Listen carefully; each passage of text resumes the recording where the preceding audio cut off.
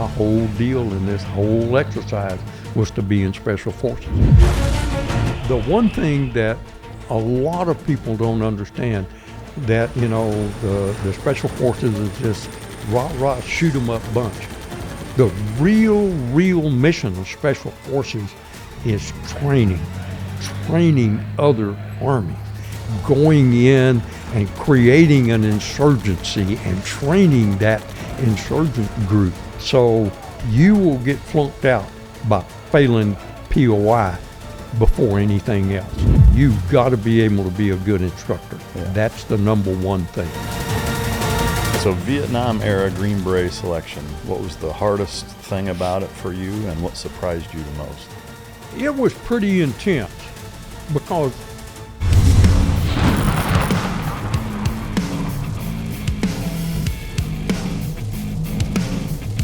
when hunting isn't about hunting at all. Team Dog features comprehensive and customizable meal plans with dry and raw food options to meet your dog's unique nutritional needs, including digestive sensitivities, allergies, or selective eating. Did you know combining 75% dry food with 25% raw food delivers robust, nutrient-dense meals for your dog? Be your dog's hero with Team Dog.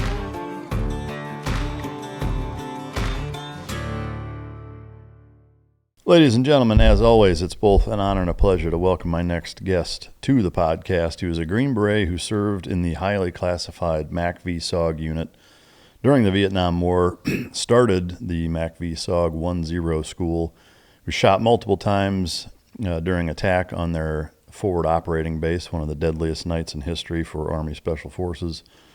Recipient of the Bronze Star, Purple Heart, Presidential Unit Citation, Combat Infantry Badge, and a host of other awards and commendations. Ladies and gentlemen, welcome to the stage, Travis Mills.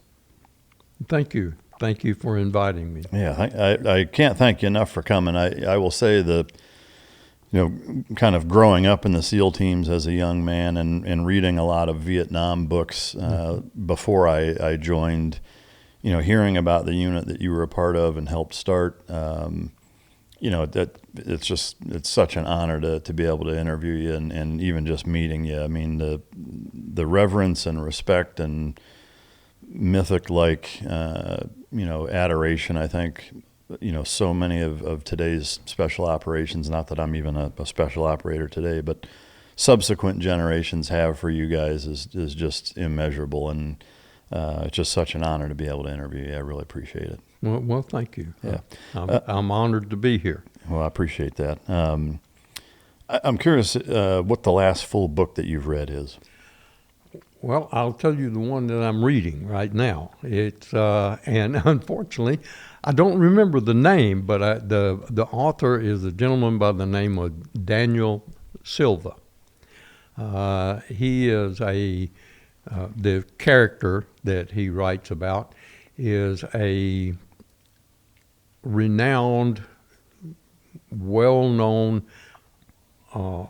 art restorer, and restores classic and masterpieces and things of that nature, is known worldwide and so forth.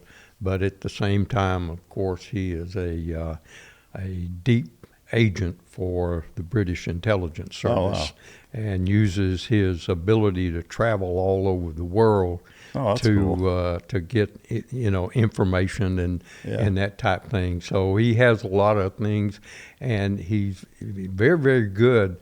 He kind of keeps you on your toes to remember some of the things about the artworks that he talks about, and primarily ones that have been stolen or illegally duplicated and sold off and things of that nature, and people that he's chased down. Yeah. So it's kind of an interesting twist. And this is, I got introduced to these books. This is the fourth one of his that I've read or am reading now.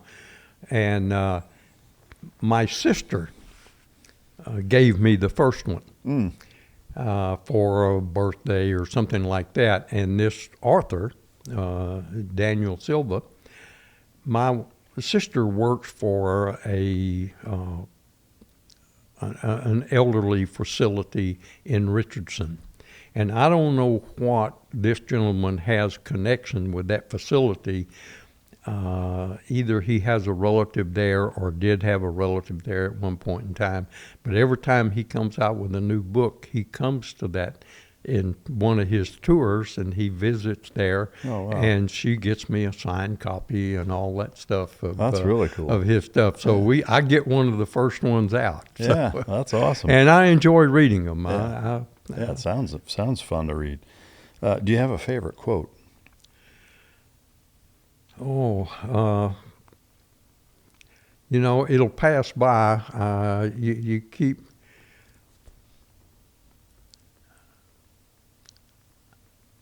I'm sure I do. Yeah. And I'll think of it as we go on. Yeah, all right. As to what, and okay, let's just go ahead. Yeah. The more I try to think about it, the further it goes away. Yeah, no problem. Well, yeah, if you think about it, let me know. Otherwise, no worries. What was your favorite thing to do growing up? Play football. Yeah. Where are you originally from? Originally? Yeah. From here in Salina, Texas. So you, when your grandparents moved here, so you were born and raised there and grew up there the whole time? Most of the time. I was actually born way out in West Texas in a little small boom town called Pampa, Texas. It was an oil field town. And my father was out there. He was a pretty good baseball player, and he was playing baseball in the Texas League, trying to make it into the minors in 1940, 1941. And that's where I was born. He was out there playing baseball for the Pampa Oilers. Oh, wow. And then World War II came along, and he enlisted in the Navy. And so I was probably less than a year old when my mother and I moved back to Collin County when Dad went to the war, went to the Navy and went off to the war. Her parents lived in a small town called Anna, which is like due north of McKinney. And again, it was just a small farm community, and she grew up on a farm there. She had 4 sisters and 1 brother. And so that's where we lived until Dad got back from the war. He come back in either November or December of 1945.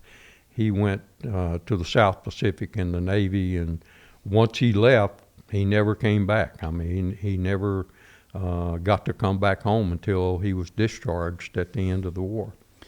That's fascinating to think about how different it is nowadays. And even, in Vietnam, the World War II, it was very much, once you go, you're not coming home until the job is finished. Yeah, it was a duration in 6. Yeah, yeah. I'm fascinated with that generation and that time period, and specifically that war. Was his experiences in World War II fighting the Japanese in the Navy in the South Pacific something that he spoke to you much about? Not a whole lot, but yes, especially after I had been in the Army for a while and would come home on leave, and we would talk about certain things. Yeah. And mainly holiday. We talked about holidays, and that, in the military, both in our time and your time and in his, holidays didn't really make much difference. It was just another day. Yeah. And especially when they were in the South Pacific and all that kind of stuff, whether it was Christmas Day or whatever, didn't make any difference. It's just another day. You do your duties and that type of thing. He was an electronics mate, and he also was a diver. He worked on I guess for lack of a better term, a salvage ship. And they would, and he would dive on American ships that had been sunk, the ones that were in 100 feet or less depth, and take all the electronics and stuff off of it so that they couldn't be captured and reverse engineered. And he dove on a couple of Japanese ships. Wow. And took off their electronics so that our engineers reverse engineer him. Wow. And so he and he spent almost all of his time down in the South Pacific, and was down around New Guinea and all of those areas. And toward the end of the war, the one thing he did tell me, and I don't know if he told any of my brothers or anything, that when the war actually ended, he was on his way back to San Diego. He had volunteered for submarine duty and had been accepted and was on the way back to San Diego to go to submarine school when the war ended. Yeah. So they were about halfway to San Diego when the war was over. So he got to come on in. He spent about a month or so in San Diego and then was sent to Oklahoma City to be discharged. Wow. So because the war ended, they didn't allow him to stay in and continue to go to submarine school? No. Yeah. No, and most people at that point in time was ready to get out. Oh, I imagine, yeah. You know, they, and it's just like after every war, they're having a big cut down. They got to get rid of people because the budget gets cut and all that kind of stuff. So, no, he was ready to come back home. That was the other thing we talked about was they said, of course, he came back and was going to get back into baseball. Well, that's been 4 years.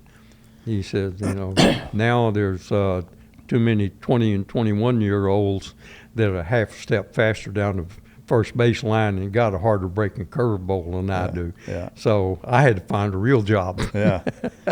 Wow. So with his electronics background, he got a job with Sears and Roebuck down in Oak Cliff, the big red building down in Oak Cliff, as an electrical maintenance person. When you mentioned a lot of his time was spent diving on, you know, battle-sunken ships, I imagine some pretty grim discoveries with that. Did he talk much about that? No, he really didn't talk much about that. Yeah. You know, their primary focus was to find the electronics, get them, and get back up. Yeah. Do you know of, or did he mention any of the big South Pacific battles that he was a part of? No, not really. I will tell one story that is just absolutely bizarre. Yeah. That's the only way to explain it. While I was in the Army, I was at Fort Hood for quite some time, and I was the battalion duty officer one cold, rainy December night, and a young captain came in and signed into the battalion, and so I was the duty officer, and I got him a bunk at the BOQ and got him settled in and all that kind of stuff. And as it turned out, we wound up being very, very good friends. And then and I helped him find a house over in Copper's Cove and that type of thing. And his wife and my wife just became the best friends in the world, and he and I became extremely good friends. And after we had both gotten out of the military and had been out for probably 6-7 years, something like that, they had come to visit us over some holiday. I don't know what it was, maybe Thanksgiving or something of that nature. And we just happened to be over at my mom and dad's house, and my mom had cooked lunch and we were all over there. And so we were talking about first one thing and another, and Dad was talking about that on one occasion they had a ship that had been hit and had rolled over on its side, and the actual hull was still up out of the water, and they could hear tapping on the inside of the hull. So he and several other guys on the crew got cutting torches and that type thing, and they cut cut a hole out in that thing, and they rescued 4 guys, 3 enlisted men and 1 officer. And Dad was telling that and said, you know, we had these 4 guys. There were 3 guys and 1 officer. And my friend, Jim Hayes, he says, do you know if that ship was the USS Kidd? He says, yes, as a matter of fact, it was. He said one of those 3 guys was my dad. No way. Man, what are the odds on that? You know, that is incredible. How can things like that happen? I mean, it's absolutely amazing. That's incredible. I mean, that's almost hard to believe it. Like those types of odds. I mean, I'd be buying lottery tickets probably. That's right. Wow. Yeah, it's such a fascinating time period, and I always love hearing stories from that generation. Going back to your childhood, you said you liked to play football. Did you excel at it, and was it something that you wanted to do beyond high school? And did you have siblings? Did you play with them? I was not. My dad was one of those guys that's a natural athlete. Yeah. He has the right wrist snap. All the right things. He never played golf, and when he was working for Texas Instruments, one of his friends kept wanting him to go play golf, and he says, "Man, I don't have time to do all that kind of stuff." So anyway, they talked him out to play golf, and never picked up a golf club before in his life or anything else, you know, and shot down in the 80s. Wow. and could absolutely, he died at 91 years old, and the week before he fell and broke his hip, I took him to play golf, and he still beat me. Wow. He could still drive a ball 250 yards at 91 years old. Wow. He just had the natural instinct of being able to do that. Me and one of my other brothers, we played sports. We liked to play sports, but we had to practice and practice and practice. Yeah. My youngest brother, he's just like my dad. Yeah. He can lay off playing golf for 2 years, go out and shoot in the 70s. Yeah. It just got the natural swing, doesn't even look like he's swinging hard, but knocks the ball completely out of sight. Yeah. You know, that kind of thing. So Dad was a natural athlete and encouraged me to play sports, but I wasn't as talented as he was. Yeah. So I had to work at it. Yeah. I had to practice at it. Yeah. And I had to work hard to be able to play, and that was just part of it.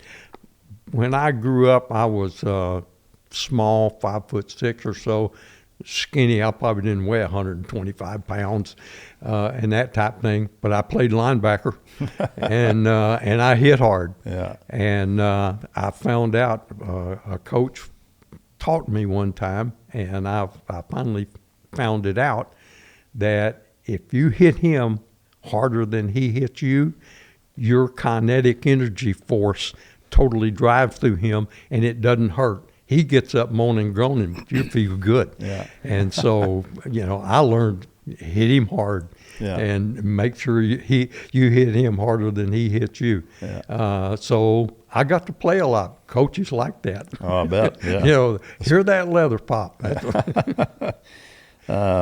How would you characterize your dad in terms of what kind of father he was? Was he hard on you? Was he a strict disciplinarian? Did he have carryover from, you know, World War II type of rigidity? He was a strict disciplinarian, as was his father. Yeah. And I spent a great deal of time living with my grandparents, with his mother and father. You know, it's not that I had a problem at home with my mother and dad. It's that there was a tradition.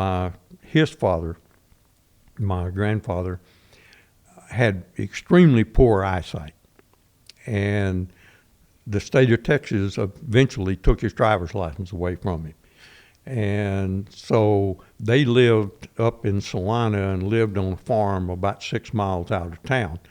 And so the oldest grandson with a driver's license lived with them, They had no 1927 Model A Ford to drive them to town to get groceries and that kind of stuff, to drive them to church and that kind of thing. So the oldest grandson lived with them. Oh, okay. Well, when I was about 14, my other two cousins that had lived with them graduated from high school and moved on, so I became the oldest grandson with a driver's license, because back then we could get a driver's license at 14. Wow. And so then I finished there. That's why I wound up finishing school and graduating in Salina. Wow. But even when I was very, very young, as soon as school was out, and I went to school early in my early elementary years in a school in Oak Cliff. Mom and Dad lived in Oak Cliff. And the first Saturday after school was out, they would take me down to the bus station downtown Dallas, put me on a Trailways bus, and my grandparents didn't have a telephone, but the people up the hill did. So they would call them and tell them that I'd be on such and such a bus Saturday afternoon. And my grandfather, again, he couldn't drive. And if my cousins weren't there, then he'd have to drive his tractor. He had an old John Deere tractor. He'd pick me up on that John Deere tractor. And I would spend the whole summer every year up there working on the farm and doing all that kind of stuff. So Salina was a real second home to me, and I spent a great deal of time until I went up there to live all the time. Yeah. So such a fascinating upbringing. What year did you graduate high school? 1961. Okay.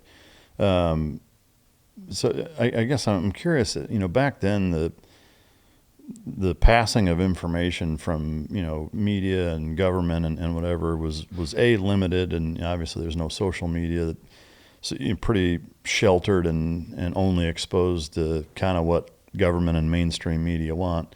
In high school, did you have any concept that the rumblings of what would turn into the Vietnam War were even taking place? Is that anything that you paid attention to, or was it shocking? Yes, I did. And the reason I did is there in Salina, I worked for a gentleman that had very large land holdings and did a lot of wheat and oats and grain and that type of thing. So I worked the wheat harvest. And it was a big-time thing for all of us kids there in Salina. And one, just because you worked all the time. You didn't have time to spend any of the money, so you wound up having to save it because you worked all the time. Because when the wheat is in, as soon as the dew lifts in the morning, those combines start rolling, and they don't quit till the dew comes in around midnight. So you're working 18, 20 hours a day. Wow. And then when we would finish here, they had contracts out in West Texas. And so we would load those combines up and go out there, and we'd cut wheat there, and we'd cut it out. And depending on when the maize got ripe back here is when we had to come back home. Mm-hmm. And one year we went all the way up into Colby, Kansas, cutting wheat and that type thing. And again, I think as a combine operator, I was making $1.25 an hour. Wow. And again, they fed us, they clothed us, we slept underneath the trucks at night and that type thing. We were just, quote, migrant workers, if you will. Yeah. But I could make enough money in the summer to last me all through school the next year. That's amazing. I got a new pair of Levi's and 2 white T-shirts, and I was ready to go to school. Yeah. Remember, when Levi's went to $3.99 a pair, I didn't think I'd ever be able to afford another pair. Yeah. So how does that tie into kind of understanding or having some idea that Vietnam was brewing? Oh, in all of the wheat harvest type thing, there was one of the gentlemen there that had an uncle that was a career Army soldier, and he was a MACV advisor in Vietnam in 1963. Wow.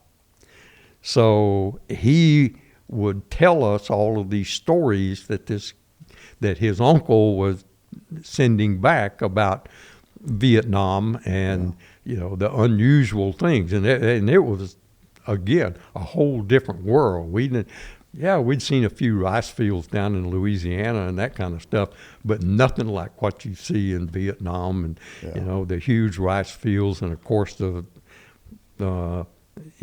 foreign people. We didn't know anything about Asian people and that type of thing. What little bit we knew was from movies about the Japanese during World War II. Yeah. So, but we did know back then there was a little bit of heightened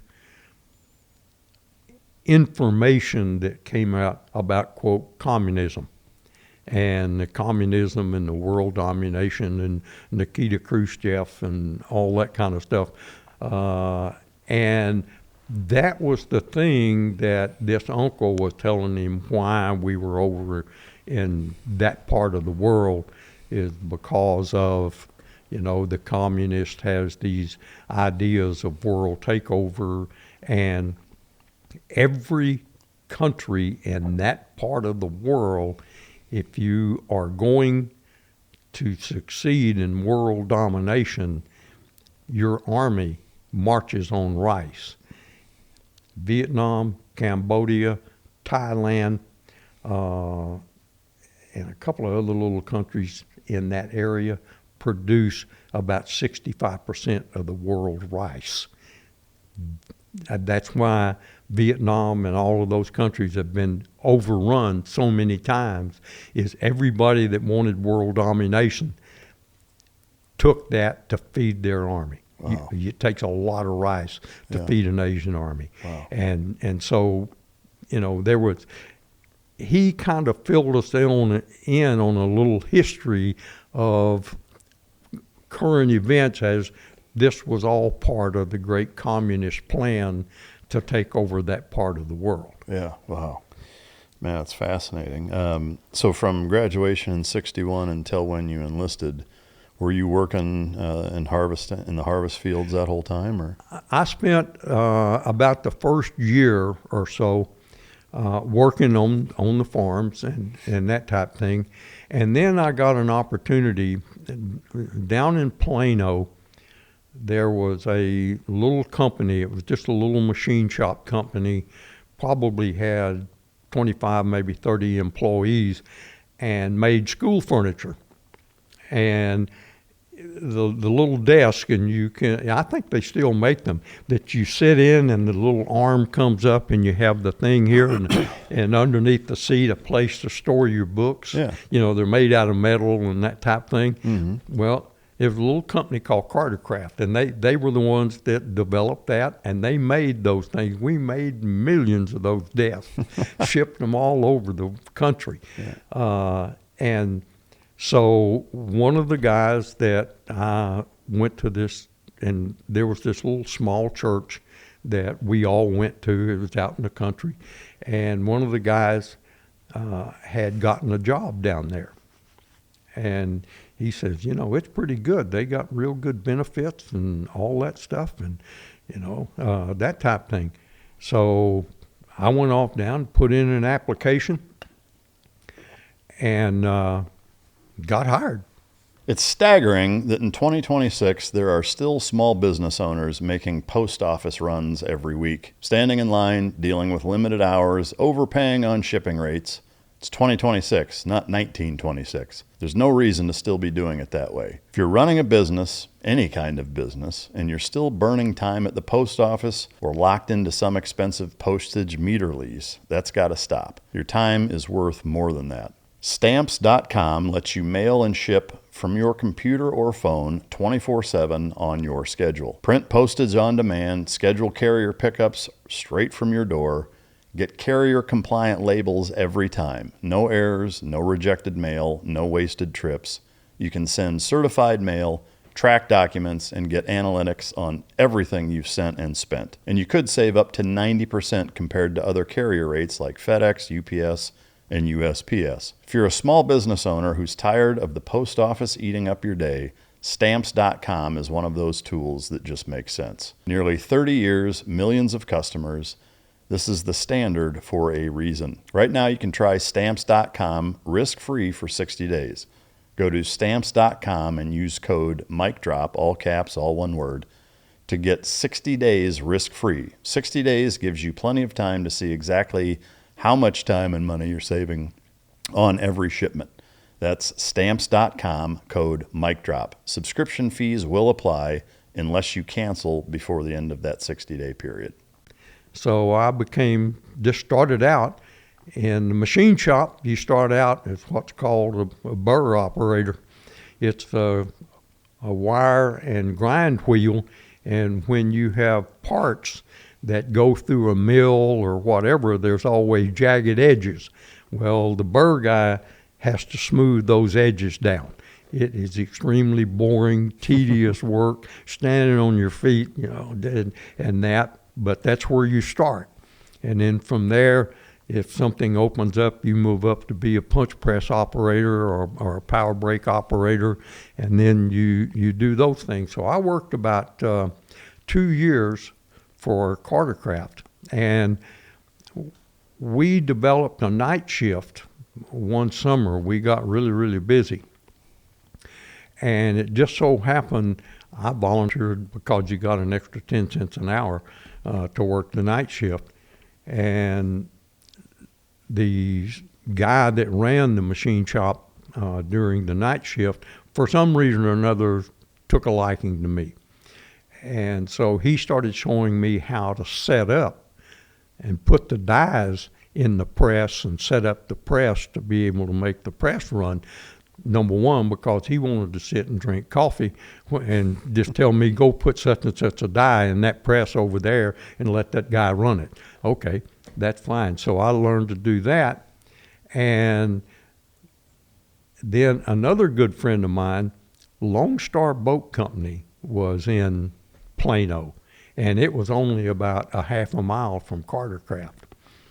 And a couple of the guys that worked for Cartercraft had went over there and got a job, and they had a union, so their pay scale was a little bit better than what we had. So I went over, put in my application, got hired, and so I worked for Lone Star Boat Company for until I enlisted in the Army in '66. So, and as it turned out, again, one thing my dad always taught me when we would do something, I'd say, I don't know how to do that. I don't. He says, look, that guy learned how to do it. You're as smart as he is, so you can learn it too.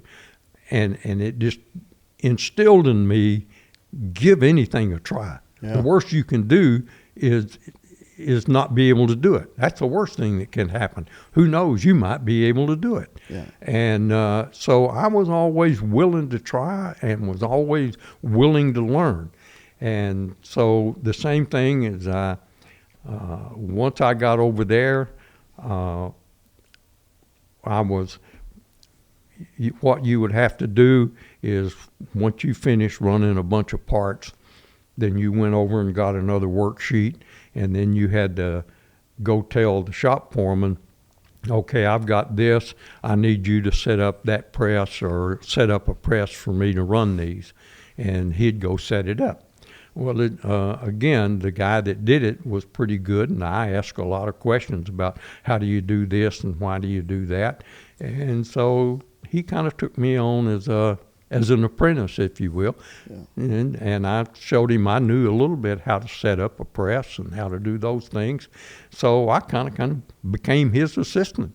Oh, wow. And And so we were going along there, and then one day the shop foreman came to me, and he says, when you signed up your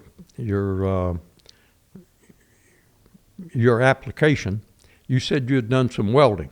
Well, in ag shop, you daubed some fence together, but it actually had a welding rod in my hand a couple of times. Yeah, I wouldn't really call it welding, but we stuck it together. And I said, well, yes, sir, I did a little bit. And there was a new type of welding that was going on with aluminum boats, and we were building aluminum boats, and it was called heliarc welding. It's now MIG, TIG, that kind of stuff. But you didn't use flux or anything like that, and you used helium gas, which is an inert gas, and the helium gas covered the area that you were melting with the arc and then feeding a filler in. It was a kind of a hand and eye coordination type thing. And it was a highly skilled. It was the highest paid job grade in that shop. And so he said, you ever do any of that heliarcing? I said, no, sir. That machine right over there is the first one I ever saw when I walked in here. And he said, well, that guy just quit. You want to learn how to do that? I said, sure, I'll give it a try. So I learned, and I became the welder, and I was the senior welder for 3 years. Wow. And it was the highest paid job in the machine shop. That's amazing. Because of the highly skilled thing. So I was doing quite well. As a young man, had gotten married in that period of time. My wife and I, we went to school together. I ran around with her brother all the time. Yeah. And she was a grade behind me and him. He and I were in the same class. And there were about 6 or 8 of us that, as we all do in school, you kind of form a little pack and you all kind of run together. So we had known each other forever, never had dated or anything. And she was more kind of like a cousin or a sister than she was, somebody I would date. And we all played sports, basketball and that kind of stuff. And I don't know, when she was a senior, I'd been out of school almost a year, and they were having senior events. She needed a date. And so, I don't know, I just happened to be down at their house talking to James, her brother, and she says, look, I need a date for some senior function Friday night. Why don't you come take me to that? And so I don't have to go by myself. Okay. So I did.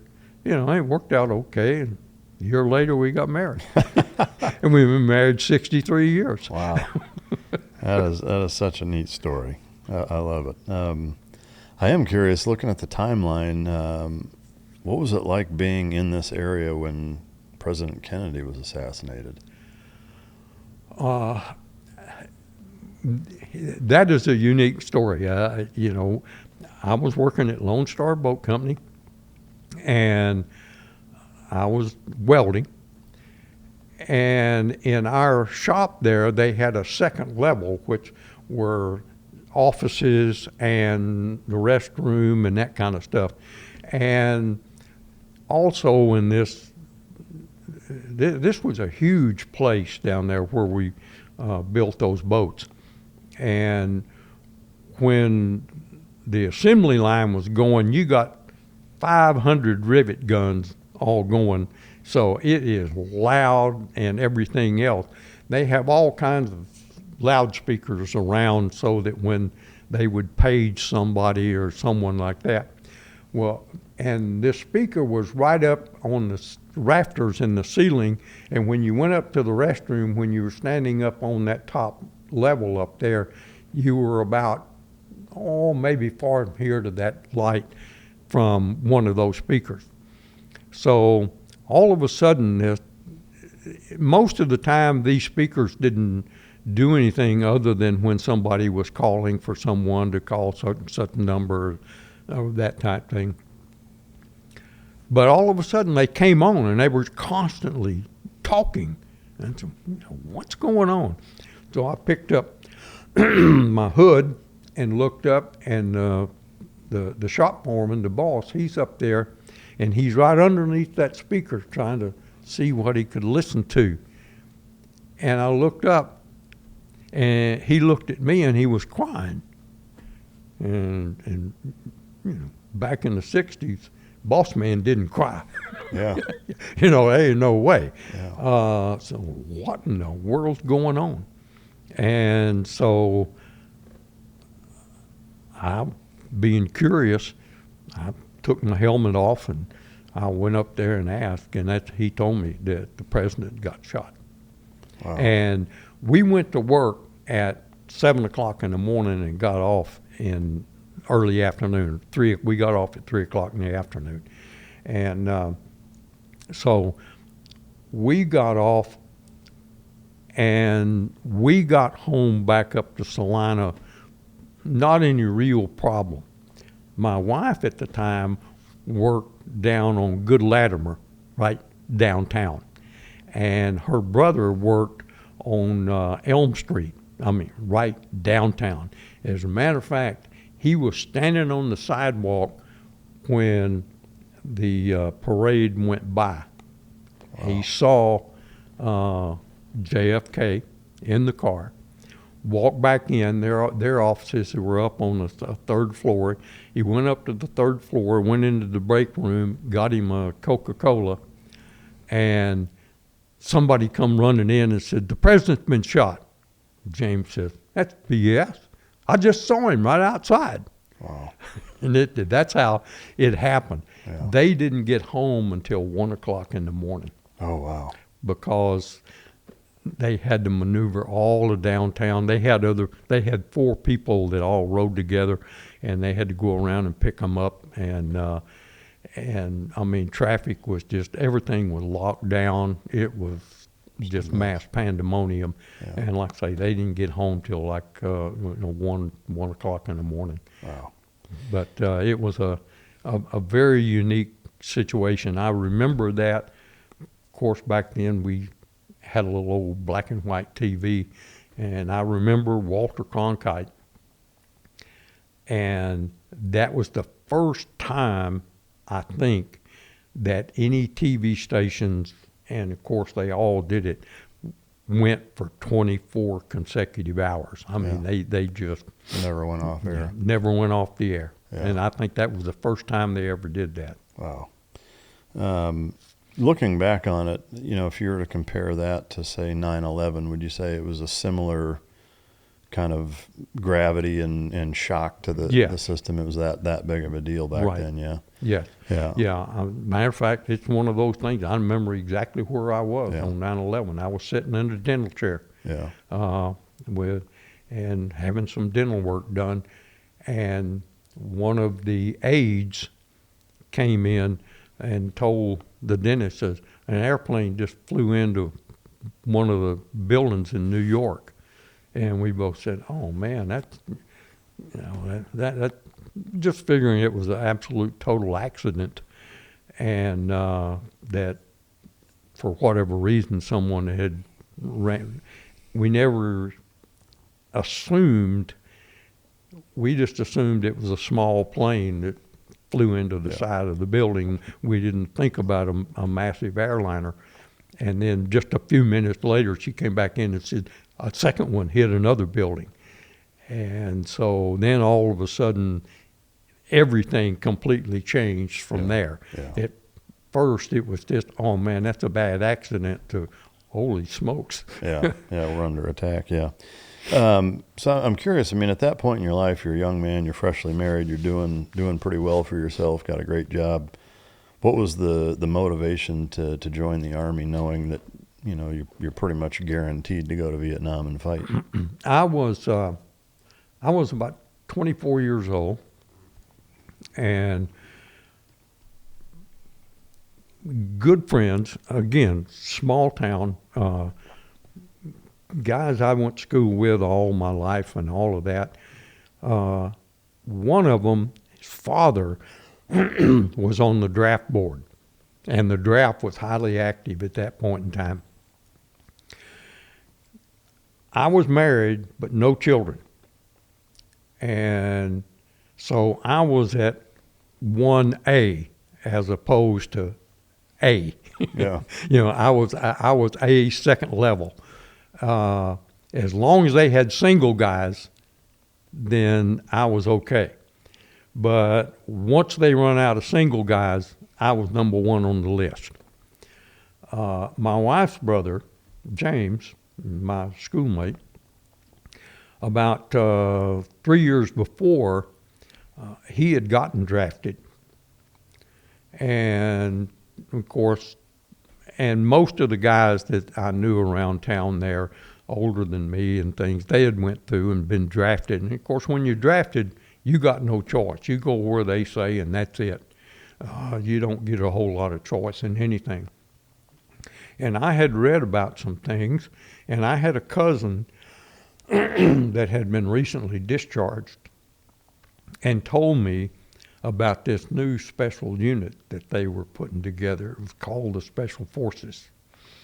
And I'd always, seen some of the movies, and I'd always thought about being a frogman. That was, that, hey, I didn't want to just be a grunt out here. I wanted to be in that special stuff. And so, that sounded intriguing. So I actually did some work, and that was right about the time that Roger Donlin came out on the cover of Life magazine for being awarded the Medal of Honor for Namdong. And so, I was, Special Forces that's the deal. If I'm going to go, I want to be in the Special Forces. So I had made up my mind that when the time came, and Mr. Logan told me one Sunday morning at church, he said, we don't have no young men, we don't have no single men this month, and you're number one on the list, and we got to have 5 people this month. He said, this month is it. And so next day, I called a recruiter. and I recruited. And, of course, the recruiter, oh, yeah, you can have this. Just sign on the dotted line. That's always the deal. For me and one of my schoolmates, a guy by the name of Johnny, me and Johnny both joined the same day. And we joined on the, quote, buddy plan, that, we would be buddies all throughout our Army career.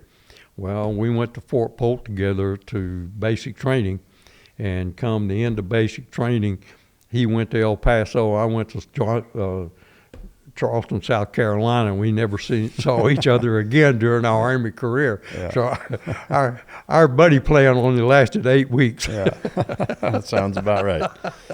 Yeah.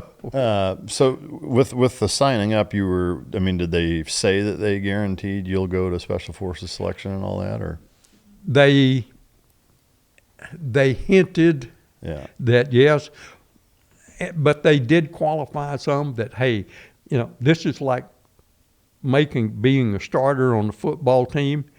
Yes, we can get you on the football team, meaning the Army, but whether or not you're going to be a starter is totally up to you once you get there and do these things. There's certain criteria you have to meet in order to do that. So I went from Fort Polk, I went to Fort Jackson, South Carolina for AIT, Advanced Infantry Training. And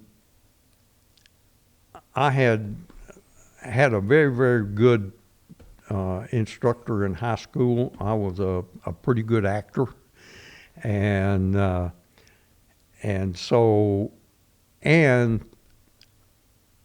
liked to teach. I liked to talk. So I was probably better than the average person about teaching and that type of thing, and was not afraid.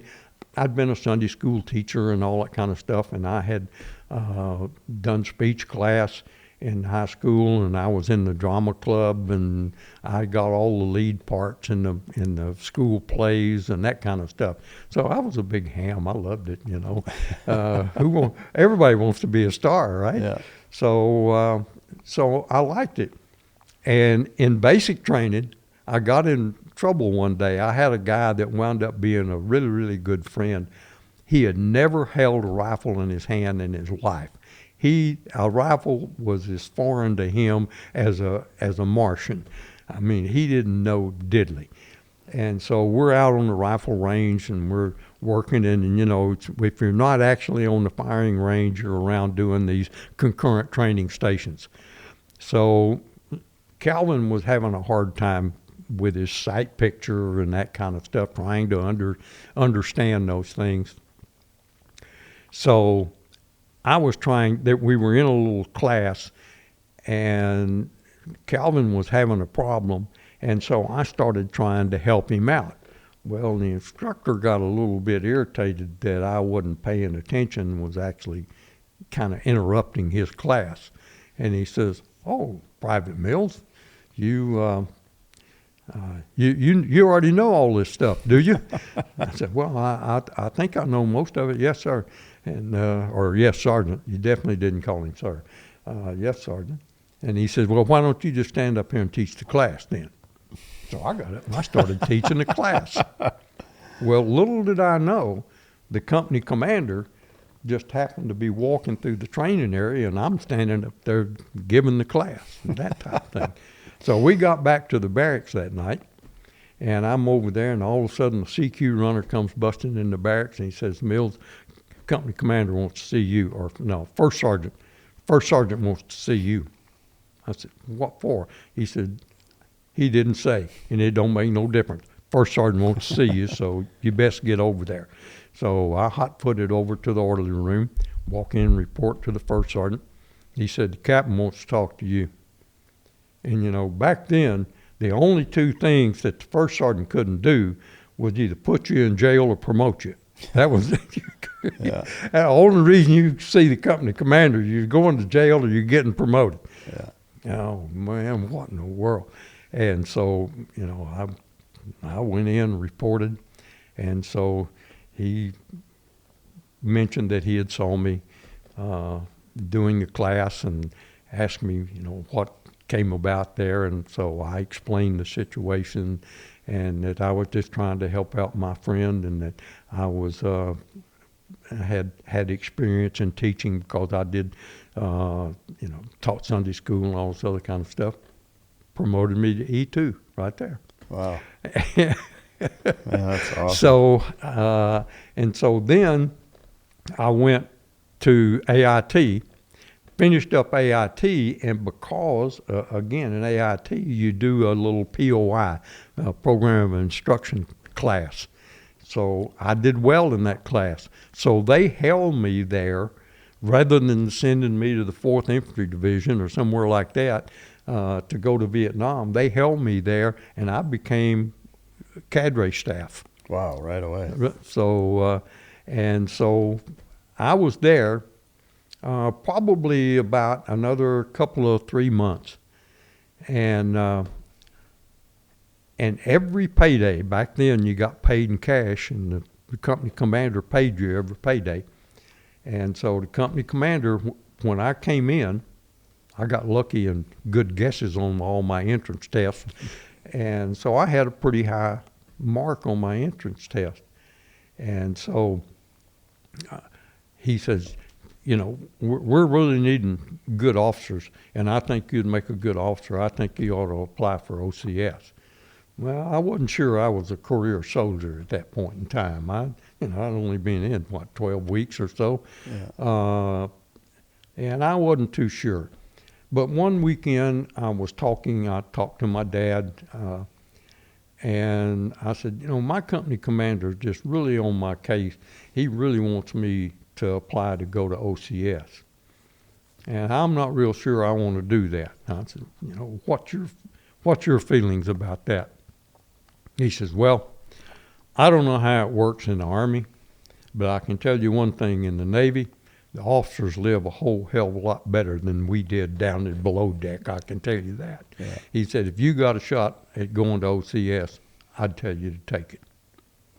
So next payday, I made my company commander a happy man. I volunteered to apply to OCS. 4 days later, I was on a bus heading for Fort Benning, Georgia, the U.S. Army Infantry School. That's incredible. So what, I guess, how did you go from there to ultimately deploying and through selection? I got into OCS, and as I mentioned earlier, I was always kind of small as a youngster growing up, and got picked on. I'll be quite frank, you know, a lot of guys picked on me, but I didn't mind taking a punch in the nose every once in a while, but I gave them a lick or two to back. And, you know, if you fight them back, most of them say, well, you know, I don't really like to fight. I can pick on this guy over here, and I don't have to fight him, so I'll leave that one alone. Yeah. So, you know, I got, you know, pretty feisty about being able to do that kind of stuff. So in OCS, I didn't really like to fight, even younger, and I found it was much, much better if you could talk them into doing something that would benefit it and convince them that it was a good deal. If we did this, that everybody would benefit from this. So I was very, very good at getting people to do what I wanted them to do. And so, and that really worked out. In OCS, we had a motto: cooperate and graduate. You know, when you're the student company commander, all the other guys, hey, you gotta do what I ask you, because when you're company commander, I'll do what you ask me, so that we both get a good grade out of this thing. Yeah. And so again, I was good at being able to get people to work together and do those type things. Academically, again, when we would go through classroom type stuff, or even when we would go out and do field exercises and things, you'd get summary sheets of the major points. And my practice was the night before a big exam, I got all those summary sheets, and I read and I read and I read all the summary sheets, and then I tried to get a good night's sleep. Now, in OCS, a good night's sleep was 4 hours, but to try to good night's sleep. And then one of the other things I found out is your first inclination is the right one. When you read a question and you didn't really have a clue, the first thing that made sense, pick it. Yeah. Because 80% of the time it's the right answer, and or it worked out for me. Yeah. So I picked a lot of good guesses along the way, and I had a very high academic rating, and had a very high in OCS. Every 6 weeks, we have to fill out a thing called a bayonet sheet. And a bayonet sheet means you're stabbing your buddy in the back. Because we had 40 men in our platoon, and each man in a platoon gets a sheet, and you have to rate every person in your platoon, starting at number 1, going all the way down to number 40. And they collect all of those, add all of those things together, and then somewhere up in the infantry school, they decide everybody below position number 29 is out. Yeah, wow. And you go. We call them bayonet sheets, because anybody you put in the bottom half, that you were putting them in jeopardy of them being put out. And but we didn't, other than when they came in after the bayonet sheets got tabulated, and you came back from training, and a lot of guys' bunks were empty. We didn't really know what the ratings were. Yeah. But apparently, my platoon leader and company commander, they knew, and they knew that I had an opportunity to be the honor graduate. So they were hard on me. A lot of the guys said, "Mills, what did you do to make them guys mad?" I said, "I didn't do nothing." They said, "Man, why do they stay on your case all the time?" And that was part of it. Now, kind of go in to, we were just short of turning senior candidate, and we were on the way back. We were at the company in the infantry company in the attack live fire exercise, and it is way out in the middle of nowhere, because you got an entire OCS company with live rounds. So you got them out where all they can shoot's trees. The only thing they can hurt's trees. So you're way, way out there. Well, we were on the way back in from that exercise, and it was about an hour and a half riding the trucks. And these old dusty dirt roads, the truck, our driver got behind, and he was trying to catch up, and there had been a big flood down there and washed the bridge out, and they had put in an AVLB, one of those makeshift bridges, and they're very narrow, and a deuce and a half just only has about a foot clearance on each side. So the trucks up front of us were all slowing down to be able to get up onto that bridge. Our guy driving our truck was running about 60 miles an hour, come busting out of the dust, and he was about far from here to that wall to the back of the truck that was stopped in front of him. Wow. He didn't even have time to hit the brakes. He hit that truck. And these were 2 deuce and a half full of troops. The truck in front of us hit the corner of the bridge and went off into the creek on the left side. We hit the bridge abutment. We bounced off of that, hit the bridge abutment. Truck stood straight up on its nose and fell right down in the bottom of the creek on top of us. If water was about chest deep in the creek, if it hadn't have been water in it, it would have killed every one of us. Yeah. But the water cushioned it. I wound up with a broken pelvis out of the deal. We had 42 men in our platoon, and when we got back, or they got back to the company area that night, there was only 9 men left in our platoon. All the rest of us were in the hospital. We lost 4 or 5 people with medical discharges. Oh. One lost an eye, one got his femur broke in 4 places.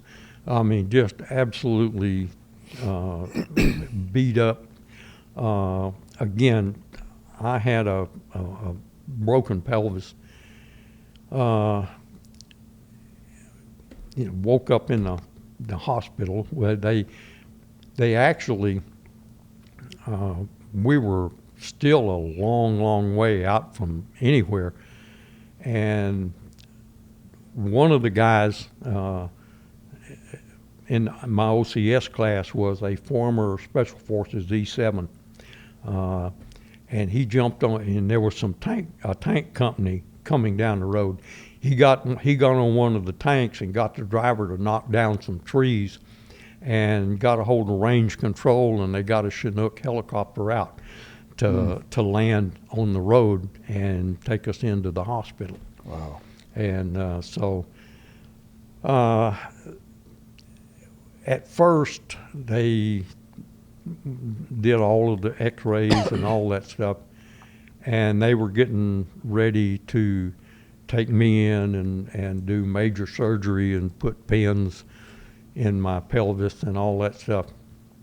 And there was a full colonel who was the chief surgeon. And this captain was, getting me ready to get prepped to go to the operating room. And so the colonel started looking at the x-rays and everything, and he says, this kid's muscles are so strong that those bones are held in place in less than a 1/16 of an inch out. He said, if you operate and pin it, you're not going to get any closer to that. Plus, he's got God knows how long before he can ever do anything again. He says, we let him lay here in this bed and lay still and let that thing knit back. That's the best thing we can do. For how long? Well, I laid in that bed for 10 days, flat on my back, without moving. Wow. And then started to do a little exercising and that type thing. And all our company commanders and everything come to the hospital and told us, all you guys got to do is get out of this hospital and you graduate with your company. We still had 4 more weeks till graduation. And so, I said, hey, I got to get out of this thing. And I talked to this doctor and finally convinced him to let me out. And my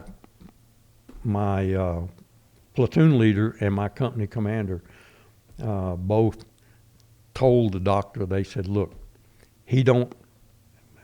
back then in OCS, you didn't walk anywhere. You ran everywhere you went. That was the deal. They said, look, we understand all of that and everything else, but we will, and my platoon leader had a brand new Corvette. He said, I will drive him everywhere he needs to go. He will not have to walk or run or do any of that kind of stuff. You give him a profile up until the day before graduation, because you can't graduate with a profile and then it'll expire and we'll come back and get another one and that. And he said that way we can get him back in class and we can get this done. Wow. So the doctors finally said, okay. Yeah. So that happened. I got back to the company, and right after I got there, the ruling body of the OCS program, the whole infantry school, they looked at it and they said, well, we can't do that. These guys have missed too much of this curriculum. You've got to turn them back to another class and let them come back through. Well, when you're a turn back, you lose all possibility of getting any of the awards and all the other kind of stuff. But I mean, that was the rule and that way it was. So I went to 64th Company and completed with them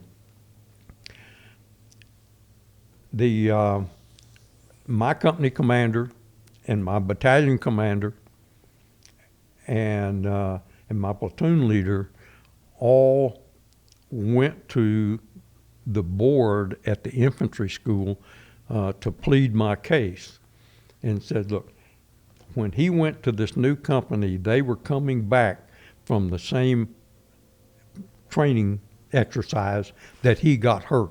So he never went through the same training twice. So his grades ought to stand and be able to compete with that. And it went all the way up to the very top levels of the infantry school. And finally, 12 hours before graduation, I found out that I would be the honor graduate. Wow. Man, that's amazing. So I was the honor and distinguished graduate of my class. That's incredible. And again, one of the things you do early on before you turn senior is you fill out your dream sheet. where you want to go. Well, of course, my whole deal in this whole exercise was to be in Special Forces. So that was my number one pick for assignment, was Special Forces. And then the other one, like the 101st Airborne Division or something like that. But anyway, I got it. Yeah. And I got Special Forces. Again, I got assigned to the Special Forces, quote, training group. Now, getting your qualification and getting certified and becoming a full-fledged Special Forces officer is totally up to you. Right. Once you get there. But you get the shot to get it.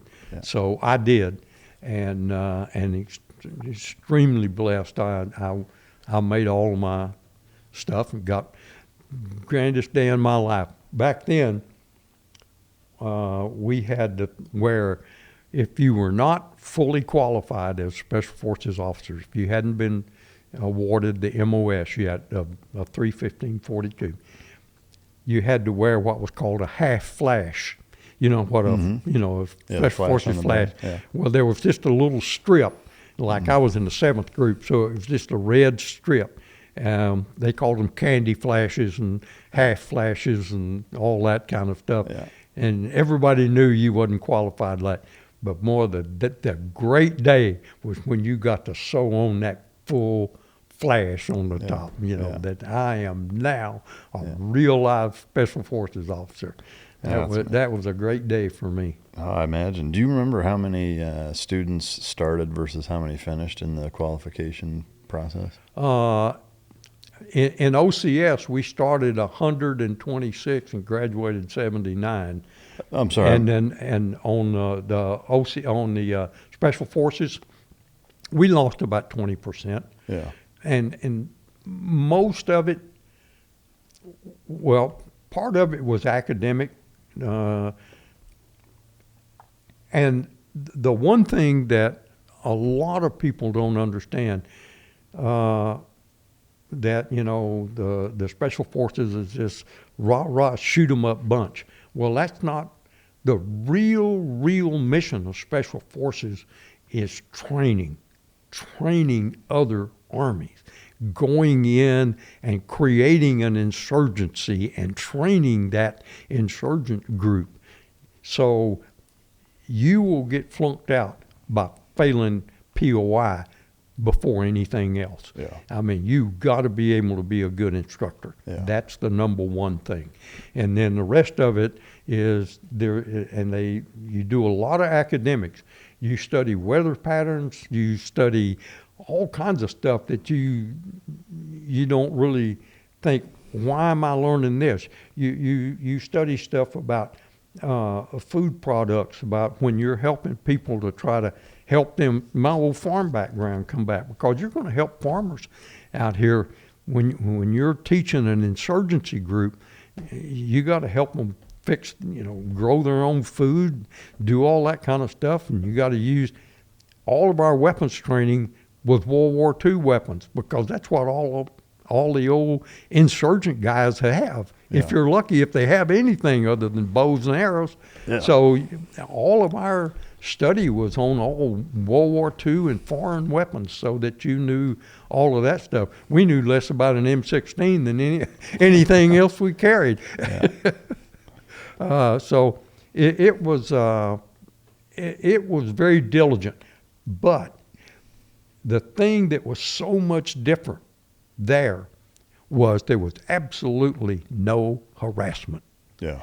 It wasn't, like in OCS, you got to be shining the floors and you got to be doing nickel dime stuff and everything else. Same way with, going to AIT training, they're ragging you all the time. Once you were in the training group and in the Special Forces school, you went to school. Yeah, we went to the field and we did all that kind of stuff and everything else. But on classroom days, you went in and you went to class, had a full hour for lunch, and at 5 o'clock you got off. Other than maybe if I was assigned to Delta Company, a 7th group, And, once a month or twice a month, I had to pull a duty officer. That was the only thing you had to do. It wasn't all of that harassment stuff. It was like, hey, this is so much better. Yeah. You can really do stuff now. Yeah. And you could actually go to the club. Yeah. And you could go to the club without asking anybody. Yeah. All right, so Vietnam-era Green Beret selection. What was the hardest thing about it for you, and what surprised you the most? Well, as far as, Vietnam selection, you were going. I just mean that era of Green Beret selection training versus now, or, it was pretty intense because the even in OCS and in basic training and everything else during that period of time, the big catchphrase was, you pay attention, you better listen, you're going to die in Vietnam. I mean, that was everything you did wrong, you're going to die in Vietnam. Yeah. I mean, it wasn't a question as if you go to Vietnam, it's when you go to Vietnam. So going to Vietnam was right up there. So again, a lot of our training in the Special Forces School was the general thing toward Special Forces as an insurgency group. Then the last part of it is it focused highly on Vietnam. That, okay, you are in an advisory situation, but you're a lot more of a leader than a, quote, let's say, you are responsible for a lot more of the leadership than a, quote, typical advisor. Right. You're going to live in the camp with those people. You're going to know their kids. You're going to know their wives. You're going to live with them. You're going to eat their food. You're going to be part of them, and they're going to be part of you. So you actually meld into that group. Well, yeah. And so it was quite intense on that. And they weren't as saying, well, if you don't pay attention, you're going to die in Vietnam. But it was much more subtle, but much stronger that, guys, your life depends on how well you get along and how well you train. Because if these guys are not trained, there's only one person to blame, and that's you, because your job is to train them. Wow. It's a lot resting on your shoulders, for sure. From the time you graduated the Special Forces training until you deployed in 1968, May, what was that build-up like? And then ultimately walk us through first landing in country.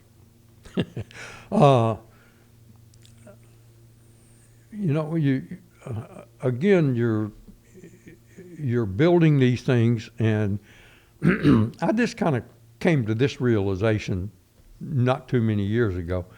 The guys that were our, quote, senior officers and senior NCOs, the E8s and the E9s and the old majors and lieutenant colonels and that kind of stuff, those are the guys that jumped on D-Day. Those guys landed at Normandy. Back then we didn't really, that never really entered my mind. But as I've gotten older here, not too many years ago, and you're seeing, like the movie, Saving Private Ryan, it goes into some really extreme detail as to what these guys went through day after day after day after day, and you think, those were our old sergeants. These were the old guys. And, we were young lieutenants, 25, 26 years old. We'll go out and we run 3 miles in the morning. Guess what? Your B-team sergeant major over here is 45 years old, and he's taking every step you are. Yeah. And of course, back then, we didn't think nothing about being 45 years old. But, try running 4 miles with full pack and all that stuff at 45 years old. Yeah. It makes it, and, those old guys they just hammered on and hammered on.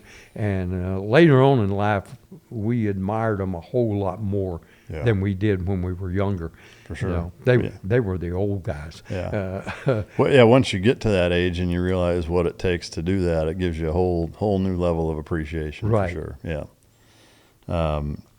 So once you actually deployed, I guess, if you think about kind of your life, knowing that, Vietnam's been progressing and building up year after year, the draft's instituted, you volunteer to avoid having your fate dictated to you. What's going through your mind as you step foot for the first time in Vietnam?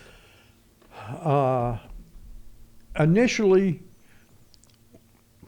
all us guys coming out of the Special Forces Training School assumed we were probably going to an A camp, because we had A camps all up and down the country.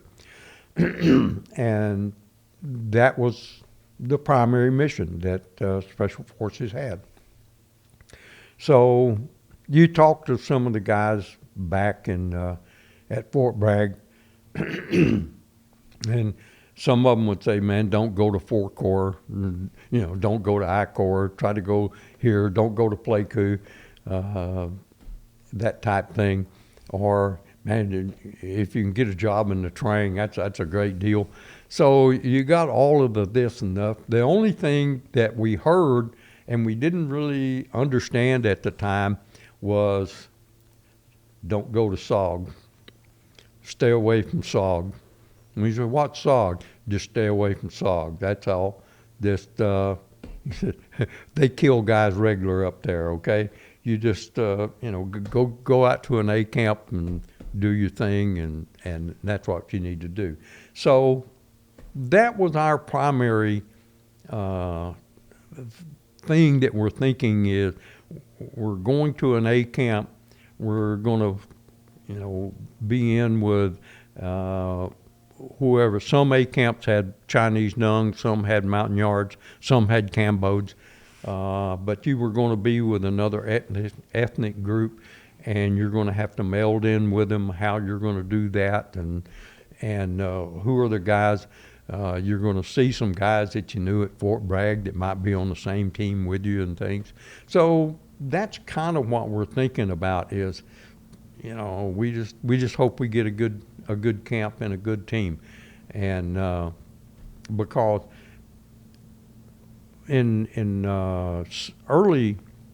late 67, early 68, they quit sending teams and did individual replacements. So before, they would send a whole team. Yeah. And you'd go in and man an A camp or whatever it was that you were doing, and then you'd rotate back as a whole team. And but then they started, like with the Army, is they just did individual replacements. So you could be placed anywhere in the country. You had no, and it all depended on who just got shot up really bad and was needing people. Yeah. And one of the things that, while we were at Fort Bragg, it's a long process, an expensive process, to get you a top secret security clearance, top secret crypto security clearance. So we all arrived in Vietnam with a top secret security clearance,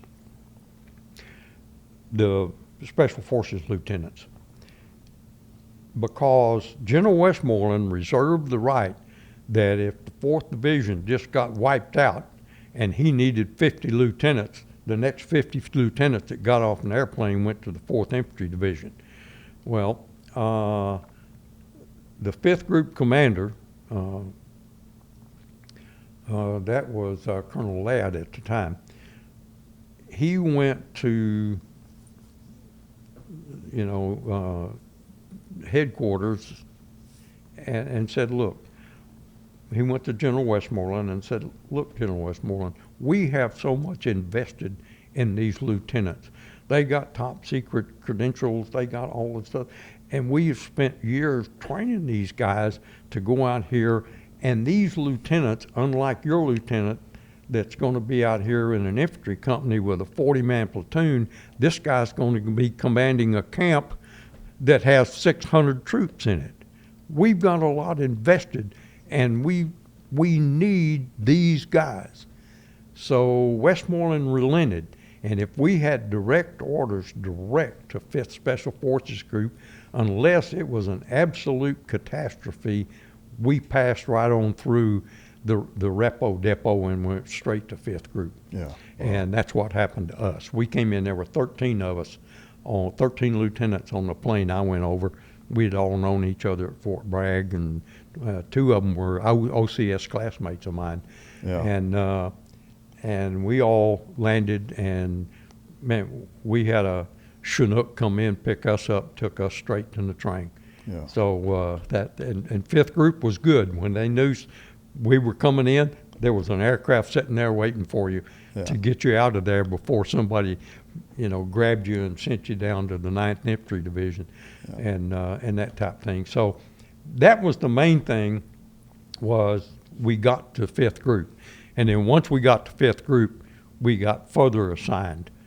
And how it worked out is we all came into the adjutant's office in 5th Group headquarters, and it was about lunchtime. So he says, okay, give me all your paperwork, and you guys all go over to the mess hall and get you something to eat, and come back here at 2 o'clock this afternoon, and or 1400 then. Come back at 1400, and we'll have your assignments. So we all went, had some lunch, came back, and so we walked in, and he says, well, guys, it was actually pretty easy. He said, all you guys got top secret crypto clearances. You're all going to SOG. Well, so at that time, you still really didn't even know what it was, right? Didn't even know what SOG was. So before you had even really stepped foot in country in a combat capacity, they circumvented you through everything and said you're going right to SOG. Mm-hmm. For the listener, can you kind of describe the difference between Special Forces and SOG at that time? Like what made SOG so unique? Well, if you were in a Special Forces camp, you had an indigenous, but usually a battalion, at least 2 companies of indigenous soldiers. Again, it could be Montagnards, it could be Cambos, it could be Chinese Nungs, whatever they happen to have in that particular area. And in your job, your entire company, your entire A-team was to train these troops and also lead these troops and secure an area of operations around your camp. And most of these camps were along the border with Laos and Cambodia, and were trying to help block the infiltration of North Vietnamese troops and supplies coming out of Laos, because that was the, quote, Ho Chi Minh Trail, was where they brought all of their troops and supplies inside of Laos, because Laos was supposedly a neutral country, and so they had basically safe haven, because we were not allowed to be or conduct operations in Laos and Cambodia. And so the Special Forces operated within the country and in their little area of operations that their camp was located in. And it was I don't want to use the word pacification, but it was something like pacification, where we trained these people, we helped them with their livestock, we helped them, we just helped them whole in general, but also we helped them resist the communist invasion. And the reason you had the families inside the camp, because that guy will stand on the wall a lot longer knowing his family's behind him when you're under attack. And we were there to help protect them and help them be able to defend themselves. That was the main thing, was to make them self-sufficient. Yeah. That was the Special Forces goal. SOG was a completely different, even though almost all, probably 95% of all the people in SOG were Special Forces. It was highly classified, complete top secret. We were the ones that went into Laos and Cambodia because it was a direct violation of the established rules of engagement. If we were captured, we could be considered spies, shot on the spot. No trial, none of this other stuff. We were completely out of the regular chain of command in the Army. General Westmoreland knew about SOG, but Chief SOG, Colonel Cavanaugh, and Chief SOG reported directly to Washington, D.C. Wow. He reported directly to the Pentagon. An after-action report that I would write after I'd been on a mission in Laos had a 50 to 60% chance of being reviewed in the White House. Wow. That's how important the information was. And that was our number one goal, was information gathering. What unit is coming down that trail over there? How many of them are there? How are they armed? What kind of weapons do they have?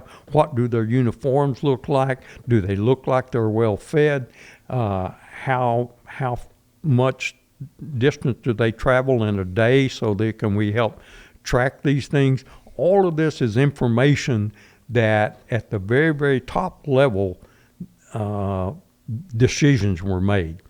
And that was our mission, was to go over into Laos and Cambodia, get that information, and bring it back. Now, we were probably the heaviest armed and best supported unit in the entire Army. Our operation in Laos was codenamed Prairie Fire. If a 1-0, which was our code name for a team leader, if a 1-0 called a Prairie Fire emergency to the airborne controller, that team became the number one priority for all aircraft in Vietnam. Wow. Airspace. We had top priority for airstrikes. A little 6-man recon team down here is getting the top priority, and they've even diverted a B-52 strike one time. Oh wow! On information that one of our recon teams brought back, and they were able to catch an entire regiment of North Vietnamese out in the open in a B-52 strike. So did they actually strike them in Laos or Canada? Yes. Yeah. Is that something that is a little dicey if you're calling in airstrikes in Laos and Cambodia and you're technically not there or not supposed to be there? It never happened. Yeah. It's interesting. Even back then, compared to now, like now, something like that would be impossible to deny or pull off. You know, like there's just so much more technology and cameras and satellites and drones and. The bad guys couldn't complain because they kept saying they were neutral and did not have anyone in they swore in the peace talks and everything else that they had no troops in Laos and Cambodia, and they had over 50,000 over there. Yeah, so they say both. If you're and not we there, say, then we okay, didn't we're strike dropping you. bombs on rubber trees. Why are you complaining? Yeah. Yeah, little cat and mouse. Do you know within the echelons of the Pentagon or the administration at that time who actually came up with the idea for SOG at that level and completely circumvented Westmoreland? It actually came out of the CIA. Oh, okay. The CIA actually started it. SOG actually started with some patrol boats going up the coast of North Vietnam and inputting teams into North Vietnam again to try to gain information. It started out, the camp that I was in Long Ton when we ran the 1-0 school, that's kind of where everything all started, was in Long Ton. Long Ton has been the best that we can ever figure out. It was actually built by the French back in the 30s when they occupied Vietnam. And then they got kicked out in World War II, and the Japanese occupied Long Ton. And then after World War II, when they got kicked out, the French came back. The French occupied it again. And then when the French left, the CIA took it over. And then after the CIA ran it for 2 years and SOG had been organized, they gave it to SOG. So it has been a super secret base since its very, very inception. Yeah. And there's rumors that it's still going on today. Oh, wow. that it has been established there for so long that it's still one of the main central agencies. But it actually started with the CIA trying to put Vietnamese reconnaissance teams into Laos to get information about the traffic coming down the Ho Chi Minh Trail. Yeah. That's where it all started.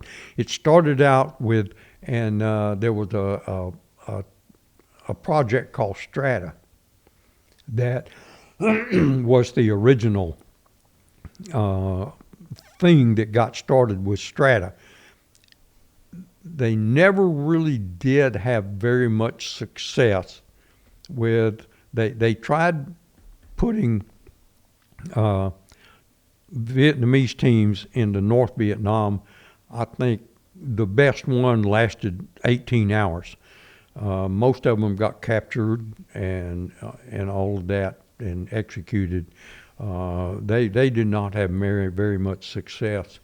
And I'm trying to remember now. Seems like it might have been in 65 that Americans were authorized to run operations in Laos. Oh, okay.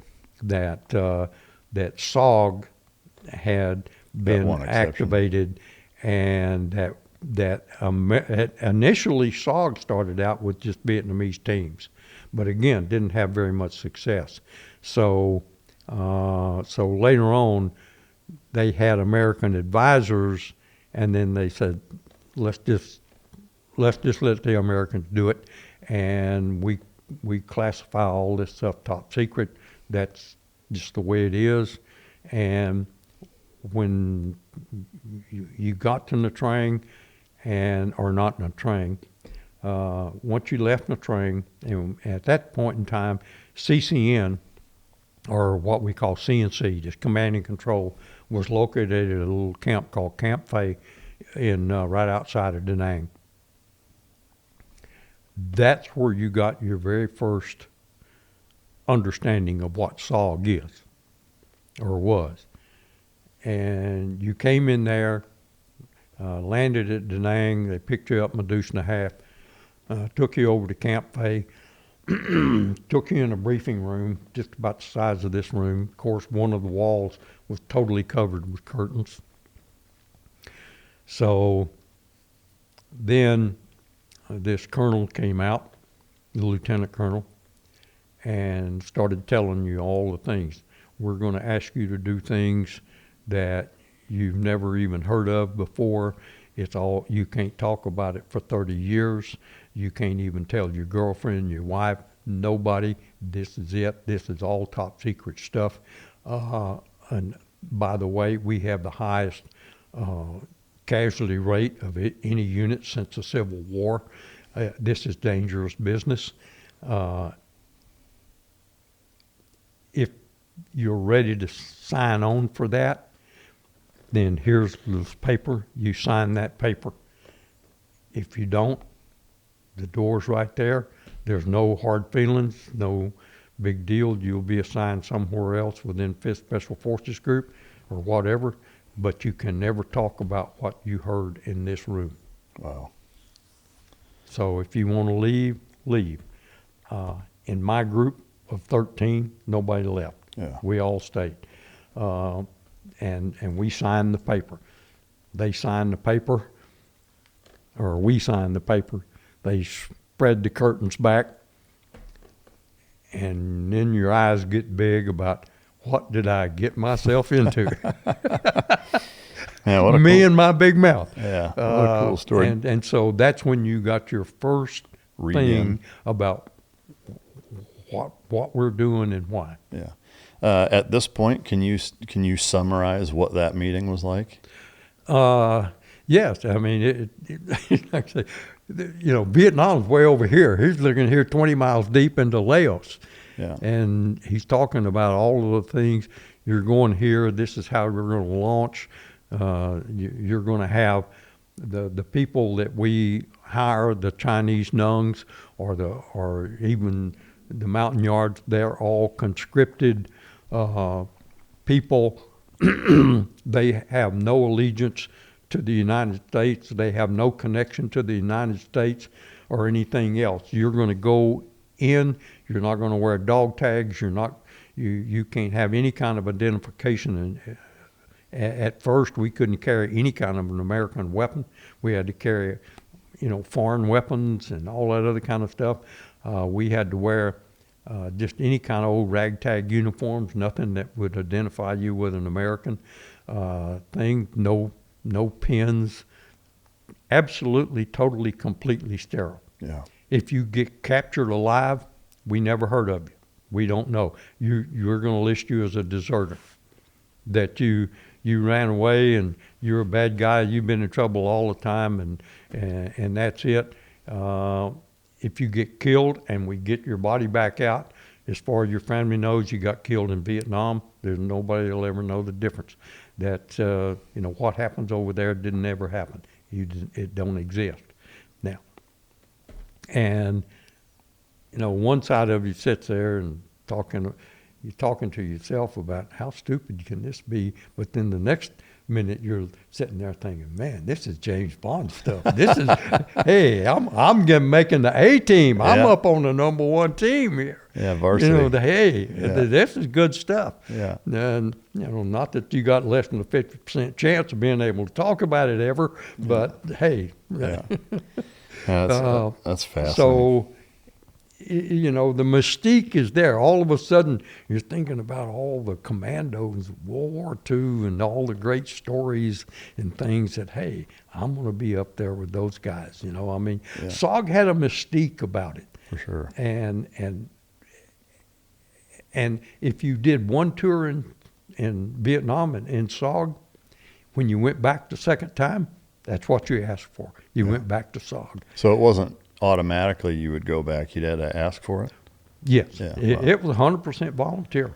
But even on subsequent deployments, it wasn't a guarantee that you're going to go there unless you say, hey, no, I want to go back. But they never turned anybody down because when you got back and you got back to 5th Group and you said, hey, they knew from your record you were in SOG once before, and you say, hey, I'd like to go back to FOB4, or I'd like to go back to, Cam Duck or whatever. And they say, oh, okay. Because they didn't have many. Everybody wasn't wanting to do that. Could you or did you talk within, after that first deployment, back in 5th Group, guys that weren't in part of SOG, could you not even talk to them about what you'd been doing? No. And you didn't? No. Wow. No. About how many SOG personnel were there during your first time? Do you remember? Do you know? You mean in SOG itself? Yeah. I think at any one time we had about 2,000 people. Okay. Within the SOG organization through all the different FOBs. Yeah. And of course we rotated through, I think, probably around 20-something thousand total over we were only in existence 8 years. Yeah. Well, that's more than I would have thought, I guess. I assume then the total number of special forces was considerably higher than that during that same period. I know it would vary from mission to mission, but was there an average number of SOG unit members that would go out at a time, or did it just totally vary? Oh, a lot of that would depend on the mission. Yeah.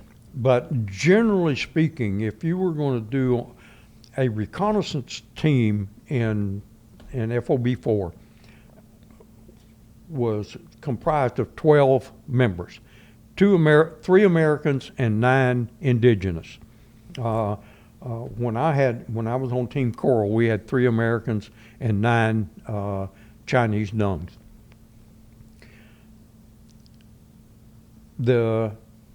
Usually only 2 Americans would go to the field at a time. Sometimes you'd take all 3, but most of the time you would only take 2.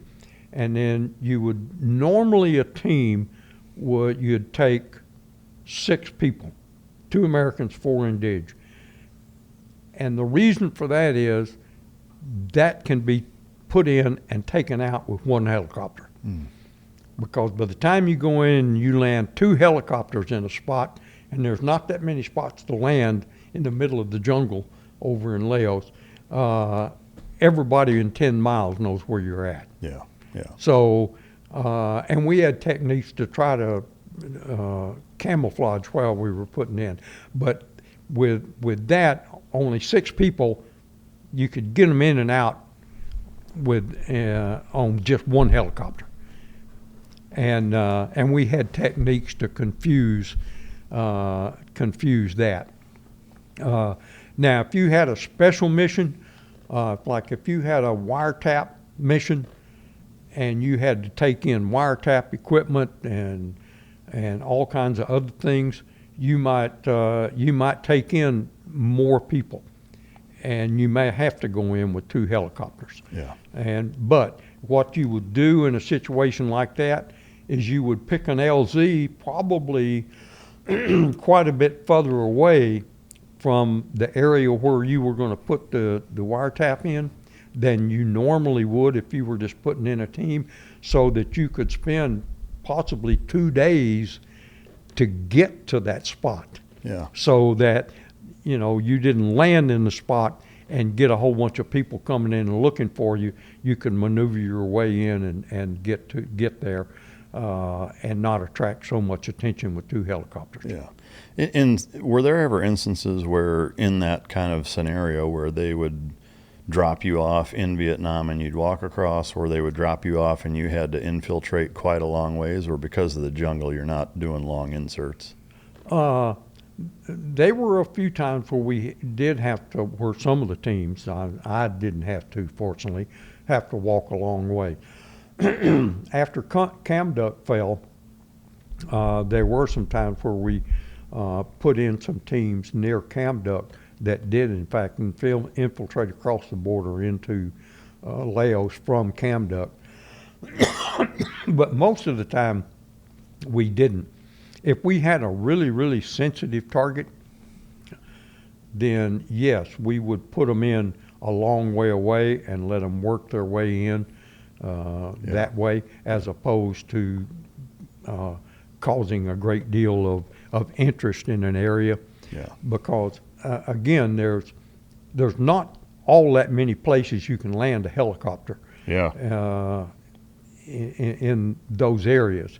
So, and our guys were very, very good, and we did a great deal of our training program was the whole secret to a a 6-man team surviving in an area where you're surrounded by at least 10,000 soldiers is you have to be invisible and silent.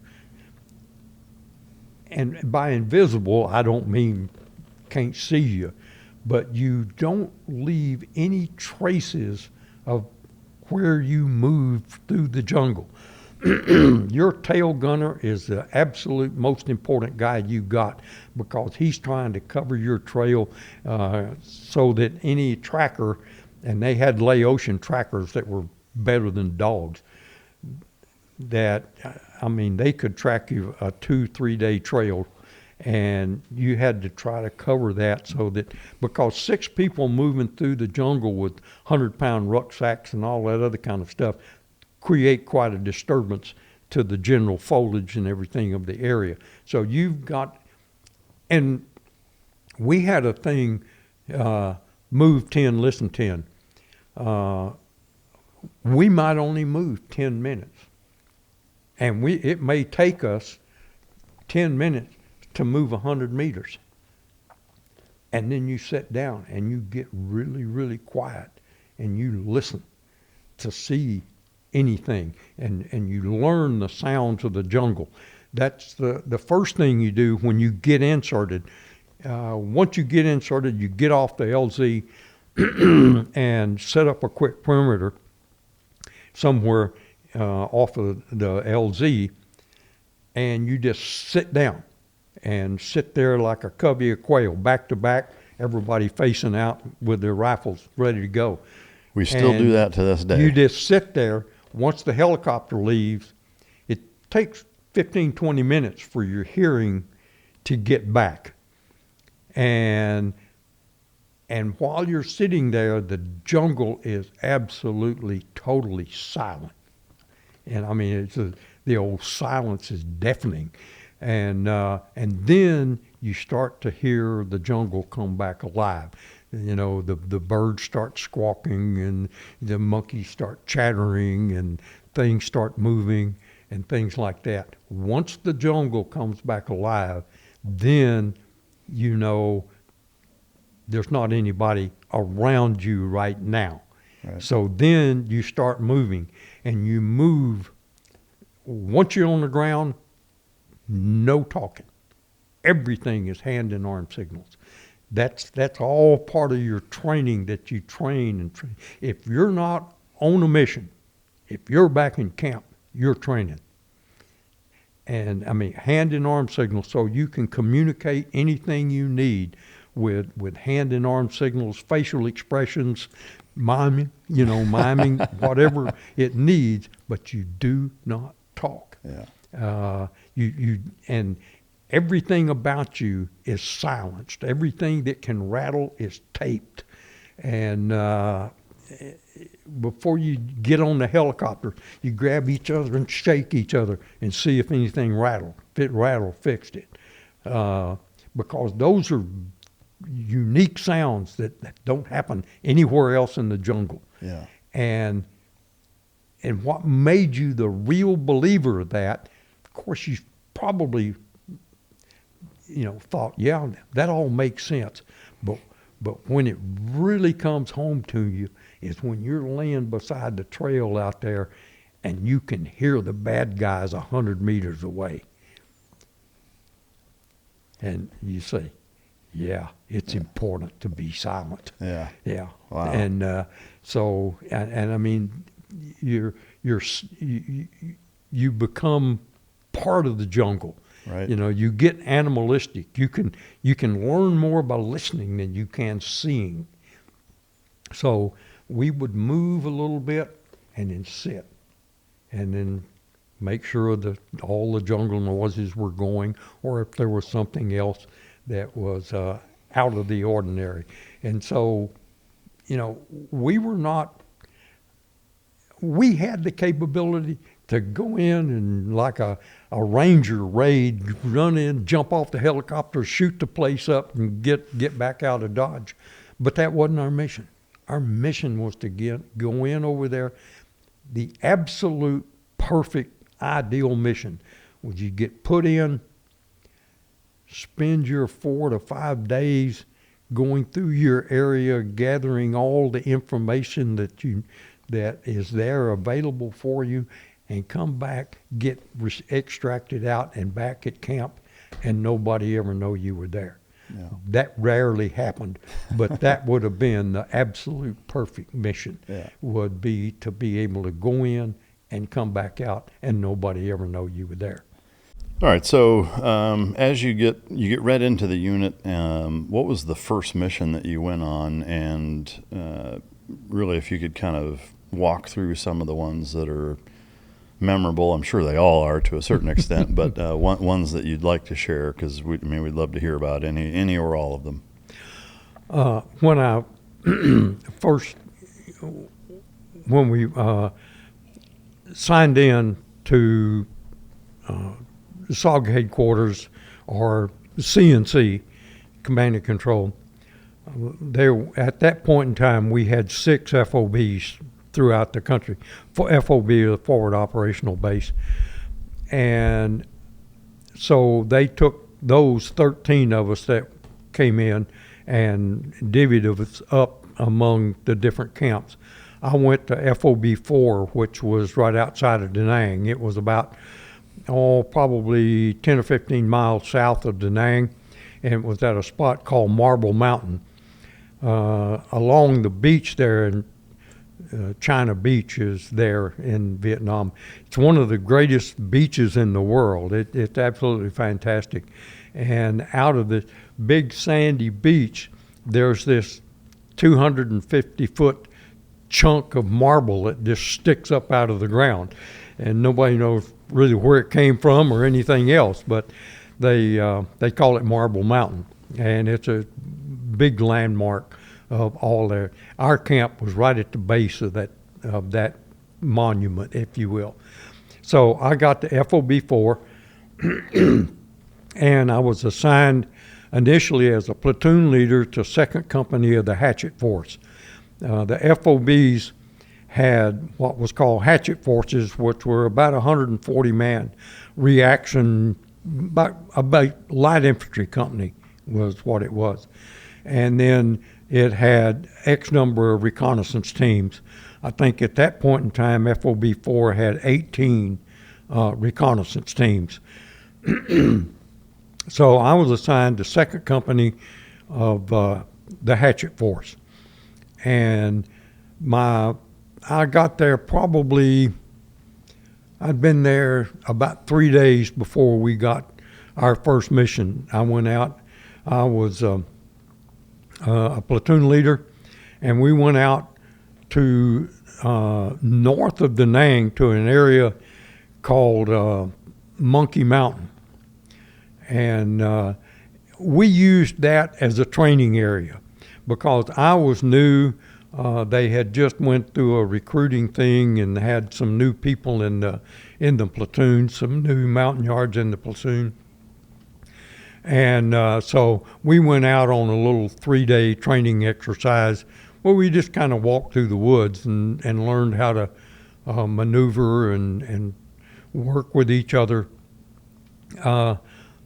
There were some North Vietnamese units on Monkey Mountain, but most of the time they weren't really in the mood to fight anybody. They used it more kind of like just a recreational area, if you will, give their guys some breaks and that type of thing.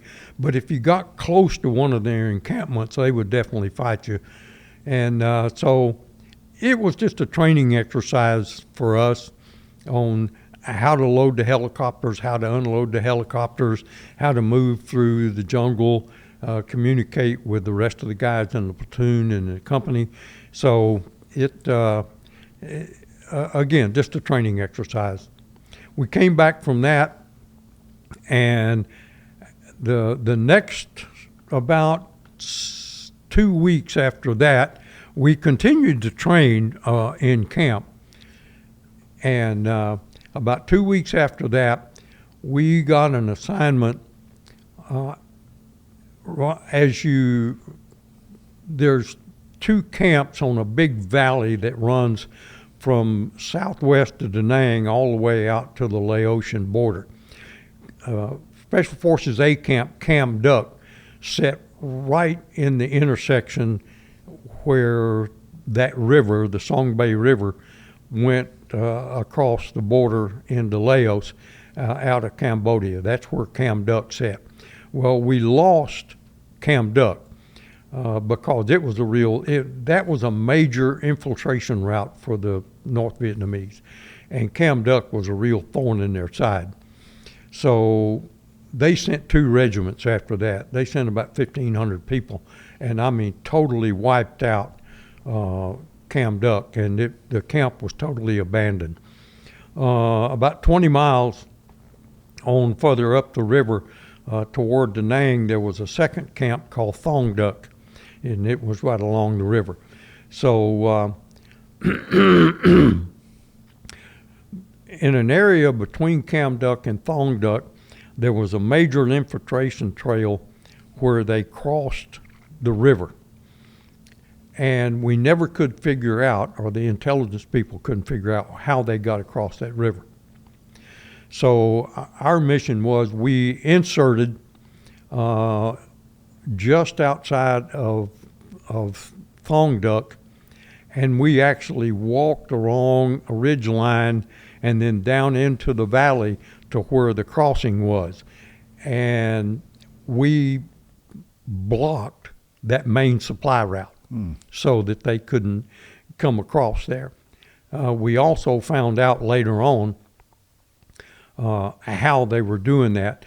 They actually had a bridge built about 3.5 or 4 feet below the water line of the river, and they had a dam upstream where they could maneuver that dam over when they were getting ready to move vehicles and troops through there, and it would lower, it wouldn't stop the river, but it would lower it so that there was only about 1 foot or 1.5 feet of water over the top of the bridge, and then they could get their trucks across it, and then they would take the dam away and the water would fill back up, and aerial photographs and everything, you couldn't see the bridge. Wow. So it was totally hid, very ingenious.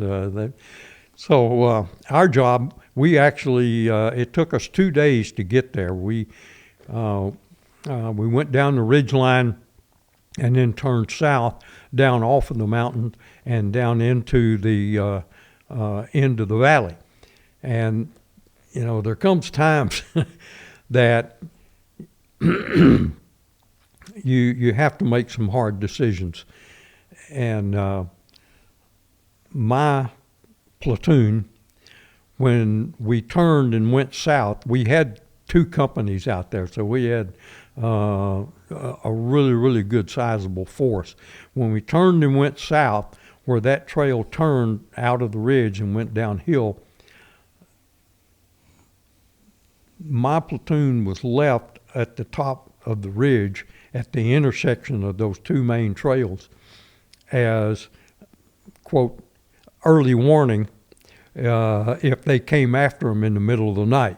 So, you know, here I got 40 guys, and we got roughly 1,500 in the main force. So anything they're bringing to go after the main force, we're not going to last till the water gets hot in the radiator. So I mean, we are literally early warning. It was a long night, but nobody came. And so the next morning we went on down. We blocked the river, or blocked the crossing, so that they couldn't get anything there. And when we did that, back up, going back toward Cam Duc, all of the traffic, the guys pushing bicycles and trucks and all that stuff underneath the canopy started getting backed up, because they couldn't cross the bridge. They were still coming across the border, but they weren't coming across the bridge. So about the second day we had the ridge totally blocked, they got pretty tired of that stuff, because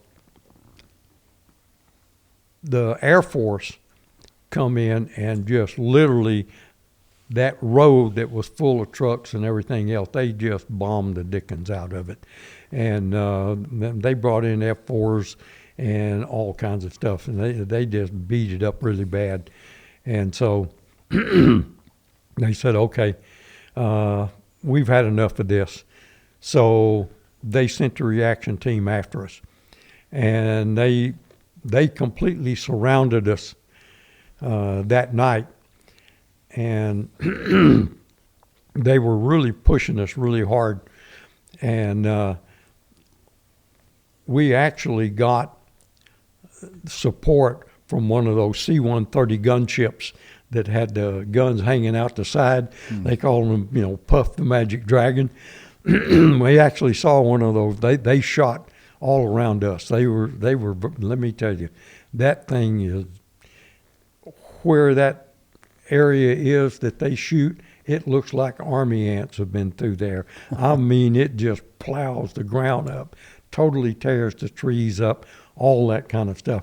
Well, once he got there and got into business, we didn't have any more trouble. The next morning they come in and pulled us out.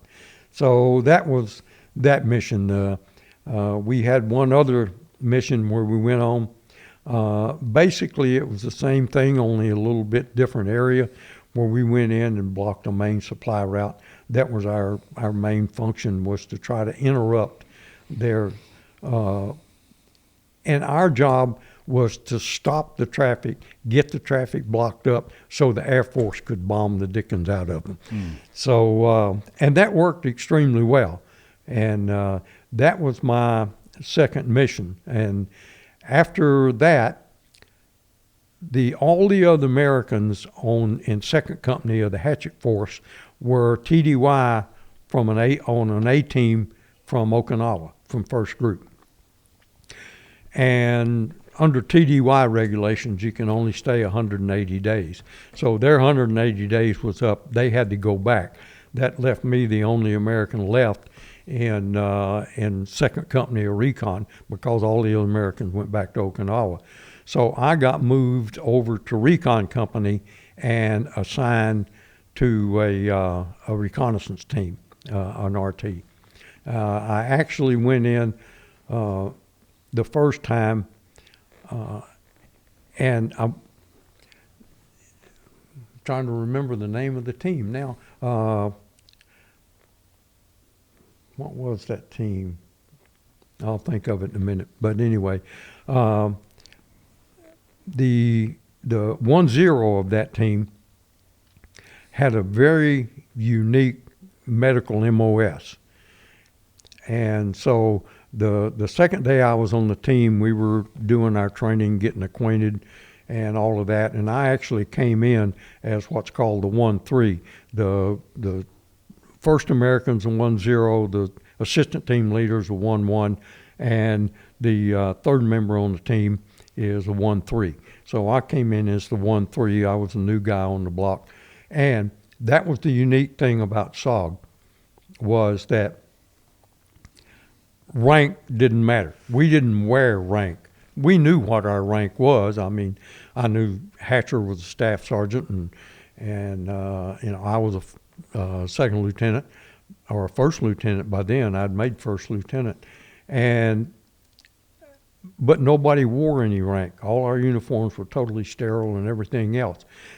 And who commanded the team did not depend on what your rank was. Staff Sergeant Hatcher was the 1-0. He was the man in charge. When we were in the field, you did not question his judgment or anything else. He was the 1-0.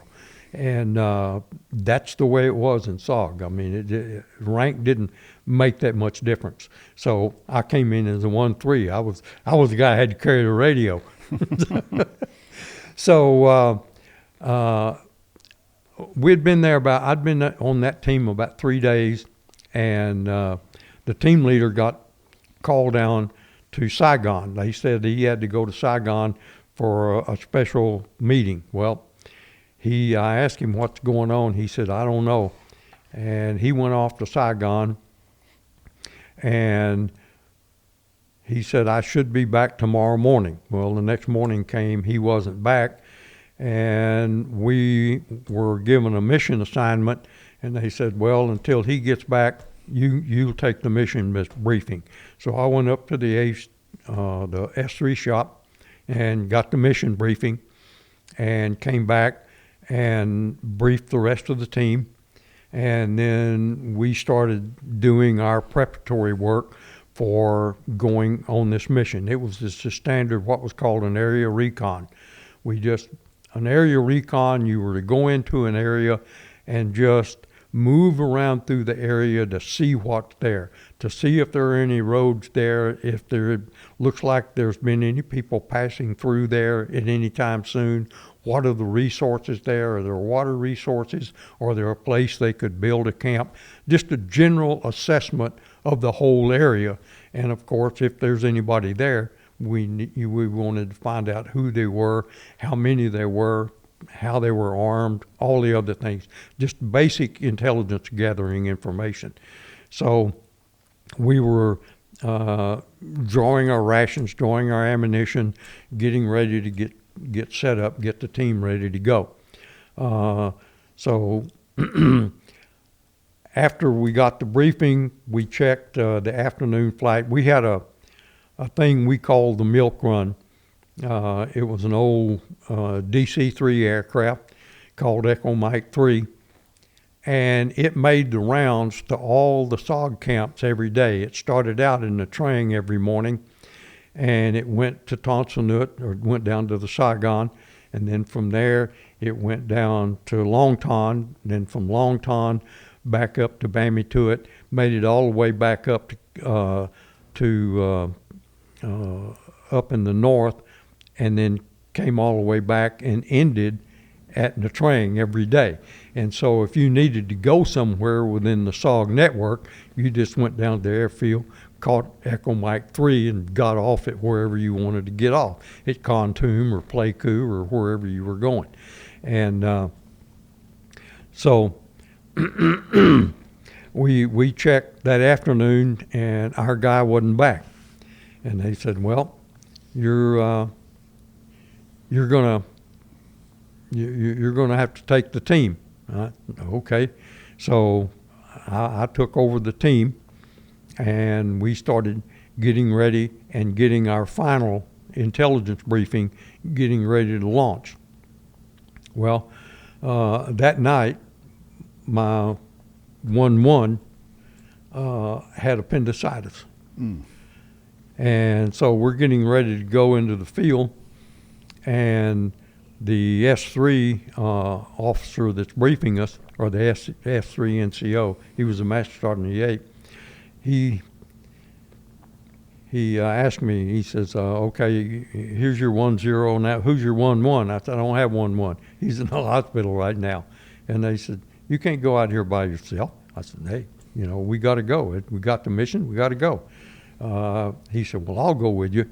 So here we got an old Master Sergeant E8 and a brand new lieutenant, brand new 1-0, not been on the ground as a 1-0 before, ready to go and take off into the woods. So the next morning we lifted off and went out, and I had picked an LZ that I'd went out on a VR the day before, visual reconnaissance, and picked an LZ. When you do that, you ride out with one of the Coveys. Our forward air control code name was Covey, and they were dedicated solely to SOG. They didn't cover anyone else, just SOG teams. So I went out on, and the Covey took me out, and I picked the LZ. Well, I had a brand new rookie insert guy, and he put us in on the wrong LZ.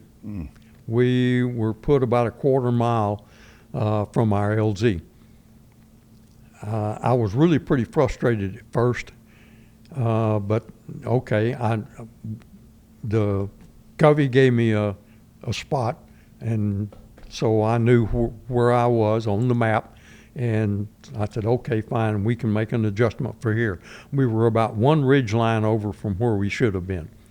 As it turned out, it was a good thing, because we found out later that the bad guys were on the other LZ waiting for us. Oh, wow.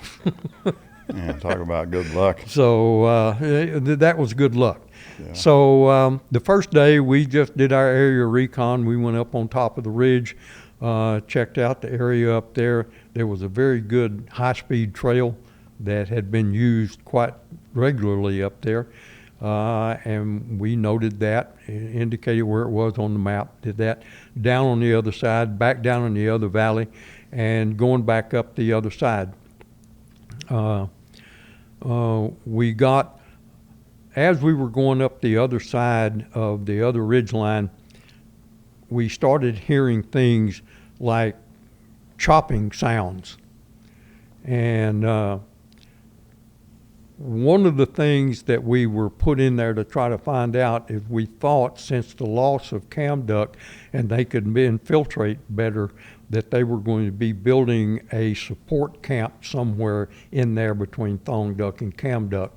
And this was a highly suspected area that could be used because of the coverage, the foliage coverage and all of that kind of stuff made it well suited for that. So we kept hearing these noises, so we kept moving toward these noises, and it got dark, and we settled in for the night. Now, when a recon team settles in, we do away with all of the typical infantry tactics. We do not, take the high ground and set up a defensive perimeter and all that kind of stuff. We find the thickest briars, brush we can find. We crawl into it on our hands and knees, get in a circle just like a covey of quail, and we sit there absolutely silent all night. You don't move, you don't talk, you don't say anything, because they come looking for you with lanterns and flashlights, because you're you're in their backyard. They're comfortable walking around with lanterns and lights and yelling and talking and all that kind of stuff. And you're hiding just like a covey of quail. So you sit there all night. They didn't get anywhere close to us. They got probably within a couple of 100 meters of us, but they were primarily didn't have a real idea of where we were at yet. So we made it through the night okay. The next morning, early in the morning, right after daylight, we were up and ready to go. We heard cadence calling, like 1, 2, 3, 4. They were either doing their morning exercises or marching or something like that, and they were a lot closer than they had been, and then pretty soon we heard the chopping sound start again. So we started moving toward it. We moved for about 45 minutes, maybe an hour, and all of a sudden my point man froze and called me up, and there was a sentry post with 2 guards, but they hadn't seen us or heard us. So we backed up and moved laterally about 50, 60 meters and then turned back toward the sound again. And sure enough, we ran into a second sentry post. We backed up again, moved down some more to try to get in. When there was a bamboo thicket, we were going to move around that bamboo thicket and try to come in from the other side to see if we could get close to it.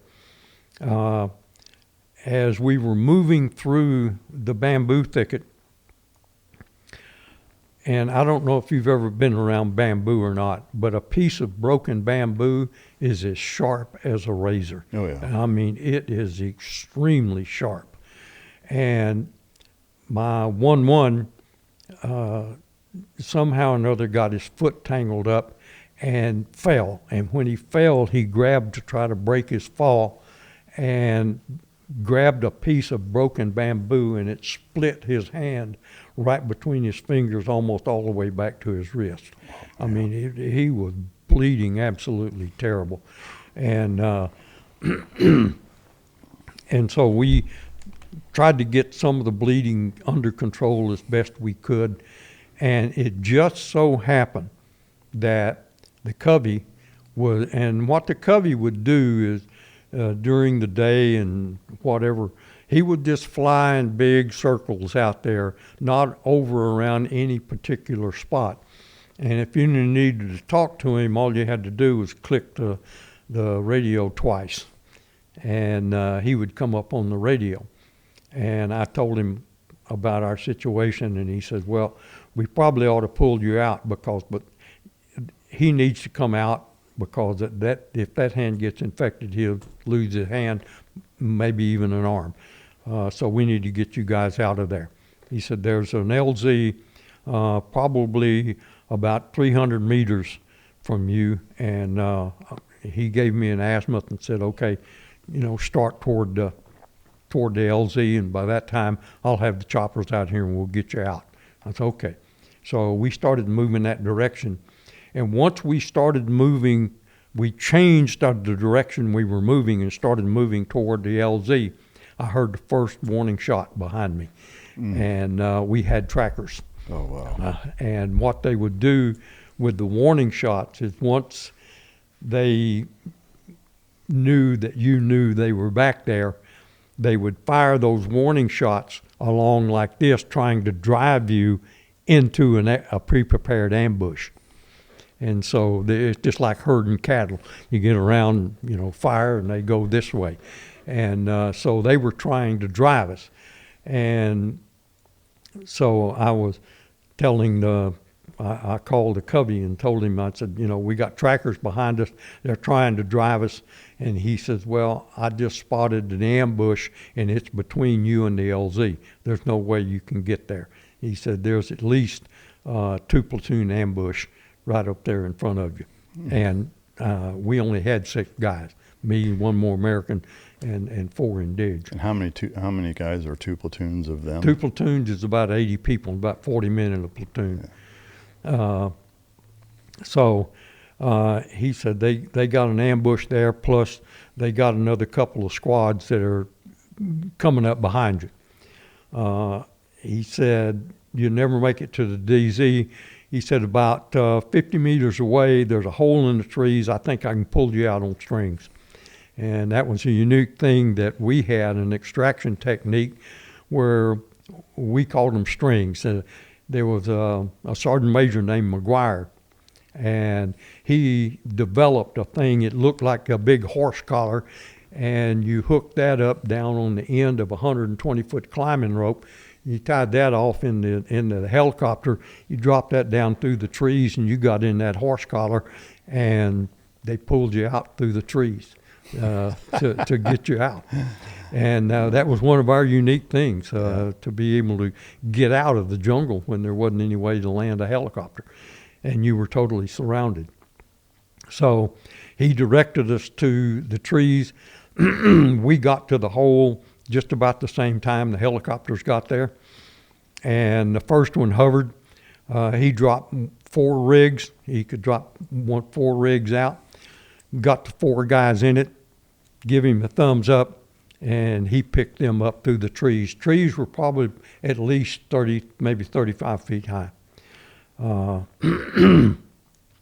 So then the second helicopter came in and hovered and dropped 2 rigs in. There was me and 1 other indig left on the ground. Unwritten rule in SOG. It never was written down anywhere. Nobody ever really told you. The 1-0 was the first man on the ground and the last man out. The only way you came out not last was in a body bag. That was the deal. So me and the indig was the last ones left on the ground. So he came up, hovered, dropped them. We did the best we could. I got him in his rig. I got in my rig, gave him a thumbs up, and up through the trees we started lifting. In the meantime, there's all kinds of fire going on around us. And so if you're familiar with a helicopter, when they're in a hover and they start to move forward, they lose a little bit of altitude before they get their airspeed to go back up. Well, when the door gunner looked out the door and he said, okay, they're clear of the trees, he took off. Well, we dropped about 15 feet, so he drug us through the trees for about, I don't know, 20 or 30 yards or so, but fortunately we didn't hit any big limbs or anything. It banged us up a little bit, but nothing serious. So we got up out of the trees, and we're in just a few minutes, we're up around maybe 2,000, 2,500 feet, running about 70 miles an hour, and we're on a rope hanging, 100 feet underneath this thing. We were just about to die of a heat stroke down there on the ground. Now we're freezing to death. And the wind's blowing in your face. I don't know if you've ever stuck your head out the car window running 70 miles an hour, but it's hard to breathe with that much wind in your face. Yeah. And so you got to figure out how to hunker around. And the other thing with the McGuire rig, there's a lot of things about a McGuire rig you need to know that I didn't know. Matter of fact, the first time I ever really saw a McGuire rig was when that first one come crashing through the trees. So I just thought, okay, you just get in and hang on. Well, you got almost an hour of flight time. So hanging on to this thing, you got a 65, 70-pound rucksack hanging on your back. This thing is kind of slid down. It's under your knees right here like this, and you're hanging on like this. You know how long it takes for your hands to go numb? Not long. And your arm to feel like they're pulling out of your shoulders? Yeah. Probably about maybe 10 minutes. Yeah. And you got an hour to go. How are you going to? Now, in a McGuire rig, up at the top of that thing, there's a loop made out of an A21 cargo strap, and it's got a loop on it. All you have to do is when you get in that rig, you reach that thing and you hook it around there, and even if you fall out of the rig, you're still hung. You're not going to fall out. The other thing is underneath on the bottom side, there's a D-ring sewn into the bottom of it. What you're supposed to do is you have a snap link right back here on the back of your rucksack that hook your two rucksack straps together.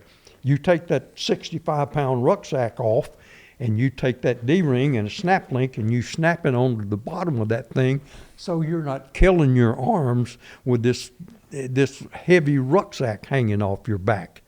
And so that way you're secure in the rig. Well, we didn't know that.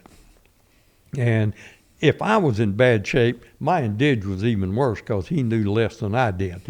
And the other thing you do is where the two ropes come down and the rigs are tied to them, there's a snap link up there, and the reason you snap those two things together, because I was a lot heavier than my indige. So I'm hanging, his feet were right, I could just barely touch his feet. He's that much higher above me.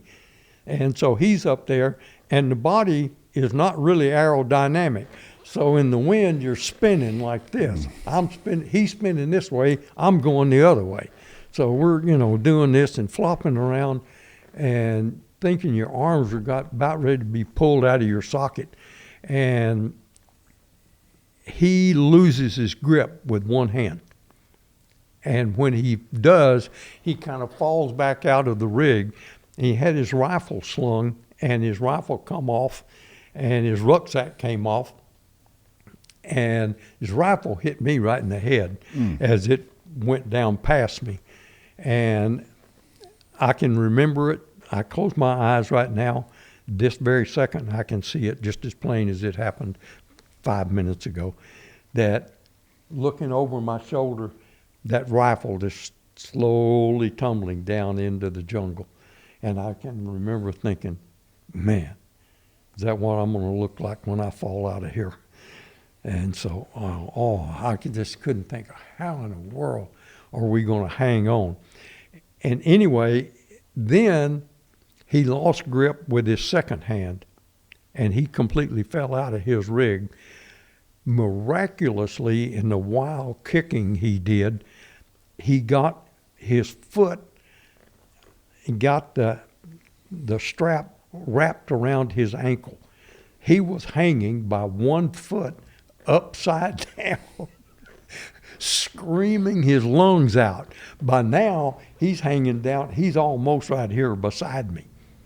So looking and knowing that his foot could give way at any minute, I reach out and I get a hold of him, get around him, grab him, pull him in tight to me so that we are at least one semi-cohesive unit. Right now, we're still spinning like this, and I'm still trying to hang on to him and still hang on with one hand and knowing, how am I going to last until we get somewhere?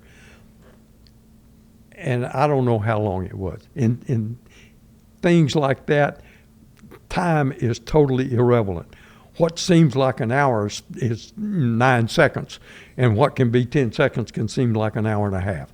I mean, you just don't know what time. But all of a sudden, I realized the wind's not blowing in my face really bad.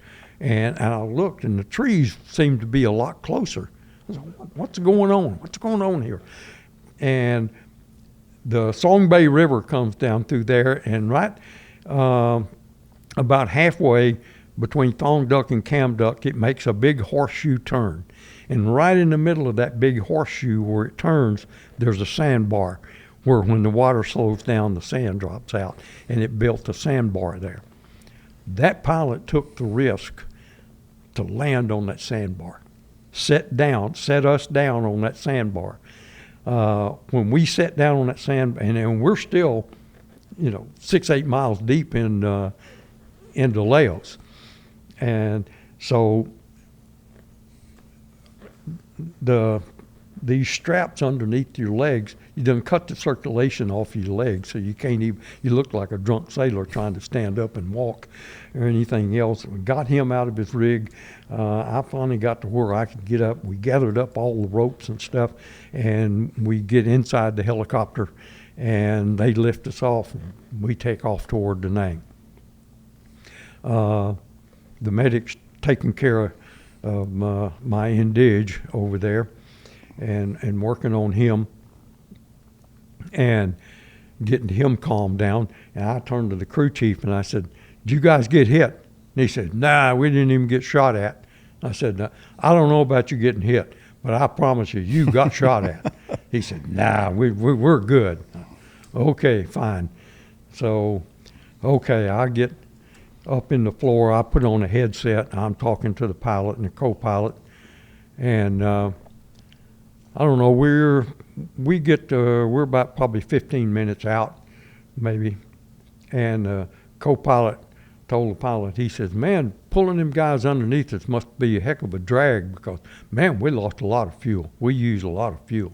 We got to stop short and get gas."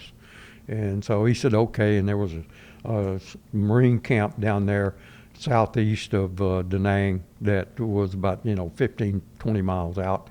So he stopped, and so he stopped, and we're sitting there, and the old chopper's sitting idling, and crew chief's out putting gas in it, or avgas, and all of a sudden he starts yelling, and pilot and the co-pilot said, "What's going on? What's going on?" He's running out as fast as he could put it in. Yeah, we had 5 bullet holes through the fuel cells of that thing. Yeah. Thank God it wasn't a tracer. Yeah. But all it did was just shot holes, and we'd been streaming gas all the way back. But we got enough to get us back to camp, and that was my recon mission, my first recon mission. I've spy rigged out of helicopters and fast roped and everything, and my hands and feet are soaked hearing you tell that story. Man, that is unbelievable. So, and that was your first recon mission. That was my first recon mission. Man. And then so we got back, and I went through the debriefing and all of that kind of stuff, and then I made sure I had my team got fed and got them done and all that kind of stuff. And then I went up to the dispensary to check on the master sergeant, my E8, and his was really bad. They'd taken him down to the hospital in 8th Army Hospital, or not 8th Army, but anyway, the hospital right there south of Da Nang. And so I said, okay, I'll check on him later, and that type of thing. So I went back to the hooch, finally got something to eat, took a shower, all that kind of stuff, went to sleep, got up the next morning. Both of all my indige, they wanted to pass to go to town. I told them as soon as I get through with the debriefing, I'll come back. I'll see about getting you a pass. Got them a pass, sent them off to Da Nang. I went down to the hospital to check on my master sergeant, and he wasn't there. They had medevaced him all the way to Japan. They said it was all the nerve damage and ligament damage and everything. They needed to get him to Japan to a main surgical center. Wow. So, I said, okay. So wasn't much else to do. All the team was they were on pass and everything else. So I went back, went in my room, and I slept for about 20 hours. And so the next morning I was at breakfast, and somebody came in, I can't remember who it was, and said there's a meeting of all 10s at 1000 hours at the talk. Everybody be there. So what's going on? Who knows? So by the time we got there, rumor mill was running wild. You didn't know what was going on. So we got there, and basically what happened is over time there had been so many injuries and casualties and whatever that none of the teams were at full strength. So they did a complete total reorganization, and we went from 18 mini teams to 12 full teams. And so I went over to the board to see where I wound up. I wound up being assigned as a 1-1 on Team Coral, which was Team 5. And that was Staff Sergeant Hatcher was the 1-0, and we had a buck sergeant named Podlasky. He was the 1-1 at the time, but they were going to move me in as the 1-1. Hatcher was due to rotate in 6 weeks, so I was going to train to be the 1-0 and take over as the 1-0 when he left. So I did that, and we ran 2 missions while I was the 1-1 there. One of them we did again out there on that main supply route coming through that the valley out there between Cam Duck and Thong Duck. They put us up on a big mountain, and we were about probably 5 miles away from a river crossing point, and our job was to sit up there, and when they would be trying to cross at night, they'd have their headlights on and all that stuff. We'd call in airstrikes on them. And we did that for about 3 days, and finally somebody figured out where we were, or thought the general area where they thought we might have been, and they started moving in our direction, so they went ahead and pulled us out. Wow. On that one. So that one was pretty simple. We just kind of sat up there and watched the fireworks every night. Any idea how many enemy KIA from those strikes? Not really. No. I mean, we were really kind of too far away to see, but significant. We just probably destroyed a lot more materiel than we did because we knew we set quite a few barrels of fuel and things like that. We'd see big after explosions, secondary explosions, when a bomb would go in, and it would burn for a long time, and you could tell it was some type of a motor fuel or oil or whatever that was on fire. So we probably and we had a couple of times where we had some tremendous explosions. Apparently, we hit a stash of munitions or something that blew up. So, that. And I'm sure it was discouraging to them. They didn't pack that stuff all the way from North Vietnam for 4 months, and we blow it up. Before they use it. So that was the first mission. You said you did another one?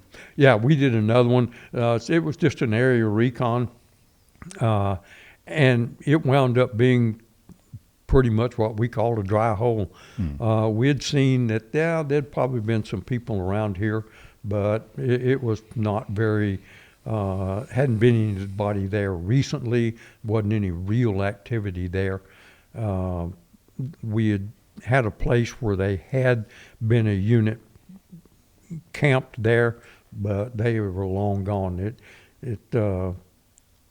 It was an area that we would probably send somebody back in another couple of weeks or so, because they would probably use it periodically as opposed to using it every other day or anything like that. Yeah. But the time that we went out there wasn't anybody around. It was just a walk in the woods. Right. After those 2 missions, did you stay in country and continue to operate? No. That we were, Hatcher had rotated. I moved up to take over the 1-0, and we were scheduled to get our mission brief the next morning. This was on August the 22nd, 1968. And the next morning, we were scheduled to get our mission briefing for our next mission. At 3 o'clock in the morning on August the 23rd, 1968, FOB4 was totally devastated. That's where we lost 16 guys in one night. They hit us with a entire sapper battalion.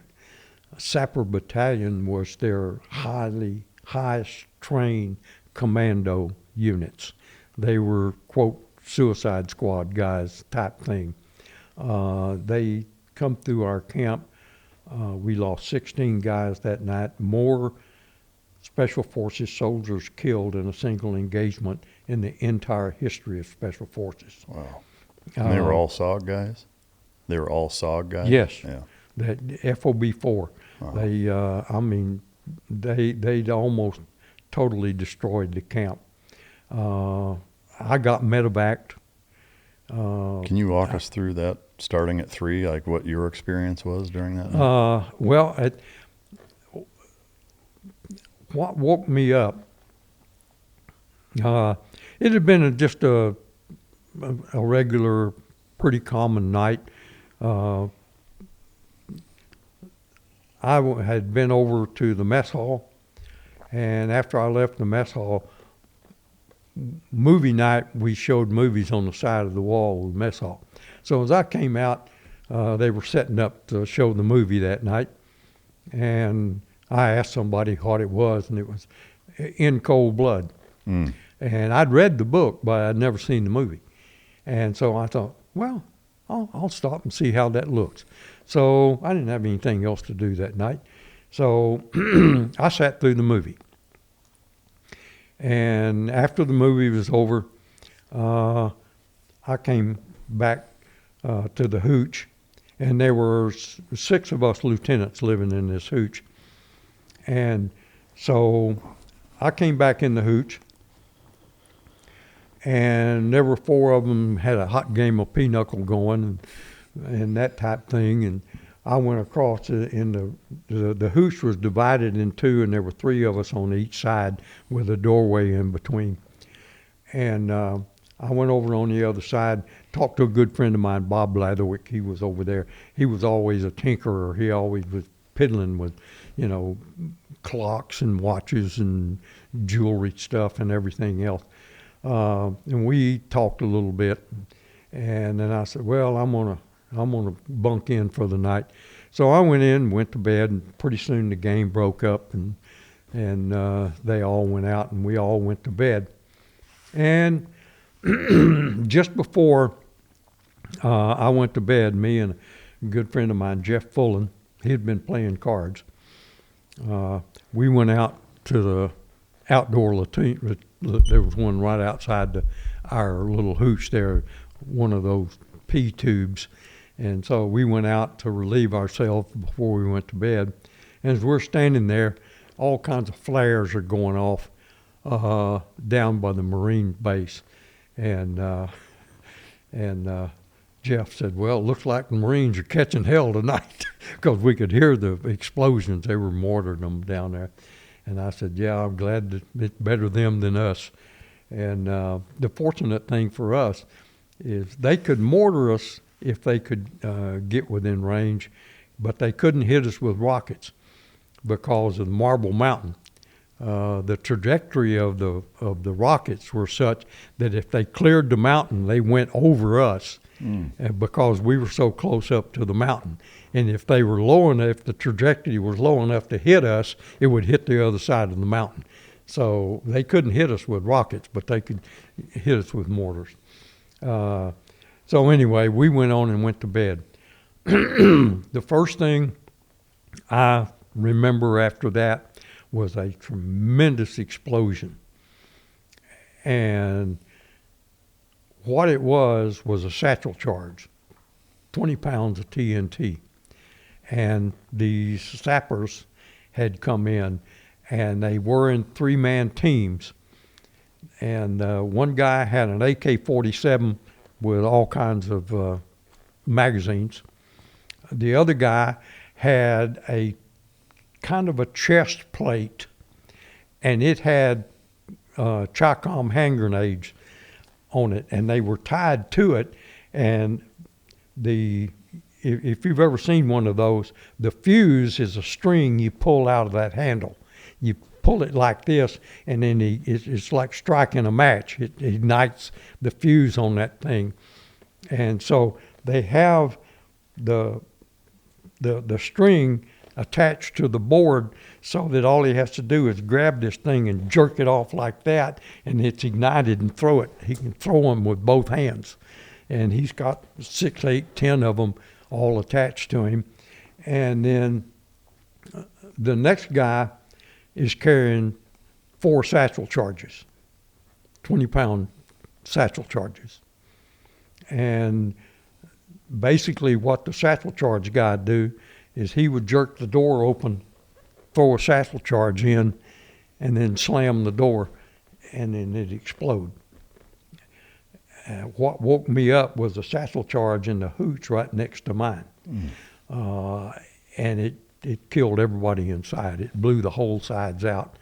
Roof collapsed on, killed everybody in the hooch. I think there was 5 in that hooch. That woke me up. I rolled out of bed immediately. My rifle was right over my head, right here, on 2 nails in the wall. All I had to do was reach up, and I had my CAR-15. That was there. My shirt and my trousers were right here. And so I was up, didn't even put on a shirt. Got my web gear, just put my boots on, didn't lace up. We were on this side of the hooch. Our defensive position was on the east side of the hooch. I was on the west side. I came through the door and started out the back door to go to my defensive position. As I went through the other side, Ron Crabb got right in behind me, and right behind him was Jeff Fullen, and we went out the front door, or the back door. And those hooches were kind of pier and beam type thing. They were up off the ground about this far, and there was a couple of steps when you went down to go out. So just as I hit the bottom step going out, out of the corner of my eye, I saw a guy right at the corner of the hooch. These hooches were about as wide as this square, and so about 10 feet away, I saw this guy, and I could instinctively tell he was an indigenous guy. But it didn't really alert me because we got about 1,000 indigenous guys in this camp. You know, they make up all of our recon teams. They make up our hatchet forces, all that kind of stuff. So seeing an indig guy is no big deal. I just thought, okay, he's one of our guys. He's going to his position just like I am. Well, he wasn't. He was a bad guy. He was the AK-47 guy. And he immediately turned and fired on me and hit me. Fortunately, he was to my side, and he hit me right in the stomach. And it spun me around, and I went down on the ground. He had it on full automatic, so it climbed to his left, and he hit the guy behind me, Crab. He hit him right through the leg and severed his femoral artery. And the second round on Crab hit him on his magazine pouch and knocked him completely back in the hooch, and which also knocked Jeff Fullen, who was behind him, back in the hooch. I'm laying on the ground. So I start to get up, and it's absolutely amazing what your brain does, because I was mad. I was really, because I thought I'd been shot by my own guy. So, I mean, this was what I was now angry, because I'd been shot by my own guy. How can you sit around in the club and tell war stories about being shot by your own guy? Man, I was mad. And I said, "You son of a bitch, I'm an American." Well, he knew that already, so he shot me again. Oh, man. So it knocked me down again. So I'm a slow learner. I start to get up again, and he shot me again. Hit me right in the shoulder blade, right underneath the back. And, you know, by this time, I'm really mad. I don't care if this guy is friendly. I'm getting ready to shoot this bastard, you know. So I'm really angry. So I get up one more time. And as I get up one more time, he hit me right in the back of the neck. Knocked me down again. And then finally, I said, you know, this guy knows who you are, and he's still trying to kill you. Maybe if you quit trying to get up, he'll quit shooting you. Brilliant deduction, Dr. Watson. So I laid down like this. I got this eye closed so I can look out of this eye. And he walked over to me, and they came through the wire that night. All he had was a loincloth. They were totally naked so that they could feel the barbed wire as they were coming through the wire that night. Wow. And so all they had was just a loincloth and their web gear type thing. Yeah. And he walked over, and I'm laying here like this, and I can see his bare foot right here, right next to my head. And I know, I can't see it, but I know he's got that rifle barrel right in the back of my head getting ready to do the deed. Well, about that time, and I'm laying right at the foot of the steps, and the door to the hooch is right here. And there was a god-awful commotion inside the hooch, and it totally distracted him. He spun around and turned around and stood in the front door, in the door of the hooch, and just opened his magazine. Just wow, wow, wow, wow. Fortunately, everybody was on the floor except Jeff. Jeff got hit through the hand, but that's all. Just got him in the hand. Once he emptied his magazine, he stepped back, kicked the magazine out, put a new one in, walked over to the corner of the hooch, and turned around and knelt down and was looking around the corner of the hooch looking back at me, because they all know somebody's going to come out and get me. And sure enough, I'm laying there like this. I'm looking at the guy. I can just barely see his head sticking around the edge of the hooch, because we got sandbags on the around the hooches. And Bob Blarick comes to the door. He's coming out to get me. And he come in, he kind of hunkered down there by the door. In my best stage whisper, I said, "Don't come out, Bob." He said, "What's wrong, Trav?" I said, "The guy's down on the corner. He's waiting for you." And so he looked out. He said, "I don't see anything." I said, "Do you see a sandbag that's about 4 sandbags up that's sticking out further than the others?" "Yeah." "Shoot it." He said, "You want me to shoot a sandbag?" "Shoot it!" He said, okay. So he eased his rifle out and squeezed the trigger. And when he squeezed the trigger, I got up. I was laying on top of my car 15, got it. We got back in the hooch. And so we got back in the hooch, and they're trying to get me, take care of me and everything else. After I got back from the hospital later on and all that, one of the guys told me that the next morning they found him right there with a bullet hole right in his forehead, that he was looking right down the barrel when Bob squeezed the trigger. Wow. So they got me back in the hooch. Crab, they were trying to get his leg under control. He was bleeding really, really bad.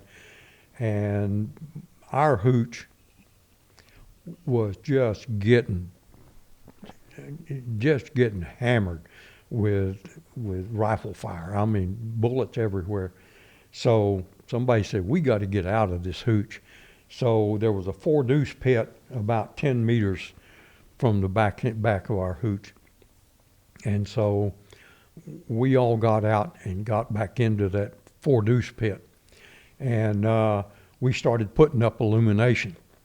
And I couldn't do much.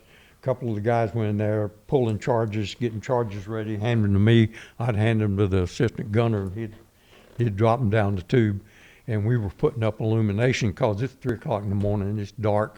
They done blew the generators up. There's no lights anywhere. So this is the only light we got is the flares that we're putting up. And so we do that for a little while. And again, I don't know how long it was. Could have been minutes, could have been a half hour. But anyway, Bob finally says, "I got to get out of here. We got to do something." And so he gets up out of the mortar pit, and he takes off down between the hooches. And we're there for a little bit longer. There's little firefights and things going on all around the camp, because the camp is just totally crawling with these bad guys. I mean, they're all over the place. Any idea how many of them there were? Most everybody that got killed that night either got killed in their hooch when the hooch collapsed on them, or they were just like me. They got killed less than 10 feet from the door because they were waiting. They knew when the explosions went off. They were all standing out there waiting for us to come out. Do you have any idea how many of them there were? How many of them? We killed 50-something inside the camp. Wow. And there was a bunch got away. It was somewhere between 120 and 140 that night that we had inside the camp. Yeah. And so anyway, in sometime, all of a sudden we hear a Jeep and see some headlights. And Bob comes sliding up in a Jeep. So get Crab, get him in the Jeep. Bob takes off, and FOB4 is a big camp, so it's probably 300-400 meters from where we were to where the dispensary was. So Bob, as he was getting ready to take off with Crab, he said, "Crab, I'll be back," and he took off. And we were there for a little bit while, and sure enough, after a little while, Bob came back and he said, "Okay, Trav, let's go." So I get up, get in the Jeep, and he told the guys, he said, "Keep the flares going. They done shot the lights out on this thing. That's the only way I can find my way around." Man. So we took off. We took a few rounds here and there. Took a couple through the windshield, but neither one of us got hit. And we come sliding up in front of the dispensary. And I get out. I said, "Thanks, Bob." And he said, "See you, Trav." Off into the night he went. He picked up 7 people that night and got them to the dispensary. Wow. And they all survived. That's incredible. He did a great job that night. Yeah. I spent, I don't know how long, not very long in the dispensary.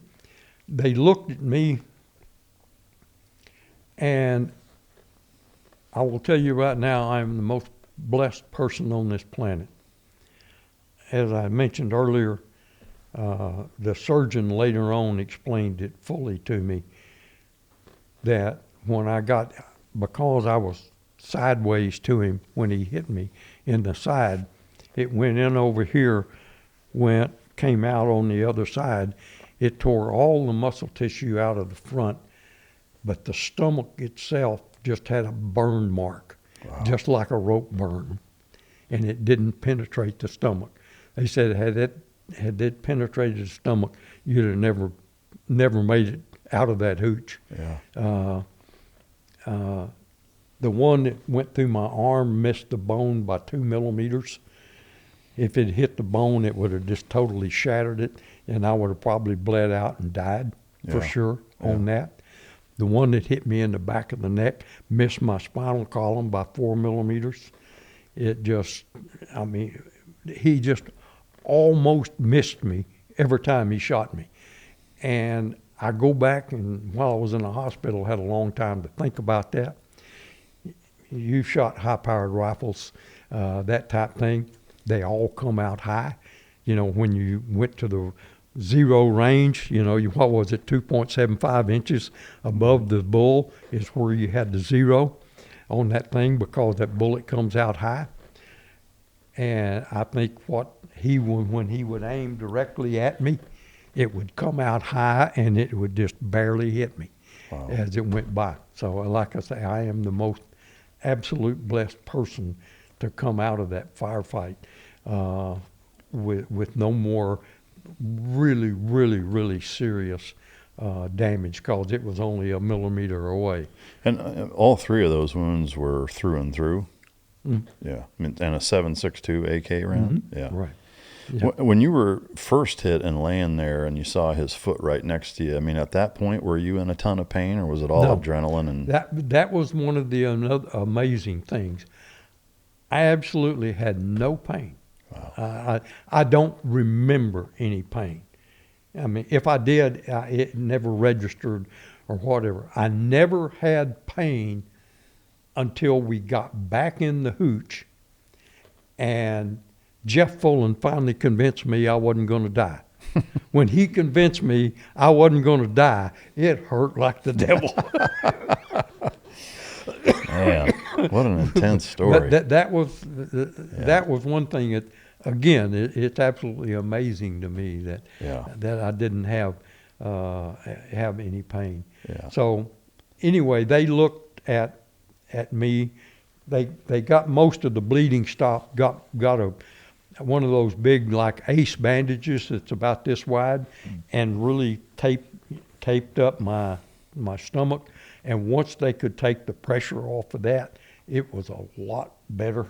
Yeah. It still hurt, but not the way it did.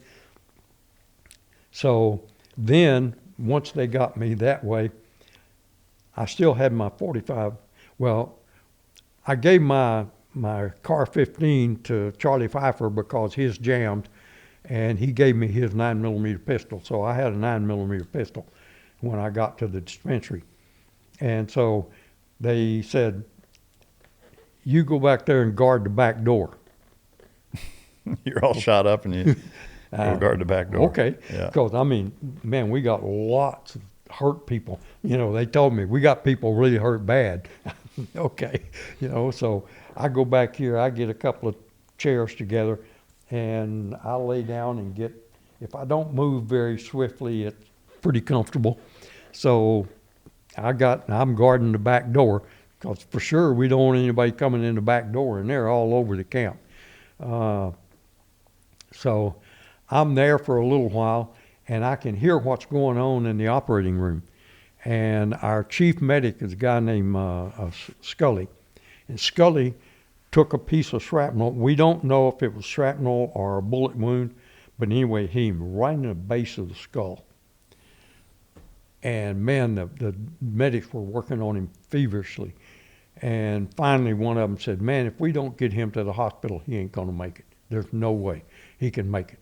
And they said, we can't get choppers in. It's way too hot. We got too much fire going on. Nobody can come in. He said, well, what else we got? And we got that old cracker box ambulance, the one that you see on MASH, the old cracker box. We had one of those. And they said, we got that old ambulance out there. And they said, yeah, but it's 5.5 miles to the hospital and the road's not clear. And they said, that's the only shot we got. And they said, if we don't get him to that hospital, there's no way that he's going to survive. So they took the 3 worst wounded, and they come over to me, and they said, can you ride shotgun? I said, yeah, let's go. So we had a young Spec 5 that, or buck sergeant, that volunteered to drive the Jeep or drive the ambulance. And so they loaded us up. The driver gave me his M16. I gave him my 45. And we go down to the front gate. And while they're opening the front gate and let us out on the road, he looked at me and he said, sir, I hope they don't want to waste a good ambush on a ragged-ass old Jeep. I said, I do too. Let's go. And man, we made a right turn out of that gate, and down the road we went. It was about 5 miles down to where the Marines had the road blocked, there just south of MCAS, the Marine Corps Air Station. And so we're coming. My biggest fear now is we're coming blaring down the road. There's firefights going on everywhere and everything else. And here's this car blaring down the road at 60 miles an hour. We're gonna get shot by the Marines. So we get a couple of 100 yards away where we could kind of see the barriers and all that stuff. He started blinking the lights. I hung out the window as far as I could and started yelling, Americans, Americans, Americans. I guess it worked because they didn't shoot us. Wow. They let us come up and stop. We turned the lights out and we told them what there was. They opened the gates and off we went to the hospital. All 3 guys in the back, Scully and the other 2 guys, all survived. Wow. So I got there. They looked at me again. I'm shot up, but I'm not life-threatening right now. They got me under control. I go on a sawhorse out here, on a stretcher, me and about 100 other guys waiting to get into the OR. I'm there for probably an hour, hour and a half. It's probably starting to get pretty close to daylight. And they come around and say, man, we still got choppers coming in with bad guys wounded, or wounded guys really bad. We can't do nothing for you here. We're going to send you to Monkey Mountain. So they load me and 5 other guys in a chopper, and off we go to Monkey Mountain. We go back to Monkey Mountain, go back through the triage again, back on the sawhorses outside. And I'm there for about several hours. And finally they come around and said, okay, it's your turn. And so somewhere around noon, I get into an operating room. Wow. And that guy, he gets ready to give me a shot. And he said, this is going to burn a little bit. I said, you don't know how long I've been waiting for that. So the next thing I know, needless to say, is I wake up in the recovery room, and I'm there. And if you've ever been around a recovery room, when you're coming out from the anesthesia, you make a real horse's butt out of yourself. You yell, scream, they're coming through the wire, all that kind of stuff. You do all kinds of weird stuff. But I was pretty much coherent, and by then, and they rolled a guy right out of the recovery area and pushed him up next to me. He was a young Marine. He was probably less than 20 years old. And he was going through all of those gyrations. And he kicked his sheet off. Of course, when you come out of the OR, all you got on is a green surgical sheet. Yeah. And when he kicked it off, he had this arm gone above the elbow, this arm gone down here, this leg gone right above the knee. And he's fighting and all that kind of stuff. And I looked over at that guy, and I heard my grandmother's voice, just as plain as you and I sitting here talking. And my grandparents called me boy. She said, "Now, boy, you got no complaint coming. You get yourself out of that bed and you get well." And I was right at the point of really starting to feel sorry for myself and why me and all that stuff. I mean, that went away, and it was all right. Let me get me going here. Let's go. I'm ready to start getting well. Let's get something happening. My attitude changed 180 degrees all of a sudden like that. Wow. Man, just for the grace of God, that's you laying there with half of your limbs gone. You got nothing to complain about. So they didn't have anywhere to put me there, so on another helicopter and went out to the USS Sanctuary, the U.S. hospital ship, and I spent 31 days on the hospital ship and talked my way back to camp. Really? Yeah, went back to camp for 31 days. And what, so that whole process, were you healed, relatively speaking, at that point, or what? Yes, relatively speaking. Yeah. The one through the arm healed up pretty good.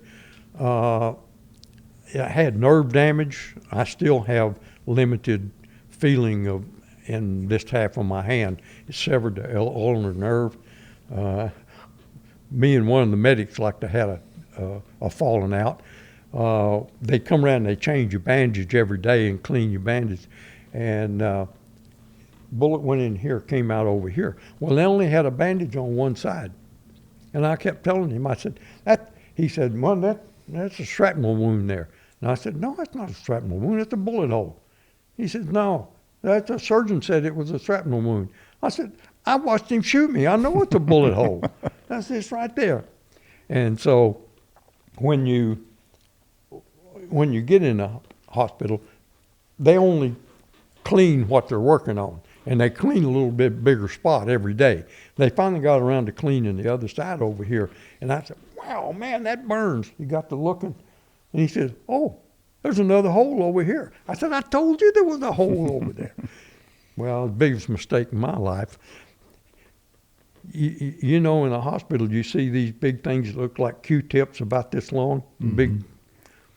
So they soak that thing in alcohol, and guess what?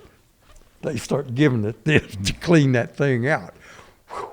Man, you talk about cleaning the stomach wound out was, they packed it every day with gauze twice a day. And then, of course, and then they'd tape it up. And then after several hours, and they're going to change again. Well, this stuff is stuck. Yeah. You know how it all Oh, yeah. And they say, you got two choices. We can do it slow or we can do it fast. He said, fast hurts like the devil, but it's over quick. He said, slow, it hurts a long time. And so I said, okay, let's do slow. Well, he did slow for about 5 minutes, and I finally said, no, let's do fast. So, I mean, he'd say, okay. I'd get a hold of the bedboard up here like this. It's still got my fingerprints in them rails, I know. and one of them would hold my feet, and it'd rip that thing out, man. Wow. And then they'd fill it up with alcohol and all that stuff, and then put that stuff and repack it. That went on for 9 days before they would sew it up. I was never so glad to get something sewed up. Yeah. And say, man, you don't have to do that no more. The one behind my neck, it almost missed me. Yeah. I mean, it was just a graze type thing. They wanted to medevac me back to Japan because of the no feeling in the hand. Mm-hmm. They wanted me to go back for rehab and all that kind of stuff, and I didn't want to do that. I wanted to go back to camp. Guys, those are my guys out there. I need to go back. I got a job to do. I need to get back out there. And finally, this Navy doctor, me and him kind of got a little bit of a relationship. I was one of the longest ones to stay on that ship, and so when I was trying to get him to release me back to duty, he said, you've got to be duty qualified. And I said, look, sir, you're a Navy guy. I understand that. You don't understand infantry. In infantry, I have one job. My job is to fire that rifle. You see this finger, this thumb works really great. I'm ready for duty. I'm fully qualified for duty. He said, you're the hard-headedest that I've ever known. He said, if you want to go back, then so be it. And he signed off, and I got to go back to camp. So you talk your way back into camp. What did you go back to that exact same camp? Yes, yeah. I went right back to FOB4. And then we what? pulled into Da Nang Harbor, and they put me off the boat. Now, when I came on board, all I got's a green surgical sheet. So I got on Navy dungarees and a Navy shirt, and a Navy cap, and some Navy shoes and all that kind of stuff. So the Nung guards at the front gate, when I showed up at the front gate, they couldn't figure out what this Navy guy was wanting in the camp. Yeah. But they let me off. I went out on the dock, saw a Marine truck. I said, you going to MCAS? And he said, yeah, how about a ride? Okay. So MCS was about 5 miles from our camp. So once he let me, he went into camp there. I got off, started down the road, got my thumb out, got picked up by some other guy hauling a bunch of stuff, and he dropped me off at the front gate of the camp. Wow. And I come in, and I finally convinced the Nungs at the front gate to get me the telephone to call the TOC, the Tactical Operations Center. So once the TOC got on board, I said, Lieutenant Mills, reporting for duty. And the guy that was there knew me. He said, Mills, is this you, Lieutenant Mills? I said, yeah, it's me. And I'm down at the front gate. Send somebody down to get me. Sign me in. He said, okay. So they sent somebody down, picked me up, took me up to the TOC, and then it was about noontime. And so I went to the mess hall, and it was I call it a bittersweet reunion, because it was great to see all the other guys, but it was, up until then, I didn't know how many we had lost or anything. And, you know, I lost my former platoon sergeant when I was in Hatchet Force. My platoon sergeant, he got killed that night. I lost a couple of other good friends that night. And, of course, I knew every one of them. I mean, the camp wasn't that big that we didn't everybody know everybody. So, and like I say, we lost 16. That was, you know, what about so-and-so? Yeah, he died too. Yeah. So it was a bittersweet thing. And then, but I wasn't fully qualified to go back on a recon team. So they put me to work in the S3 shop. Yeah. And how much longer were you there doing that? I was in the 3 shop for about 3 weeks. And I was working for a guy named Major Toomey. And Major Toomey come in one day and he said, Saigon just sent us a levy. They need a 1-0 qualified officer to go down to some place called Longtan and start up and run a 1-0 school, a team leader school. And it needs to be somebody that's been a 1-0. And he said, you know, you can't go to the field and all that kind of stuff. I told him, hey, I don't want to go down there and be no instructor. He said, look, you can go off down there, stay 2 or 3 cycles, stay a little while, get healed up. You can come back up here and you get your team back. But, you know, this is supposed to be a temporary thing because we're getting a lot of people killed and we're not getting qualified replacements, and we got to run a little school to get us some 1-0 replacements. And he said, you know, it'll be a good thing for you to do. It'll let you get healed up and all that kind of stuff. Okay. Well, like I had a choice, but, you know, okay, I'll go.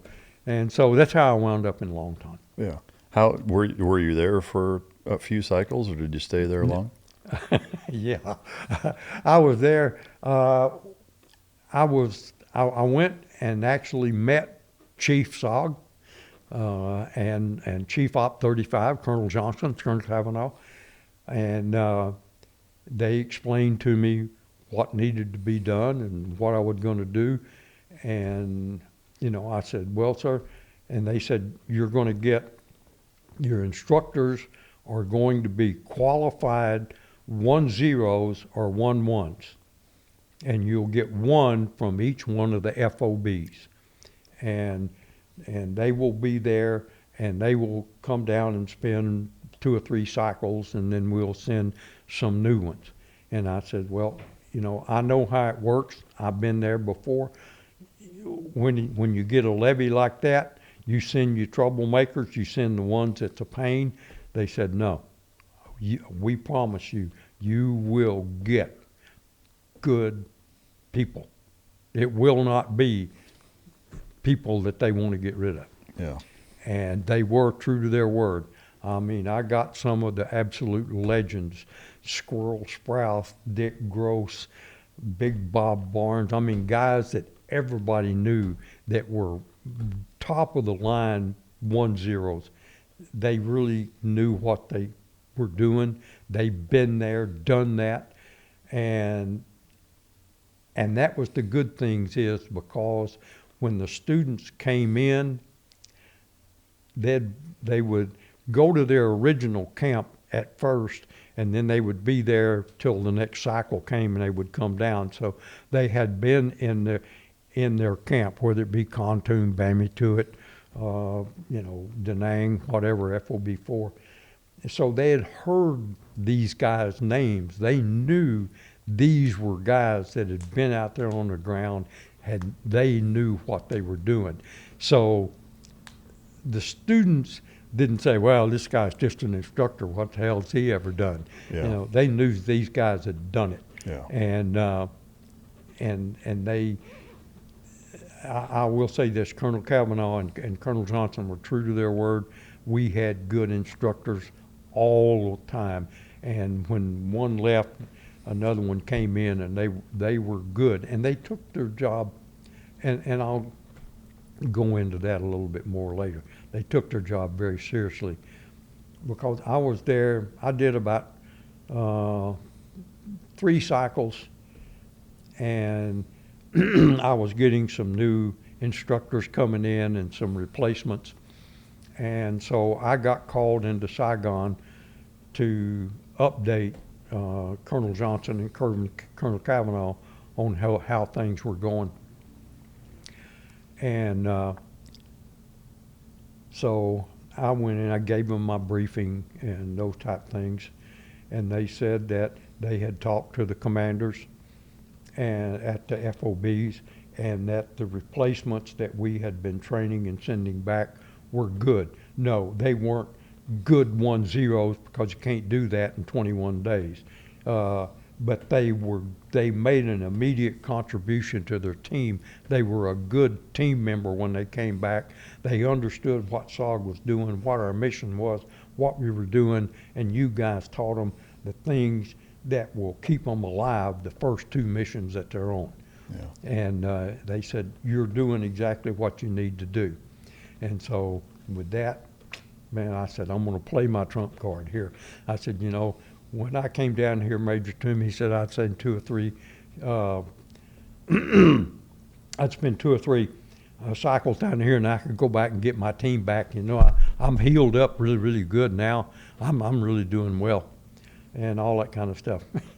And you kind of have to, you had to know the colonel. I mean, you had to know Colonel Johnson. He chomped on a cigar all the time, and all that stuff. And just a little bit of his history. He was in the 3rd Army with Patton on his tour through Europe. Wow. I mean, this guy, he had been there, done that. And so Colonel Johnson took his cigar out of his mouth, and he said, you know, Lieutenant, I realize I'm getting old, and my memory is not what it used to be.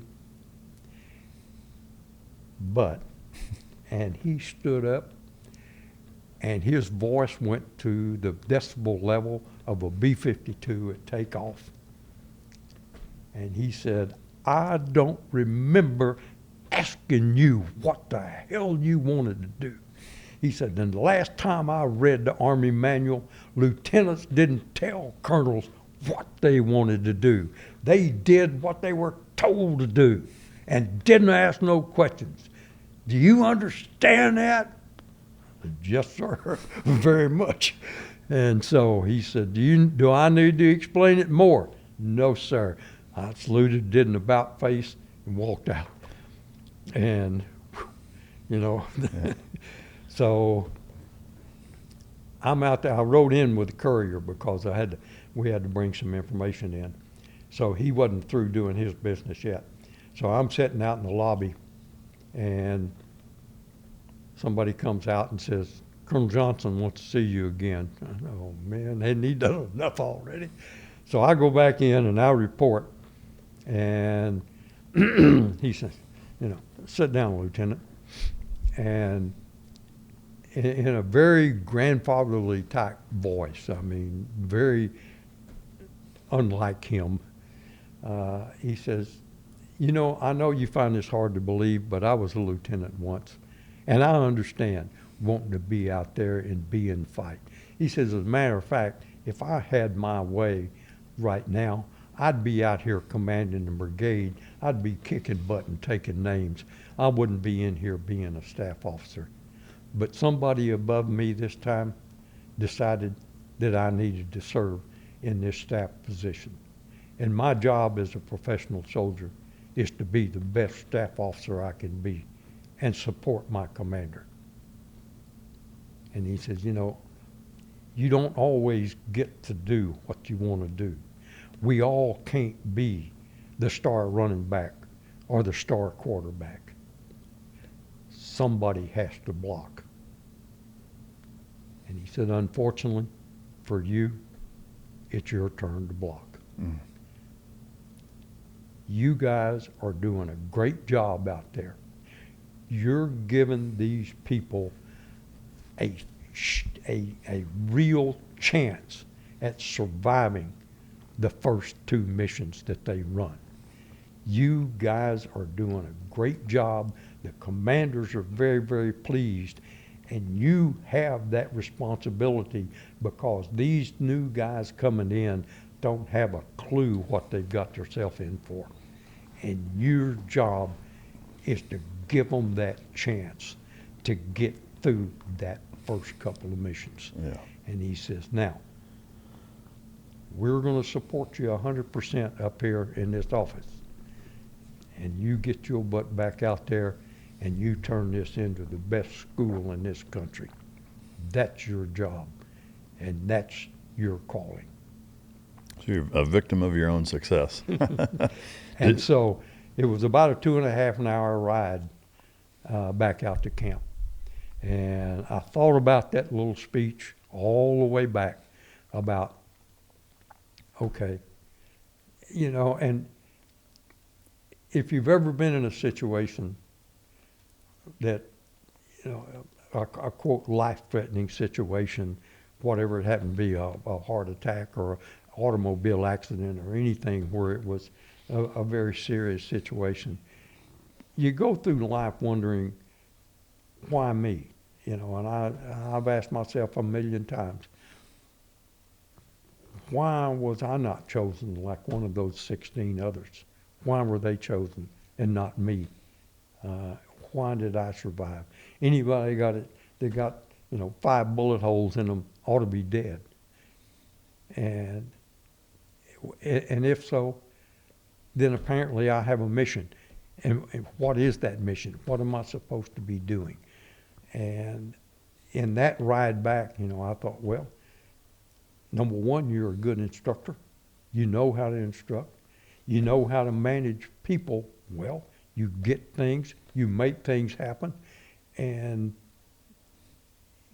you were let survive so you can help these guys. You have an obligation to give them something that you didn't have the first time you went to the field. And then I thought back and thought, yeah. And when I got my instructors together, that's what I told them. Guys, how we want to put this course together is, what would I have liked to known that I didn't know the first time I stepped off that helicopter in the middle of nowhere? Yeah. And that's how we taught that class. And since then, I've had many people over the years tell me that it was one of the best schools they ever attended. Wow. Because, I mean, it was pure business. You know, we're here to keep you guys alive. You know, there's no harassment, there's none of this other stuff. You know, we're going to train hard all day and everything else. And then, you know, come quitting time tonight, whatever, after we go to the mess hall, I'll buy you a drink in the club. We'll have a couple of drinks, but in the morning I'm still the boss, and we still going to do the 5 miles in the morning. Yeah, yeah. You know that, but it, and I'll go back and take that one more step. About 10 years ago, my youngest brother spent 20-something years in special ops, and he retired. He lived down around the Houston area, and we were down there visiting one weekend. And he spent 20-odd years in Special Forces. And so he and I know all. Guy that was my weapons man and Sergeant Major, my weapons man in Vietnam and Saudi Arabia was his sergeant major when he was the battalion commander of First Group. Oh, wow. So, I mean, and he used to run into guys all the time that knew him or knew me and knew him. And we look a great deal alike. Same build, same height, everything else. So we look a great deal alike. So anyway, I was down at his house, and they were having a monthly meeting of the Special Forces Association. And so we were all there, and guys were coming in and saying hi to guys I hadn't seen in a long time. and that type thing. And somewhere in the conversation, I said something, well, back when I was at Longton, or back when I was at the 1-0 school, and some guy standing over there, I hadn't met him yet, I didn't know him, he kind of stopped his conversation and he come over to me and he said, were you at the 1-0 school? And I said, yeah. I didn't know if he was going to punch me or what. But anyway, I said, yeah, I was at the 1-0 school. He said, I want to shake your hand. He said, you guys saved my life. He said, no way I would have survived that first mission if it had not been for the 1-0 school. Wow. Yeah, that's impressive. Yeah, that was 20 years after the fact. Yeah. That's incredible. And that night, as I was drifting off to sleep, one of my very, very last thoughts was, yeah, we did make a difference. Yeah. Amen. It makes you feel good Yeah. that you did make a difference. No, for sure. Yeah, I mean, to me, that's the impact that that I certainly understand, the double-edged sword of having to take those positions, but like your colonel said, and like you kind of reframed it, that perspective on it is important, not only for yourself, but for the guys that you're putting through training. Right. Did you ever make it back to a team, or did you close out your time in Vietnam at that school? I closed out my time there. Yeah. I went to Okinawa and spent 30 months, the long tour on Okinawa. Yeah. And I was a A-team leader there almost the whole time. Spent most of the time as an A-team leader on Okinawa. Oh, wow. I'm curious, when you were injured, technology and communication being what it was at that time, were you able to talk to your wife at all? Did she have any idea that you were wounded? I mean, at some point she did, but I mean, how long? What was your communication like with her during that time? I had signed a paper that says, if I'm wounded, don't notify my next of kin. If I'm dead, okay, it don't make any difference. But if I'm wounded, don't notify my next of kin. Because I've had to do that when I was at Fort Bragg. And I've seen some of the telegrams that they send. There's better ways of saying what they need to say. Yeah. I know what they need to say, but there's better ways of doing it sometimes. So she didn't know that. But once I was on the hospital ship, there was a Red Cross worker that sent my point of contact, that she sent a note back to my wife. Basically, she just got this telegram that said, your husband's here in the hospital ship. He's doing well, and all this other kind of stuff. Well, she went absolutely ballistic on that. Yeah. So she gets on the phone and says, I want to call Vietnam. People said, you just don't do that kind of stuff. Yeah. Or whatever. So anyway, she finally did get a hold of the Red Cross, and they sent back a message to me, contact your wife, please. So I sat down, and I think she still has this. This arm, I got no feeling in this hand and that kind of stuff, and it's taped up here like this. They got me all trussed up. So I got a writing pad, and I'm trying to write left-handed. It looks like a first grader learning how to print, okay? And I said, I am okay. Yeah. And I said, I got hit in the arm, but I'm doing well. I will write more later. And I sent it. Yeah. And one of the big things that she talks about is later on R&R, when we finally got to go on R&R, and we met in Hawaii, I took my shirt off, and I got this god-awful scar all the way across my stomach. And she got all over me. Okay, what about that? Yeah. You know, and I said, well, look, here was my logic. Back in my younger days, down at the movies on Saturday afternoon, Roy Rogers and Gene Autry and all that kind of stuff, they always got shot in the arm. It's no big deal. They healed up and everything was fine. Bad guys got shot in the stomach and they died. So I didn't want to tell you I got shot in the stomach. Yeah. It's funny the things you rationalize in those situations. So anyway, that was always the thing about that, and it got to be, I got dinged when I was in Hawaii. I meant in Hawaii, in Okinawa and that kind of stuff, and it got to where that if we deployed off island, and we were going to be gone for 90 days or whatever, whatever your TDI was. If I called back home early, her first question was, which hospital are you in? A couple of things I was just curious about, and I wrote a couple notes as you were talking about some of the missions that you were doing before we get into kind of the reflection back on the war decades later part. But in terms of the actual operational stuff that you did, were any of the Indige guys that you went with really capable bushcraft-wise or otherwise that you actually learned from some of those guys? Oh, absolutely. The mountain yards, those guys lived in the woods. We had teams that would get stranded out there because of bad weather and couldn't get pulled out, run out of food.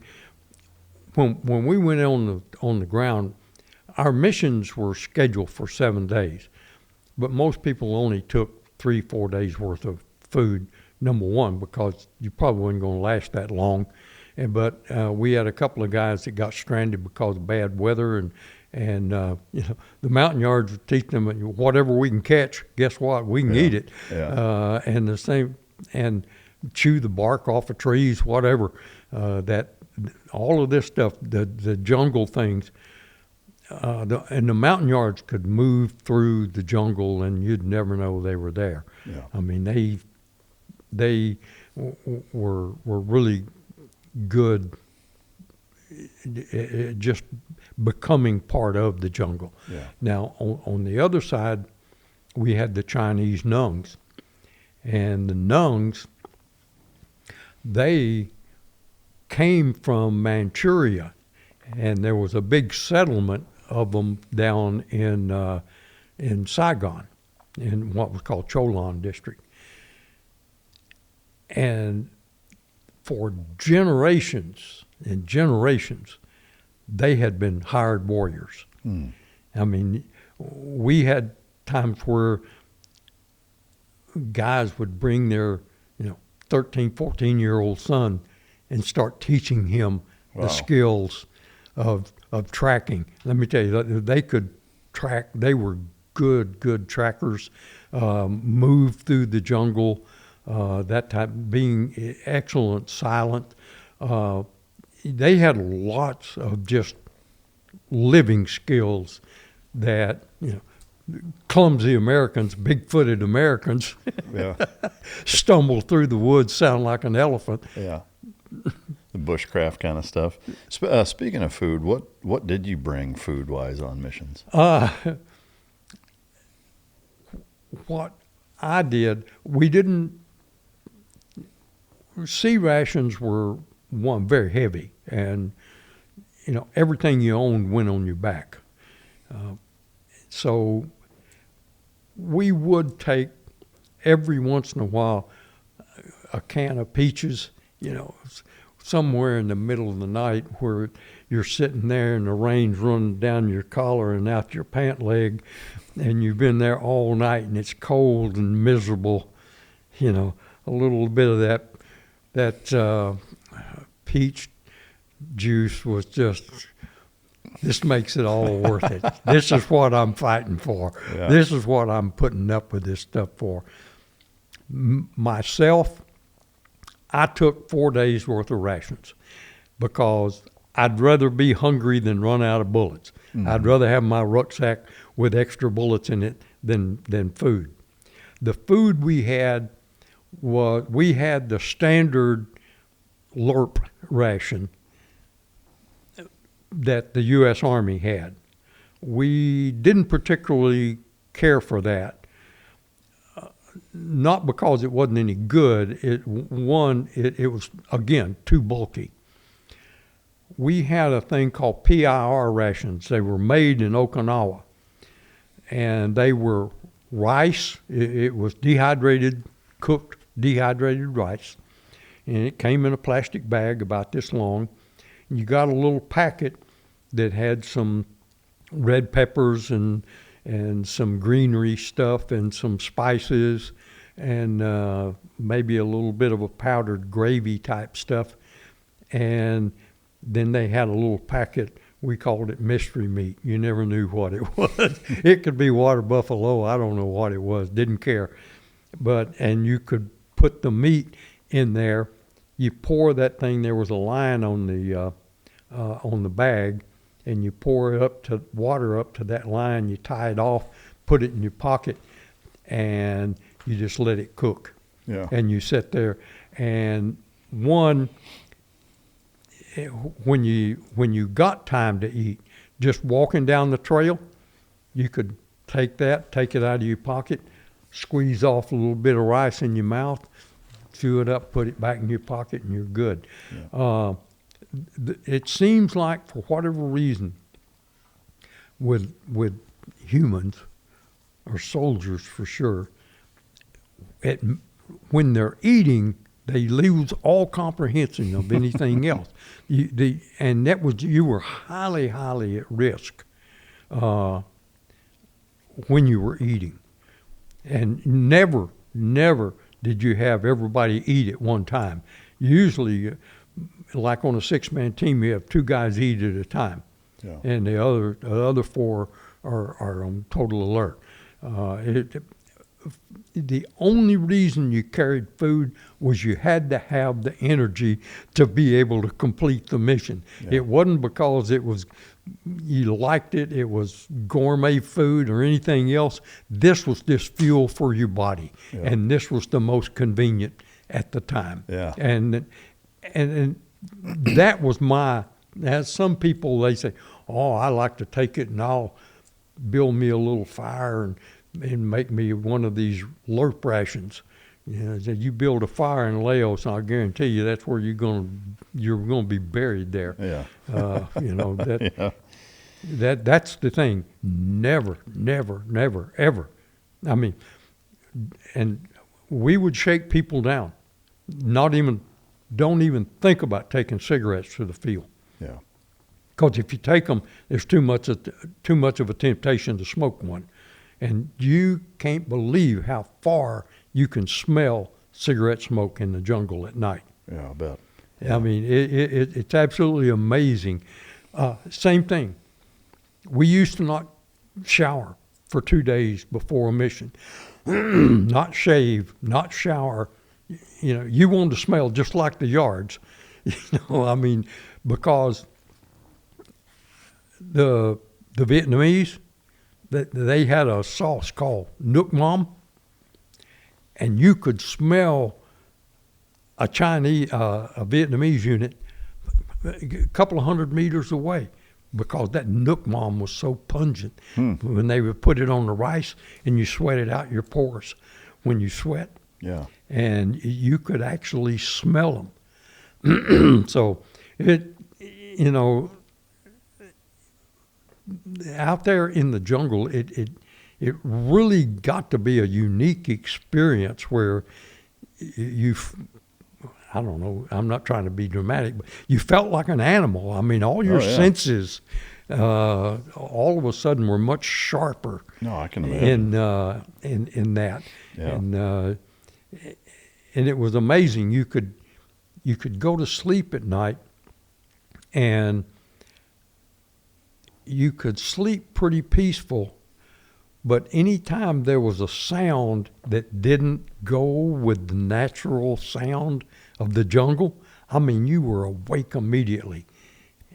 It's amazing how your brain works on that. Yeah, that's fascinating. Water-wise, did you guys just drink local water and treat it with like iodine tablets or something like that? Yeah. Yes. We carried like one canteen, but we also carried a big bladder canteen, and we would take it empty, take it flat, fold it up, and if we ran across a stream or something like that where it had, clear water, or even if it was bad water, you'd fill it up and put some iodine tablets in it and that type of thing. Yeah. Did you ever come across any crazy wildlife? Like any big cats or huge snakes? Or I heard a tiger.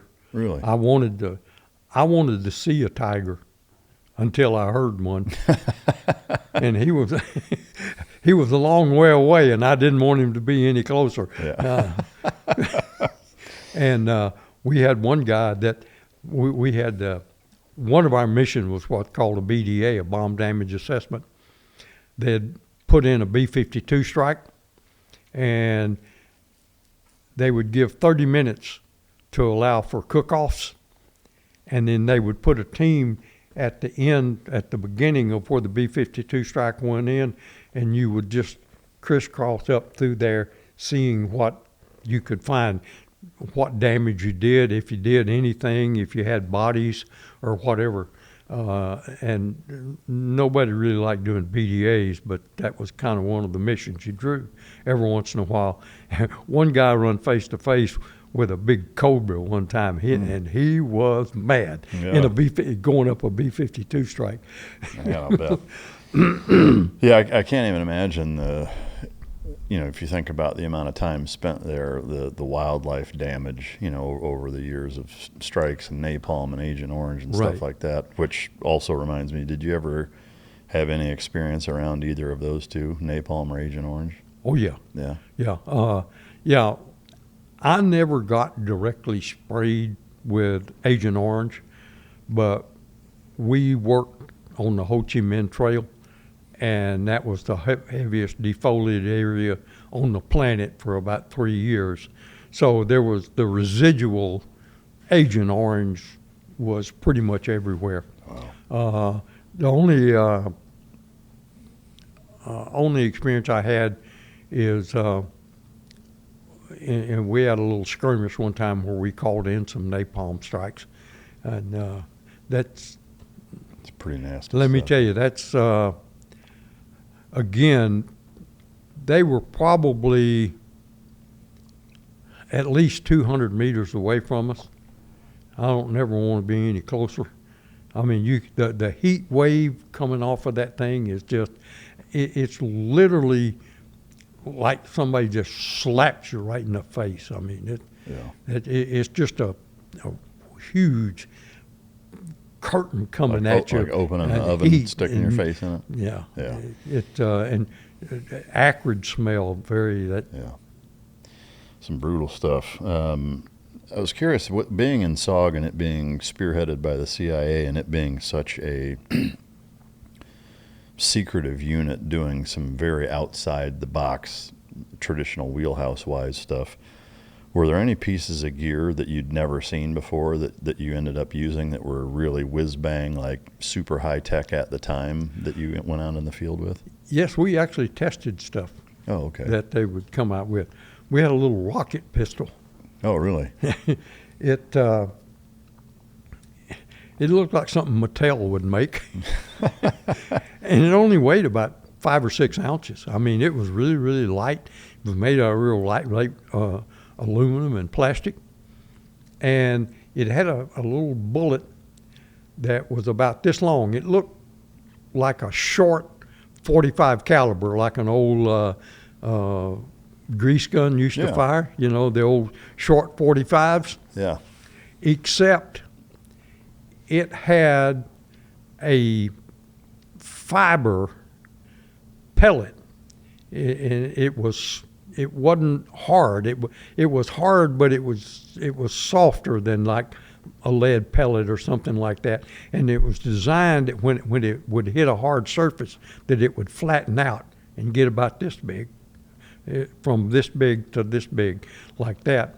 And you actually, when you fired it, it was a little rocket. It didn't explode like a bullet, where you exploded the gunpowder and it blew the thing out. It actually had a little rocket on the back end of this thing, and when you pull the ignition trigger on it, it just went whoosh. Oh, wow. It hardly made any sound at all, and it was made specifically for POW snatchers. So you could shoot this guy in the chest or in the head, and when that thing hit him in the chest or in the side of the head and it flattened out, it was just like cold cocking him. Oh, wow. It knocked him unconscious. It wouldn't kill him, but it knocked him unconscious. Wow. So you go out there, drag, tie him up and get him up and hit him out. Yeah. And that type of thing. So we carried those little pistols things. So we had mini grenades and things like that we tested for the CIA. Very advanced versions of the Starlight scope. Some of the teams had, or not teams, some of the other units, like the infantry divisions and things, had those big old bulky Starlight scopes that probably weren't very good at all. But we had some of the latest developments that were much smaller that you could actually carry in your backpack and were quite good.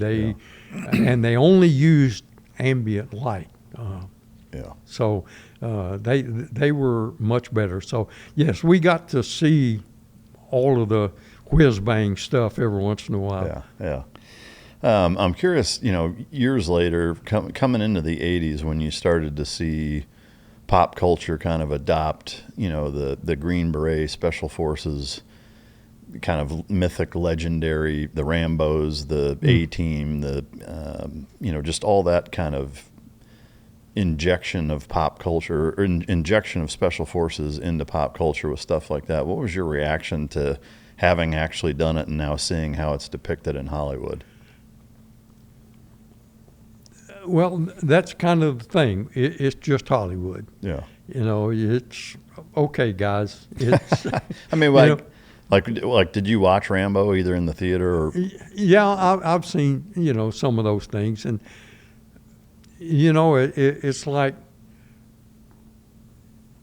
they have scenes where guys are grabbing up a .50 caliber machine gun and shooting it by hand. That guy ain't never shot a .50 caliber machine gun, because I guarantee you can't be doing that kind of stuff. Yeah. And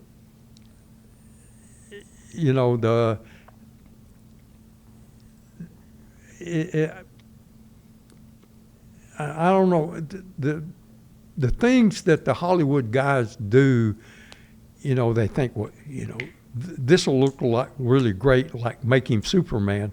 We really weren't Supermen. We just pushed as hard as we could. And, when we thought we had gone exactly as far as we could go and couldn't go anymore, you take one more step.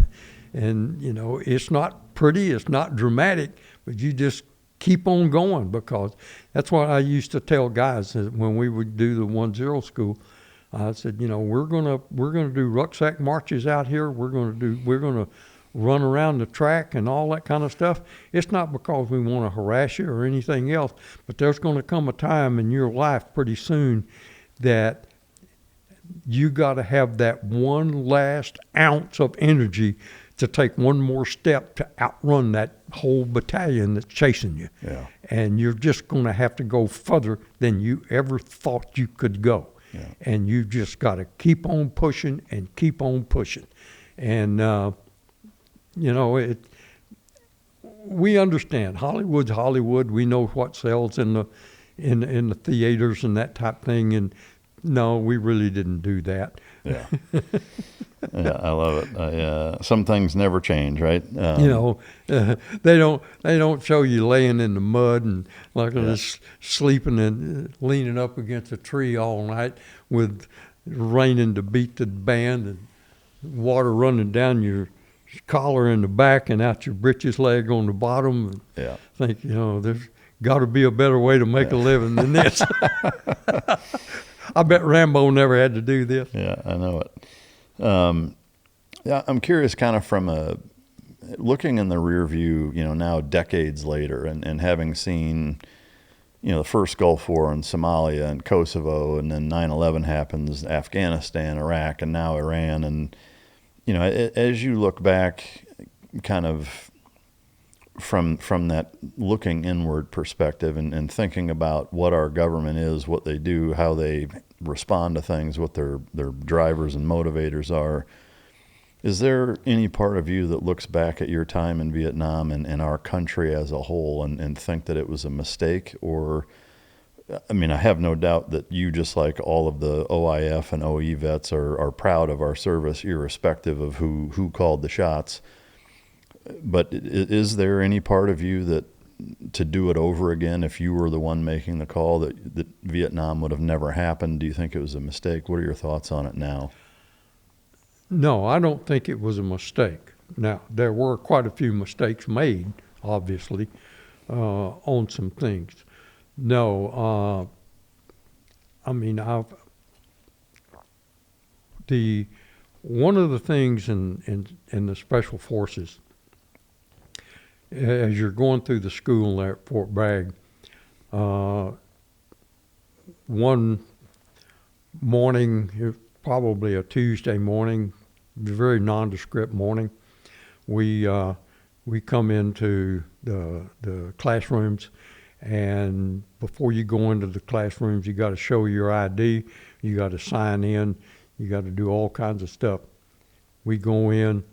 Once we're in, they lock the doors. They got armed guards on all the doors and that kind of stuff. And then a lieutenant colonel gets up and he starts talking. And he says, we got a very special class today. This is something that's really come along. And at that point in time, the anti-war demonstrations were kind of really getting fired up. And so he started talking about how all these big bureaucrats and generals and all that stuff, them people is making all the decisions, and we're out here doing all the work, and we're getting, and we don't get none of the credit, and we don't get none of this and all of that. And I mean, he's going on and he's going on and going on, and it's time that we quit that. It's time that we took charge and we get ready to, they got to listen to us. We got to do this. And I mean, man, he's got, 120 students here, and we're ready for an absolute rebellion. And then, he stopped and he says, "Okay, gentlemen, do you know what you guys just heard?" I said, "No." He said, "You just got through with Communism 101. That's how they tell people you got to be in charge." And when you're talking to a farmer and this plantation owner, and the plantation owner's got everything, and you have nothing, and this guy says, "I think we ought to share. I think you ought to get your part. How about it? You come help us and we'll get your part." See how easy that is? That's easy, guys. Communism really, really works, but it don't work in real life. It works to get you to do things you normally wouldn't do. And so that was the big thing. And we spent the next the rest of that whole day talking about communist doctrine, theory, how you do it. He said, in order to defeat it, you have to understand it. You've got to know what these people are doing. He said, it's so easy to try to convince these people that have nothing that they can share. And he said, but they don't understand that they're the first ones that they're going to stand up against the wall once they take over. Yeah. Wow. And So it really gave us a tremendous perspective. And the other thing, I've been in a village that the NVA just left. And the village chief, his wife, and his kids had all been slaughtered to teach all the rest of them a lesson. And they made the village chief watch while they abused his wife and finally killed her. And then they took his 2 children and drove stakes, laid them down, drove stakes through their ears, pinned them to the ground. Man. And then they said, anybody else want to be in charge? Who wants to be in charge now? You be sure and pay attention to our spokesman when he comes back next time. And by the way, we'll need 50 pounds of rice. Thank you very much. And you guys went into that village after that happened? Yes. Wow. Yeah. And I mean, the communists were extremely brutal, and unfortunately, you know, the rest of the world never saw that. They don't. The war was real. I mean, it's just like when they divided North and South Vietnam. They both agreed. They both signed the agreement. But less than 12 hours after they signed the agreement, the North Vietnamese were already sending troops back down into the South again. They never intended on agreeing to that. They wanted the South because the South was really rich in rice, and the North wanted the rice. And I mean, unfortunately, the vast majority of all of our soldiers that fought in Vietnam never really understood the reason. And unfortunately, in that part of the world, whoever's in power is usually does quite a bit of graft. That's just a way of life in that part of the world. We are so immune. We believe here we're born and we're taught every day of our young lives you can be anything you want to be. But that young child that's born to that rice farmer is going to be a rice farmer just like his dad. There's no choice. The rich ones living in the palaces, they're going to still be there. You're still going to be working in the fields. That's never going to change. They don't have anything to look forward to.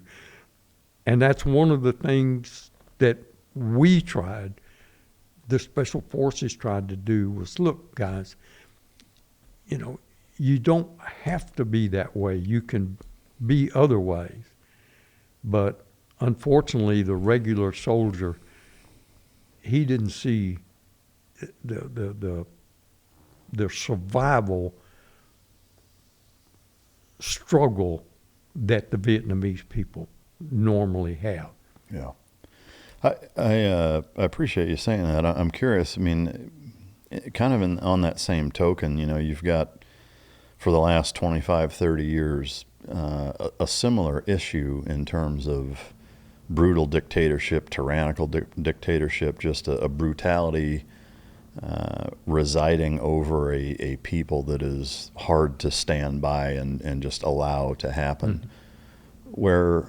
Where at least I know a lot of the guys from my generation who fought in the Middle East, there tends to be I would say a relative agreement or a general recurring theme of saying, well, yes, I don't agree with that.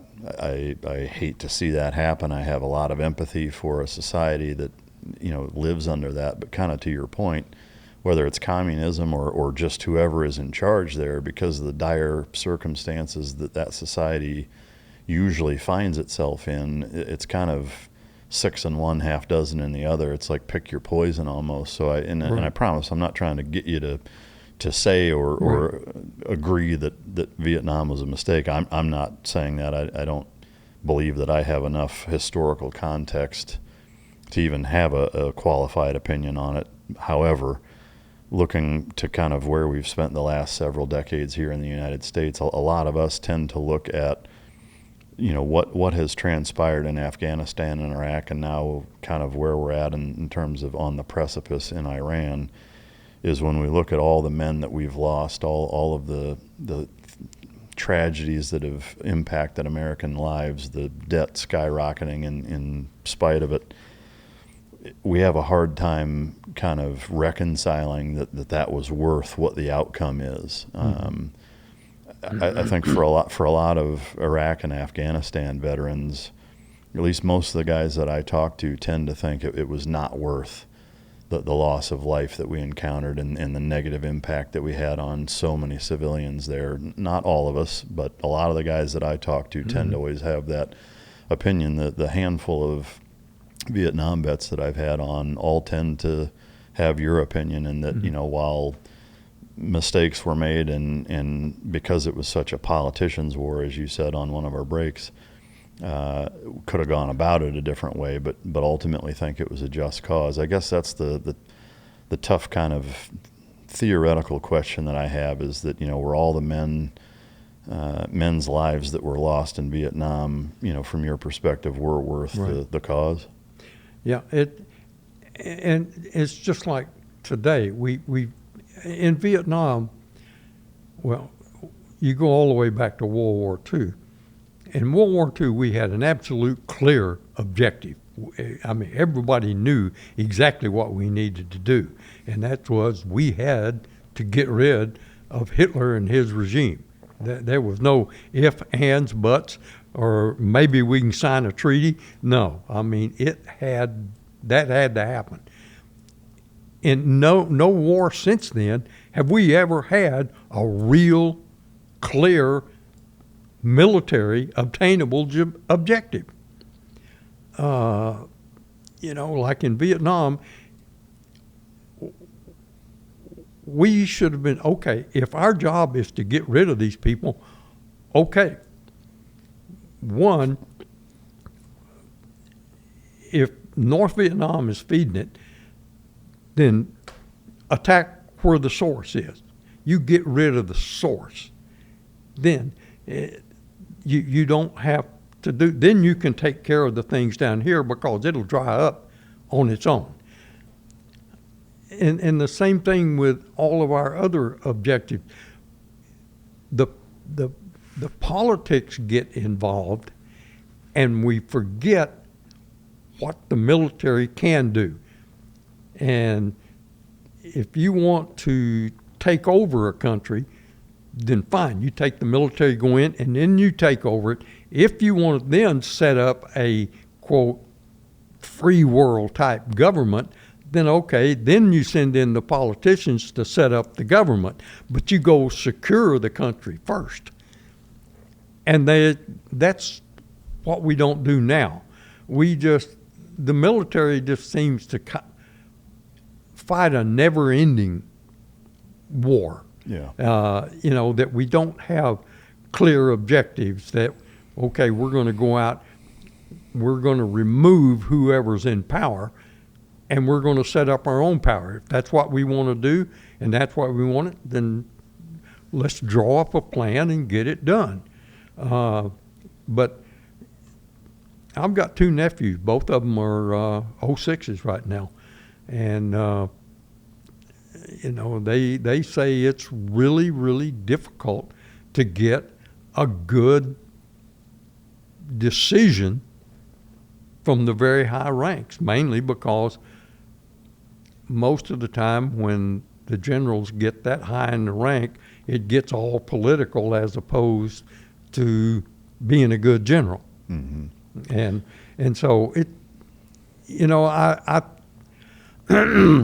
I think we just have to have clear objectives, and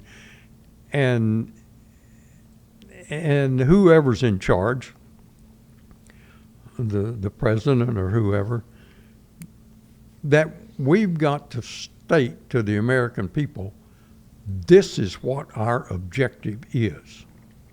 This is the goal, and it's a reachable goal, and we can do it. And then do it. Don't do half of it.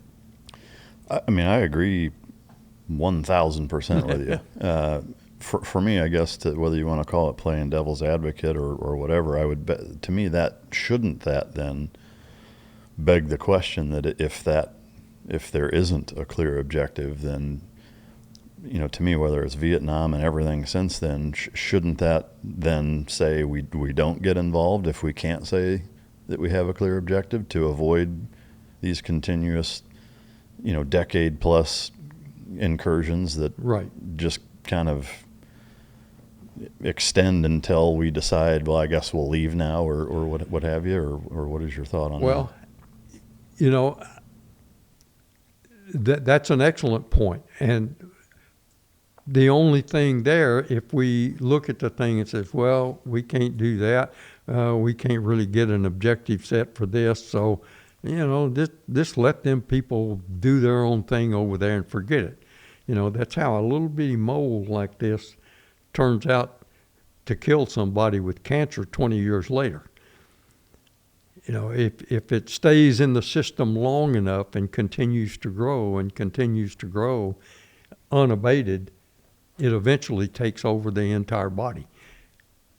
And I think that's one of the things that we have to be careful about, because even these small wars is better than another world war. Yeah.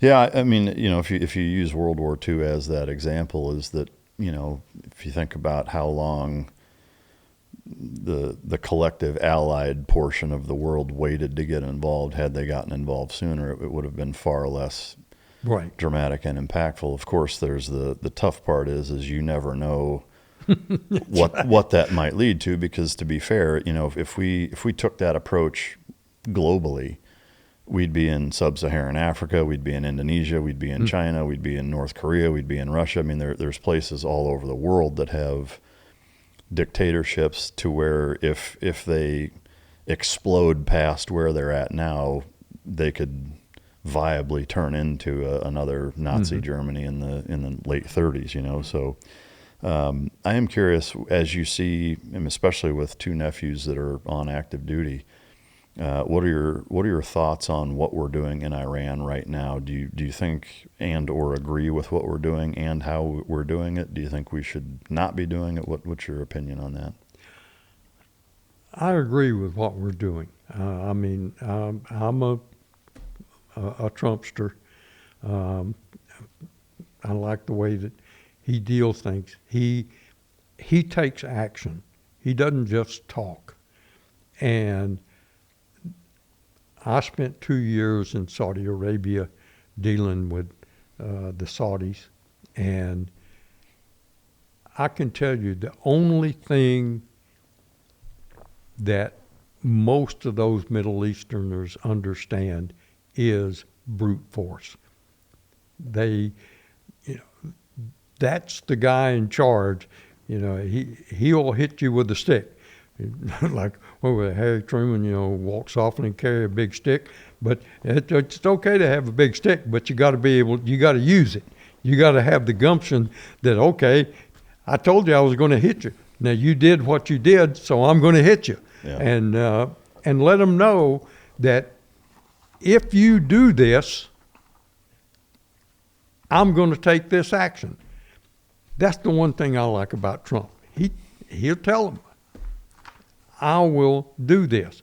And I can tell you right now, again, the Muslim ideology,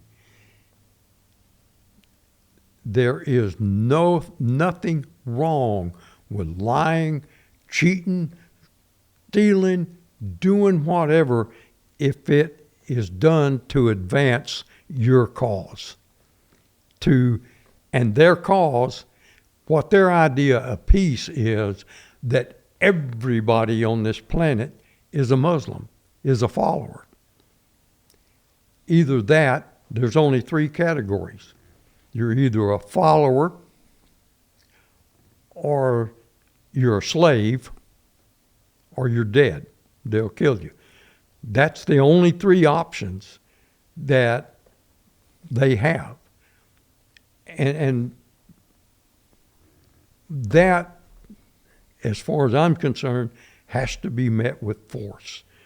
You have to prove to the Iranians or any of the rest of them, I will kill you if you do that. And kill them. Because if you don't, it only encourages them. And I can tell you, they do not, I mean, they look forward to dying for their, quote, cause. I mean, it is a very, I never was as uncomfortable as I was living in a Muslim country. Yeah. Because it can turn on you just like that. Yeah. And this guy that was your friend yesterday will be the one that'll drop the axe on you. Yeah. From your perspective, when you think about, if you want to call it a red line, you know, from an existential threat to the United States and our way of life, do you have an ability to, I guess, explain what, in your opinion, the red line is? Like, let's say Iran as a country, within their own borders, you know, they believe what they believe, even if their belief is, whether it's Iran or pick any other country that's overwhelmingly, predominantly Muslim, which Iran actually isn't that great of an example because it's such a mixture of Christianity and there's a lot of other religions in society, cultural societies within the country, that it's much less like most of the countries in that region in that way. However, the regime in charge is obviously a very hardline, you know, Muslim ideology. For you, where is that red line? If the country is contained within their borders, where is that red line for you saying, okay, it's time for us to get involved? Because there are plenty of other predominantly Islamic countries that have that as a theology. Do you think that we should overthrow any regime that runs an Islamic country that has that viewpoint? The thing that makes Iran unique right now is their ability to have a nuclear weapon, because they will use it. Most, I think, of the people that have the capability of nuclear weapons now fully understand that there is no winner in a nuclear engagement. Everybody's going to suffer. There's nobody going to win on that deal. There's just too much there. And having a nuclear device is one thing, but then also having a delivery system is the other thing. And Iran was definitely getting close to having both of those things. And that's the red line, because then it really doesn't, I mean, what happens inside their country is not the concern we're concerned about. It's what's going to happen here when they start setting off their ballistic missiles. And I think that's where the red line is when they have the capability and the mindset to really be a major threat to the United States. Yeah. Then that's the red line. That's when we take whatever action we deem appropriate, whether it's, you know, eliminating the threat or reestablishing a government, whatever the case may be. But, you know, what they do inside their own country, yes, I understand that. That's them. that's what they want to do, that's fine. But then when they get the capability to really do right now or before they can get that capability, all they do is talk. Okay, talk's fine. You know, words will never hurt me type thing. But when they got the nuclear device and the delivery system, then it's time for us to draw the line and say, that's it. Yeah. So using that same logic with Vietnam, I guess, what would your position be as far as the justification and you know, saying that it was worth, you know, or the justification for us going into Vietnam in terms of the existential threat to the United States? Do you think that if Vietnam had been completely overrun with communism across the board, that it would have spread to the point where it would have threatened the United States? Yes. I mean, the domino theory really would have worked. They would have took over Cambodia, Burma. They would have continued to walk through. Australia was their next pick, and then and the top communist leaders, a couple of them have admitted that that was the original goal when, you know, with Vietnam and just taking that whole peninsula and just moving it on, and until they could get into a position where they could take us on, challenge us, and that by making the stand in Vietnam, we stopped it. Burma didn't fall. Cambodia didn't fall. They got Pol Pot, which wasn't much better, but and we actually stopped the dominoes from going down. So yes, we lost a lot of people. There was a lot of graft, a lot of stuff that went wrong, that was bad, but I think it was the right thing to do at the time, and I think it made a significant difference in history. Yeah. I appreciate your perspective on that. Going back on the last question, and we'll move on. As far as the nuke capability with Iran, I don't disagree that A, it's challenging, B, it's a threat, it's worth considering, and I don't think burying our head in the sand and waiting until they have the ability to send nukes, not even just to the United States, but anywhere in Europe, et cetera, it is a problem. The one thing that's tough for me is, and I'm not naive to the fact that from an intelligence standpoint, there has to be a certain level of vague and discretion used with what you know, because it can be quite easily reverse engineered into figuring out how you figured that out, and it burns sources, whether it's human sources or intelligence collection methods that you don't want them to be privy to. However, you know, that statement of, you know, they're weeks away or months away from a nuke has been something that we've heard for quite a while. I mean, even going back, I mean, I've seen video of Netanyahu in like 95 or 96 saying Iran is weeks away from a nuclear capability. I mean, that was 30 years ago.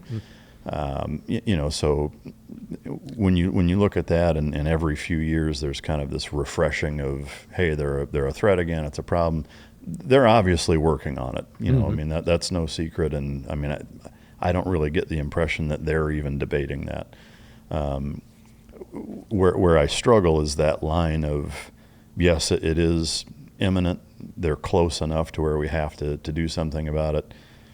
You know, the administration bombed them quite significantly 6-8 months ago, and said that, you know, all of those airstrikes that Israel and the United States conducted in that couple-day period knocked them back years, et cetera. And now here we are 6 months later saying, oh, they're about to have it again. You know, it just, to me, trying to look at it from a, hey, like if American lives are on the line and it makes sense, I'm 100% behind it. And I think the burning question that that I think is probably the best metric, as oversimplified as it may seem, is, for any politician who says, yeah, we need to act, is would you send your sons and daughters over there to fight and potentially lose their life? Is it that important? And if the answer is yes, then okay.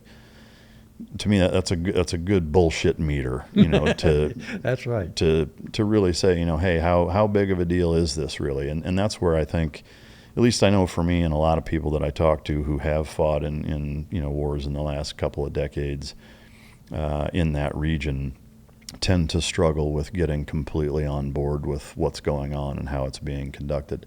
I have mixed feelings on it all. To me, it's a confusing thing to try to sift through when it seems like, the narrative tends to change a little bit from time to time, and it's a threat, and then it's not a threat, and then it's we're doing it because of this. Well, now that's not a problem. It's actually this, and it seems to be a little bit of a shell game. Do you find that you share that perspective at all, or does it seem more clear cut to you? No, it's confusing at best. Yeah. But I think we just have to play it day by day, but the thing I think we have to do is not overreact, but not be too timid not to act when you get the evidence. I'm going to use that word. That there is a real threat. And then I think when you can determine that it is a real, authentic threat, then we have to be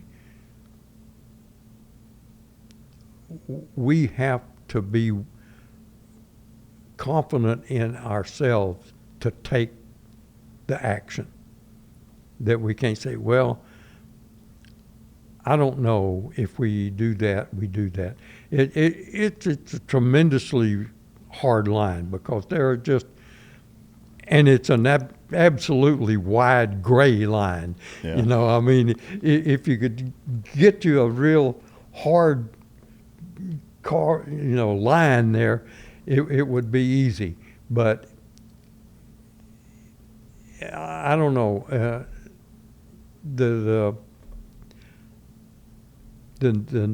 The nuclear capability is the real key factor, I think. And you and I spent some time in the intelligence things, and unfortunately, it all depends on who you listen to. You can hear everything from each end of the spectrum, Yeah. and trying to sift through that to the point to where we say, well, I don't know, and first thing you know, like General Custer, where did all these Indians come from? That it's extremely difficult, and I just hope that our politicians realize that the magnanimity that they have in their hands, that they have to really make some hard decisions and stick by them. That's the other thing. Don't be wishy-washy. I think what we have to do is, once we reach that point and say, okay, it's here, then we've got to take the action and stick to our guns and say, that's what the evidence dictated that we needed to do, and we did it. Yeah. No, end of story.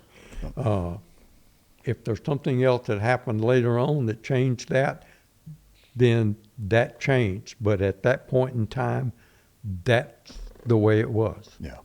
I appreciate you giving your insight and perspective on it, because it's, as somebody who's,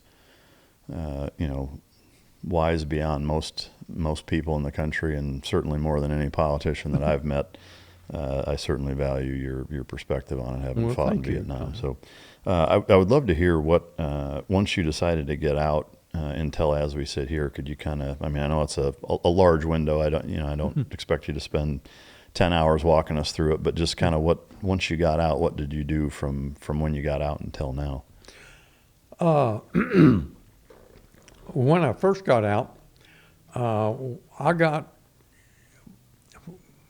once I got commissioned, and I was in Fort Bragg as a young second lieutenant, I had a old grizzled captain. We were sitting in the club one night, and when I graduated high school, I went one semester to college and spent too much time chasing girls and drinking beer, and got out of that and come back and said, hey, well, I'll just go to work. So I went to work and never did follow up on college.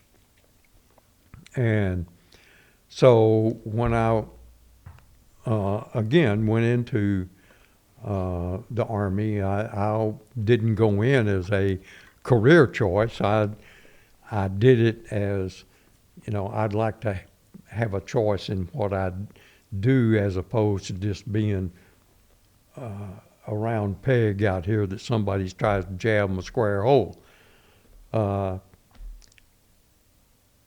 And then, but then once I got into, and I was the first one in my whole family's generations that had ever been in the officer corps. Everybody else that had served in the enlisted side. And there's nothing wrong with that. I had no problem being an enlisted man either. That's not a bad deal.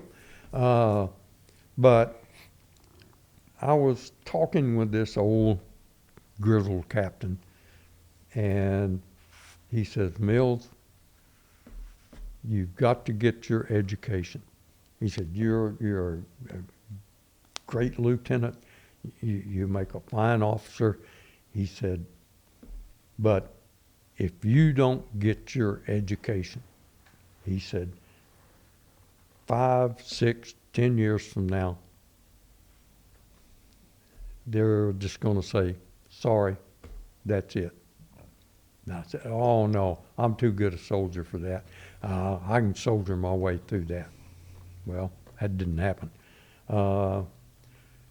When we get out, 1972, in 1972, we went through the big drawdown. We were going, the wars ended, wars coming, we're pulling all the U.S. troops out, all that kind of stuff.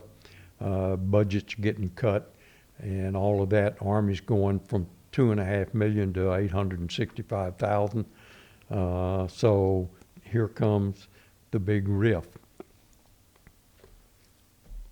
Well, I still had not gotten any education. I was too busy being a company commander and taking care of my troops and doing all those things. And but the rift came. They got rid of 72,000 captains. Wow. In one day. Man. And I was one of them. And guys that... Thank you for your service. Right. And guys that were... guys that did have, that went through ROTC or been through the academies or whatever, or went to school and got their education while they were in there. That was a very, very small percentage of the ones that got riffed. The rest of us got riffed, and that's the way it is. And like I say, Colonel Vegberry told me about that years and years and years ago, and it happened. So, okay, I'll get out. I had a job before I went in, so I have a job coming out. Well, unfortunately, your military experience doesn't really transition over into civilian life all that well. And at that point in time, in 1970s, military wasn't that well thought of. Mm-hmm. You know, it was a pretty bad thing. So as it turned out, you know, most of all of the, you know, the IBMs and all that other companies out there, they wanted people with college education and that. So it wound up that most of us went into one of two things: real estate or insurance. So I chose real estate, got my real estate license, and went out and started peddling real estate. And we were not having a real good year. And in 1975, I mean, we were struggling. We were getting by, but we were struggling. And in 1975, a guy that had been my commander years and years ago, a guy named Speedy Gaspard, so you can imagine he was a character. But Speedy Gaspard called me, and there was a company out of California called Vanilla Corporation that had gotten a Department of Army contract to train the Saudi Arabian National Guard. Saudi Arabia was very, very fearful of Iran, that they were getting ready to take over their oil fields, and they were really planning that. So Saudi Arabia wanted to buy American military equipment. So they bought hundreds and hundreds of millions of dollars of military equipment. But then the Army had a problem, because the Saudis didn't want U.S. military troops in Saudi Arabia, but they needed to be trained on this stuff. So how can we do this? How can we train these people? If we sell it to them, we got to train them how to use it.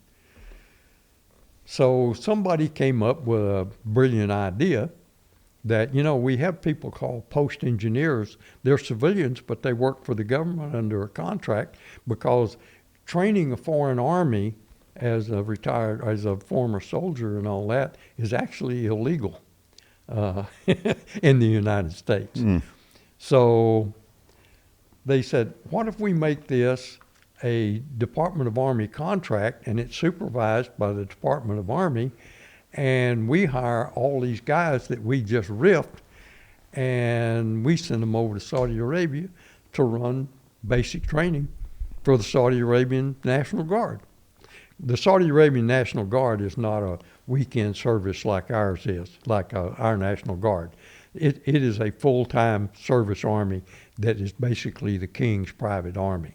That their sole mission is to protect the king and the standards of Islam.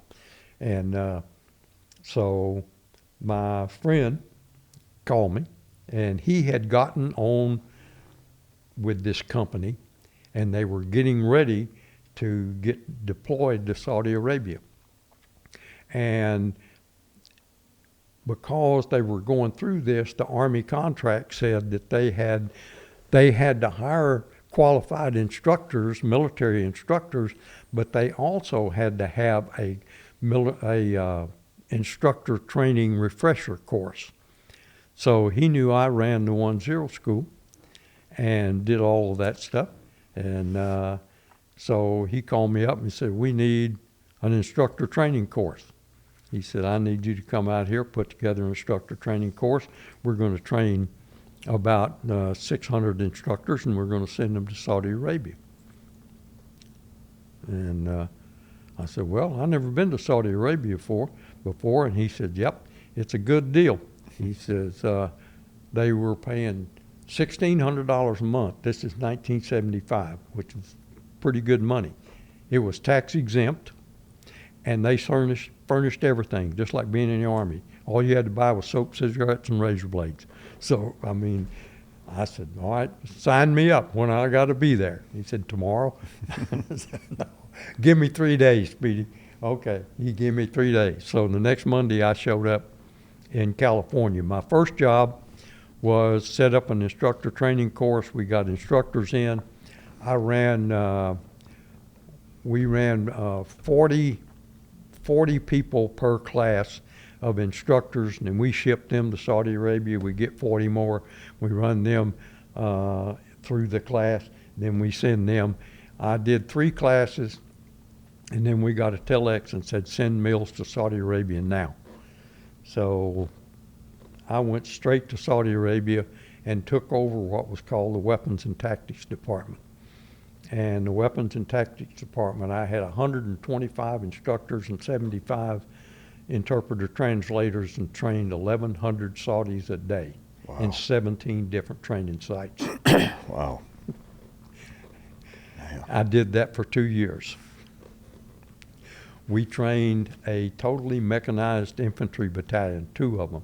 It took us 14 months to train each one, but I trained 2 mechanized infantry battalions. And then I came back home after a couple of years. And so coming back home, when I left there, again, an old retired colonel told me, he said, Travis, I would love to hire you back at my corporate headquarters in Los Angeles, but I can't hire you without you having a degree. He said, I know you can do any job that I give you, and you'll do it better than anybody else, but they won't let me hire you. He said, you have got to look at education. So I come back, went back to the real estate office, enrolled in Dallas County Community College. I carried 18 hours a semester, worked full time, and had a 4.0. Wow.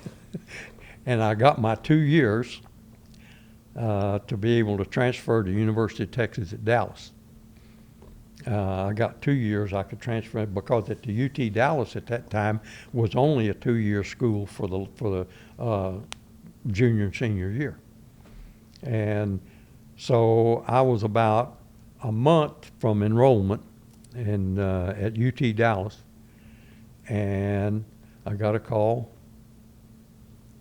from again, Speedy Gaspard with Bunnell Corporation. And they had gotten another contract with the Saudis to train a logistical battalion to support the 2 other battalions. And they had to hire, I think it was something like 1,700 people in 6 months. Wow. And ship them to Saudi Arabia and set up this training program. So I was hired on as a recruiter, as a corporate recruiter, and I rode an airplane 5 days a week. There'd be an ad in the paper that said, Mr. Mills will be at the Holiday Inn at such and such a time on Thursday, March the 25th, call for an appointment. And, this is for work in Saudi Arabia, good pay, great benefits, tax exempt, all this other kind of stuff. So I did that for about 5 years. And I mean, I rode an airplane every day, recruited people. I'd go through, do all the interviews, give them the briefing about, how horrible it was to live in Saudi Arabia and all that other stuff, and then send all the paperwork to corporate headquarters, and then they would single out who they would hire and all that kind of stuff. And so I did that, and then the Saudis decided that their young officers needed to come to America to go to our service schools, the U.S. Army Infantry School, Armor School, all the other schools. And so they got another contract with the government to do that. And we got all those guys coming over here to go to school. Well, they were absolutely a fish out of water. They didn't know how to live in this society. And I mean, there were just really, really clashes on things. So I was then assigned, I had to go to every service school that had some of these Saudi officers in it once a month. I had to talk to the instructors, I had to talk to them, I had to review their grades, counsel them. They all brought their families with them, get their kids in school. I was a well-paid babysitter. And I did that, and ever so often I'd go to a job fair and do some recruiting. And I did that for quite a few years. I think I did that for about 6 or 8 years. Oh, wow. And then finally I was one of American Airlines' first million-mile flyers. Yeah. So I've got a little gold card. I can fly on American Airlines for the rest of my life. Yeah.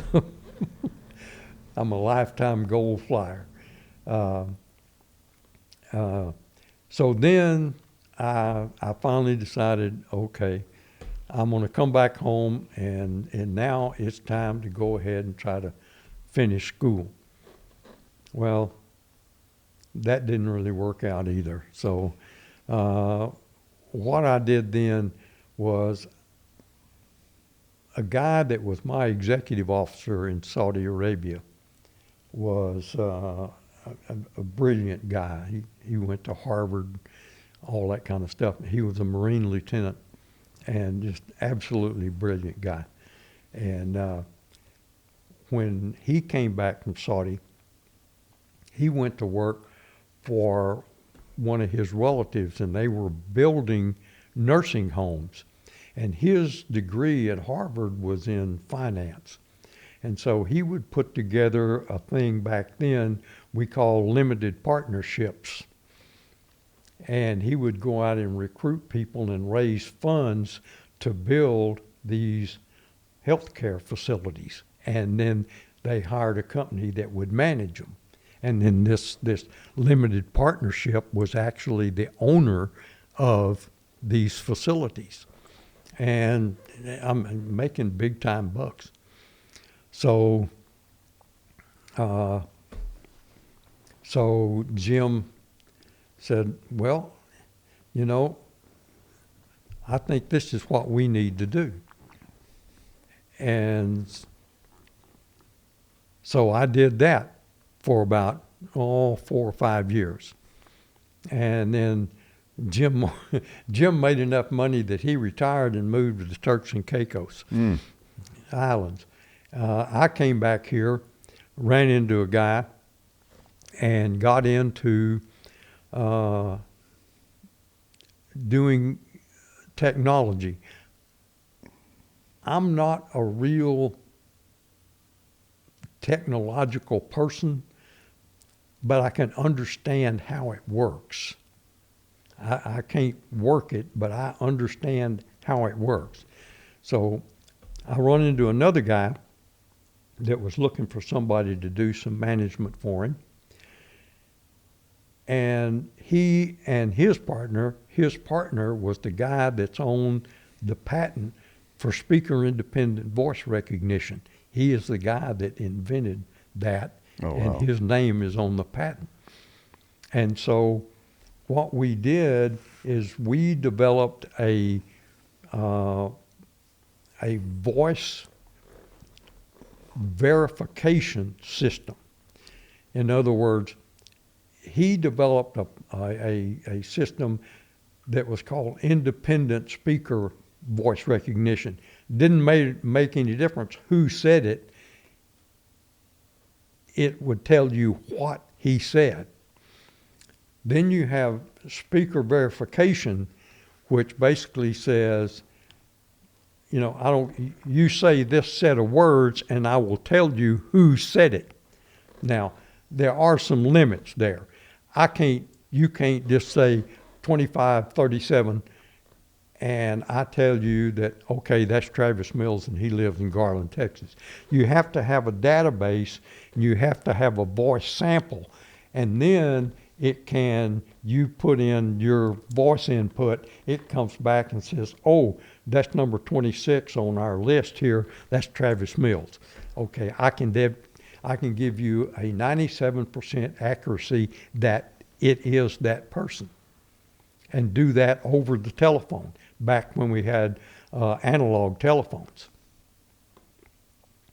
So what we did is we developed a system for that, and we sold it to the criminal justice system to track people on probation and parole. That they have a schedule of where they're supposed to be. Well, if you have a telephone that's on a landline, the telephone company, on the first little packet that comes through that thing when the phone rings, tells you where that phone's located. And so what happens is you have this guy come in and he sets up a set of templates. He says a bunch of different numbers, 25 combination numbers, 25, 36, 42, 64, and you log them in a database, and then you set up a schedule. Okay, this guy is supposed to be at work from 8 o'clock in the morning until this time, and then he's supposed to be home. He's on probation, so he's not supposed to be anywhere but home. So from there to there, and these are the phone numbers of where he is located. He wears a pager that we provide. And at random times, the computer pages him and tells him to call. So he calls an 800 number, calls into our database. It gives him his, he gives you, please repeat 3246. The guy says 3246. And it comes back in less than 10 seconds and says, that's Travis Mills and he's where he's supposed to be. Oh, wow. If it's not where he's supposed to be, or it's not his voice, and we had twins try all kinds of stuff like that, then within 1 minute, his probation officer got a call on his pager and said, so-and-so is out of pocket. Oh, wow. You need to check on him. Yeah. So we sold it. We sold it to New York. We had several places all over the country. We did that. Unfortunately, 9/11 did us in. Yeah. 9/11, we had a tremendous. We had the entire state of New York juvenile justice system tracking their kids. We only made 27 cents a phone call, but when we made thousands and thousands of phone calls a day. Yeah. We had a room full of computers. It only took like 3 people to just walk around, make sure the computers were working. Yeah. And they did all the work. They talked to them. They did all the reports, all that kind of stuff and everything. So, but when the towers went down, all of our stuff went with it. Our system and the whole juvenile section. So that business, we just said, well, we don't want to build it up again. So we said, okay. And so I'm sitting there thinking, well, what am I about to do? Well, Jim Moore, the guy who went to the Turks and Caicos, had been there a few years, and he'd got island fever. So he had had a friend that was needing someone to raise money to build independent television stations. They opened up that you could build independent television stations, in the up channels, 64, 37, all that kind of stuff and everything. And they made it where almost anyone could do it. And so what these guys did is they come up with the idea that they would get a minority, because minorities were a big thing then, make him the president of this guy, and then they would sign him on to put together a limited partnership to build a television station in Syracuse, New York. And so my friend Jim Moore said, I need somebody that can control 15 different things in 15 different places every day to get these television stations built. Build a studio, build a tower, get the antennas installed, get all the equipment installed and all that kind of stuff, and then you hire somebody to run the place, do that. So I built television stations for 5 years. I built Syracuse, New York, Meridian, Mississippi, Flint, Michigan, Cape Girardeau, Missouri. I just building television stations. Yeah. And that was good. Again, I traveled all the time, stayed gone. So finally, Bobby and I, my wife, Bobby, she worked for Aramark Corporation. And she was a traveling trainer. She traveled all over the country training people. When Aramark would buy a new facility or whatever, she would go in and train all the staff on their accounting systems and all that kind of stuff. So we both decided we were tired of riding airplanes and living in a hotel all our life. So we decided to move back home and live together as a couple. Yeah. So all our nieces and nephews took bets on how many weeks we'd last. Yeah. So, but we've hung in there. And after that, I pretty much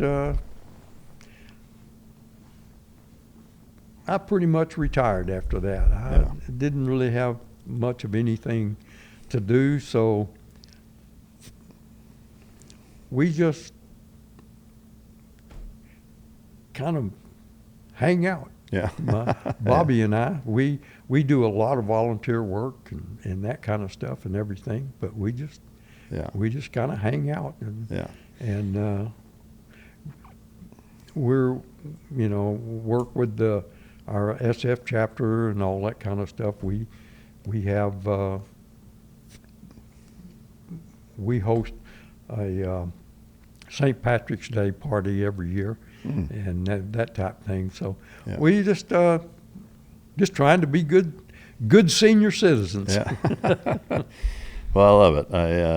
I just want to again thank you for coming here and taking the time to share your story. I will say for where I'm at in my life and what I've done thus far, to be able to interview a man like yourself, and just it's impossible to put into words the amount of respect and admiration and reverence I have for you and your generation of warfighters that really laid the foundation special operations wise for all subsequent generations. So thank you for your service, thank you for everything you've done, and thank you for coming to share your story today. I appreciate it. Thank you for inviting me, and it was an absolute pleasure to be here, and I'm very honored that you asked me to be here. Wouldn't miss it. So thank you again. I hope to the viewer and listener, I hope you enjoyed it. If you didn't, you can choke yourself. And until next time, this is Mic Drop.